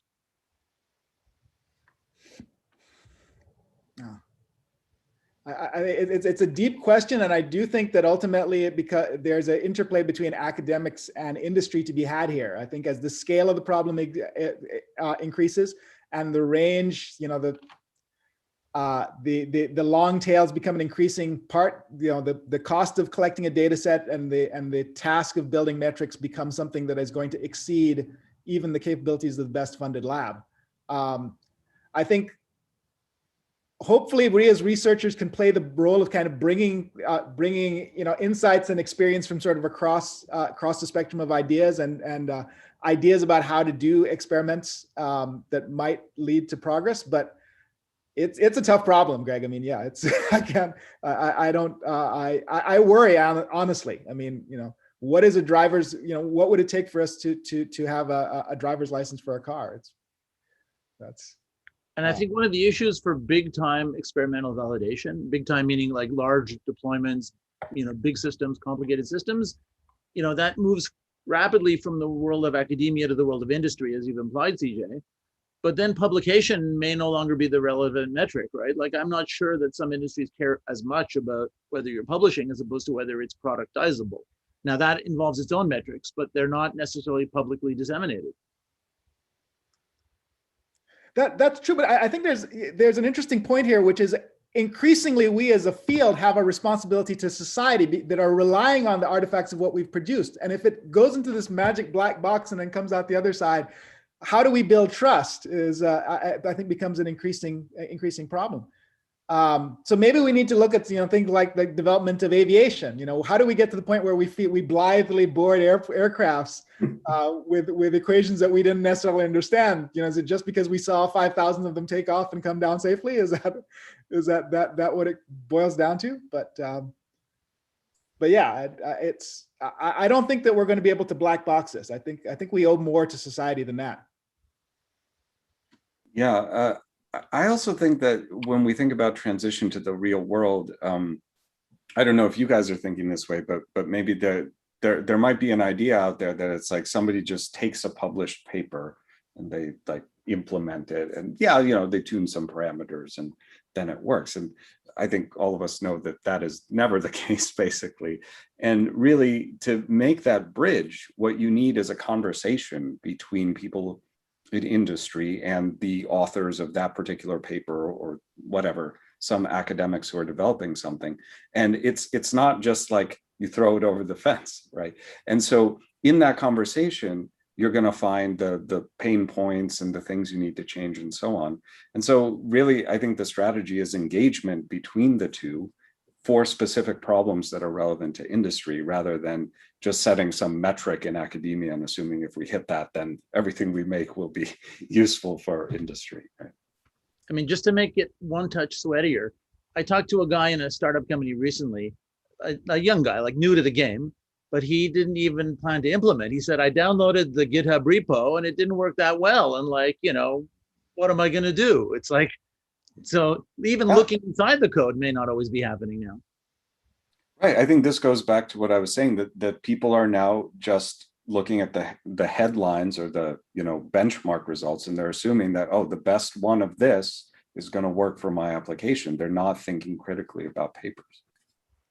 But so how does that feed into the the part of the mandate, part of the resolution was about the publication process. And so now, now we've started talking about this whole continuum from pure research to publication to deployment on real systems. Is the publication process working? Does it need to be fixed? And how can it be fixed? And notably, there's a feedback loop in publication related to career advancement, which came up this morning, which actually doesn't reward real world deployment necessarily. There's no reason it should necessarily. Like it should hypothetically, but in practice, it's a game theoretic problem. Yes, I think I have two suggestions on that front. It's a really good question. I think the awards that and the way that we organize our sessions as a community drive a lot of the ways that our community interacts with our field. So for instance, if we actually cared a lot about the rhetorical exercise of experimentally validating something, and we all agreed that it lived on a spectrum, in a sense, it would make a lot of, it would make a lot of sense for our community to think about giving awards that reflected the fact that things lived in a spectrum. So instead of having a best paper award for manipulation, it was, hey, here's the best paper award for using, data sets to validate, performance on, vehicle detection or something, right? So, I mean, I think thinking about reorganizing our community along those lines gets people thinking harder about, oh, what are the different ways we could actually validate our tools that we're developing? The other bit here, I mean, again, to address sort of the concerns that we all have about the real world realizations of these types of tools, I think it's really important to accept that failures exist. So I know, when we write our papers, we're all sort of cherry picking results. Again, I'm as guilty as anyone of it because, you have to get in, right? But if we forced ourselves to say, hey, you have to include some examples of where it failed and give us some real structure on what the failure cases look like and explain, right? And we put that burden on the authors and we said, every paper has to satisfy this requirement. I mean, other communities have tried this. So I think it was NeurIPS that a few years ago basically asked for, a version of how does this help our world? Or like, well, how does your technology actually positively impact our world as a whole, right? It forced the authors to spend, a little bit of time thinking about it. Now, there was some pushback. It's very controversial on Twitter. I think we'd have a lower barrier. I mean, it wouldn't be quite as problematic for us to say, hey, when your robot doesn't work, give us those examples and tell us why it doesn't work. And that has to be 2 pages in your paper. And you will be reviewed equally on that because we really, as a community, need to understand which direction to point in.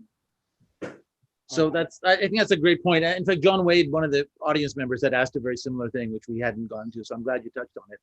I think one of the tricky things is it leads into a game theoretic problem where, okay, I'm obligated to expose some failures. I better expose something, but I don't want to expose the worst failures because then you won't accept my paper. And so, you end up with some rank ordering of the failure modes, and like, I'll only talk about like the, 20th percentile failure. Any thoughts on how to, how do you make people fully exposed? Yeah, go ahead, CJ.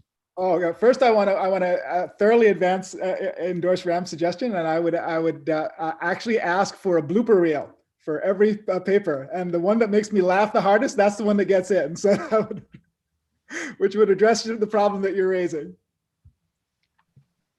Yeah, I mean, I think. Yeah, I want to endorse it too, Ram. No, I really agree with you, and I think like Section 5 should not say experimental validation. It should say experimental validation and invalidation, right? And I agree with you. I think that could be a really powerful way forward. And of course, the community, all of academia has been having this conversation, right? That we don't report on our failure mode stuff. It's particularly acute, I think, in robotics because we are dealing with safety critical systems a lot of the times. And so that really pushes the burden on us to demonstrate and open up and reveal the fragilities in our proposed frameworks. I think that's a powerful idea, Ram. I mean, I don't know how to do it, and Greg's made a very valid point that it opens up the gaming. But on the other hand, like, we should try. And I'm not in charge of all the conferences, so I don't get to make that requirement. But I'm happy to go along with you and try to convince all the program committees or whatever that there needs to be this extra session. I think that's a really brilliant idea, and I think it can move us forward in a really interesting way. I mean, one notable observation is the number of failure modes is probably not even enumerable, right? Like my airplane can't make pancakes, but that's not really relevant. Yeah, and again, I mean, getting to the game theoretic point, I think, we as a community, what I enjoy about these robotics debates is it's sort of giving a chance for all of us to take a hard look at what we're doing and pause for a minute, get an audience in thinking about this stuff. Communities always need to be doing this. Like, you need to be engaged in a way where you can look at yourselves and give yourself serious judgment about where you stand. 20 years ago, 25 years ago, I've been told the story about computer vision that was not relying on data sets to do any type of validation. Was a great detraction on the capabilities of computer vision. So CJ's point earlier was 100% right. I mean, but so they adopted this, and people were initially very scared, right? This is a scary thing to have to force ourselves to look at one data set and then validate ourselves on something like semantic segmentation, right? But then slowly over time, that did improve performance. Now I would argue it has reached a point where it's become obscene. But again, that gives an opportunity to look again at yourself and say, hey, what do we need to do now to re-engage, right? There's always going to be some gaming. It's always what happens, right? But we should always be ready to change things up to make sure that we, find a new metric to start engaging on. That's really good. I think we're kind of at around the time when we should be wrapping up. If anybody has a last closing, not so much volley, because now we're in the conciliatory phase, but if there's anything else you want to add, take a moment to do it. Otherwise, I'm going to ask the moderators to jump in, show the poll results, and we'll wrap up. Yeah, so I just wanted to follow up on your question, Greg. So in terms of failure modes, right, like airplanes can't make pancakes, yeah. But I think you have to do this all relative to the claims of the paper, right? So for instance, in my field of motion planning, you generally say, oh, my approach outperforms all the others on this awesome set of examples that look really hard. But I bet I could find an example where it's actually worse, right? But oftentimes that's not in the paper. Sometimes it is, but often that's omitted, honestly, just for space reasons. So maybe there could be an appendix or something to alleviate that pressure. But the point here is that we have to look at each paper individually in terms of the claims it's making. And both the experimental validation and the failure modes have to be relative to those and kind of interesting with respect to those claims. I guess what you want is the boundary between where it worked and where it didn't, right? Like, you want to just touch on that. So hopefully that manifold or, that edge is not as big. Right, except that boundary is impossible to identify for most interesting methods. But yeah, even showing just a few examples, I think, is better than nothing. All right, I think this is the time to ask the organizers to jump in. Let us know how the poll went. I think this was wonderful. I thank you all for speaking. I'd like to thank the audience for listening. I had a great time, so it was very illuminating. Thank you all. Oh, so here we go. Beforehand, a large fraction, 79% of the audience agreed. Afterwards, 80% of the audience agreed. Somebody earlier on mentioned p-values during this discussion. You know, I'd like to see what the error bars on these numbers are, but basically it looks to me like this undecided disagreement, you know, increased a little bit, because I guess you give people fuel, at least for their prior beliefs. So, you know, I don't think we moved the needle a lot in terms of changing people's opinion, but of course that wasn't really the game, right? The game was to expose these ideas and these issues, and I think you did an incredibly good job of that. I really, really appreciate it.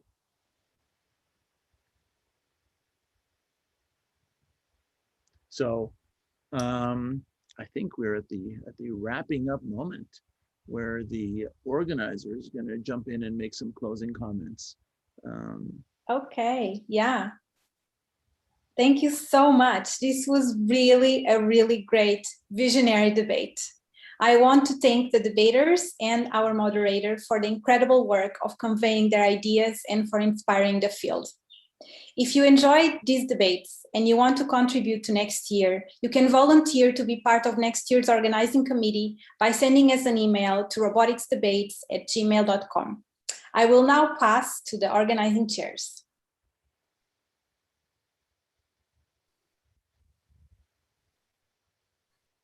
Okay.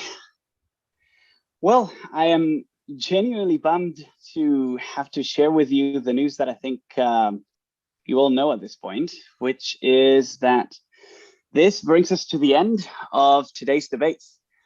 I really want to express, and here I know that I'm speaking for everyone on the organizing committee, our immense gratitude to all of the debaters and moderators for their solid preparation coming into the debates and their uncompromising engagement, both with the topics and with each other's arguments.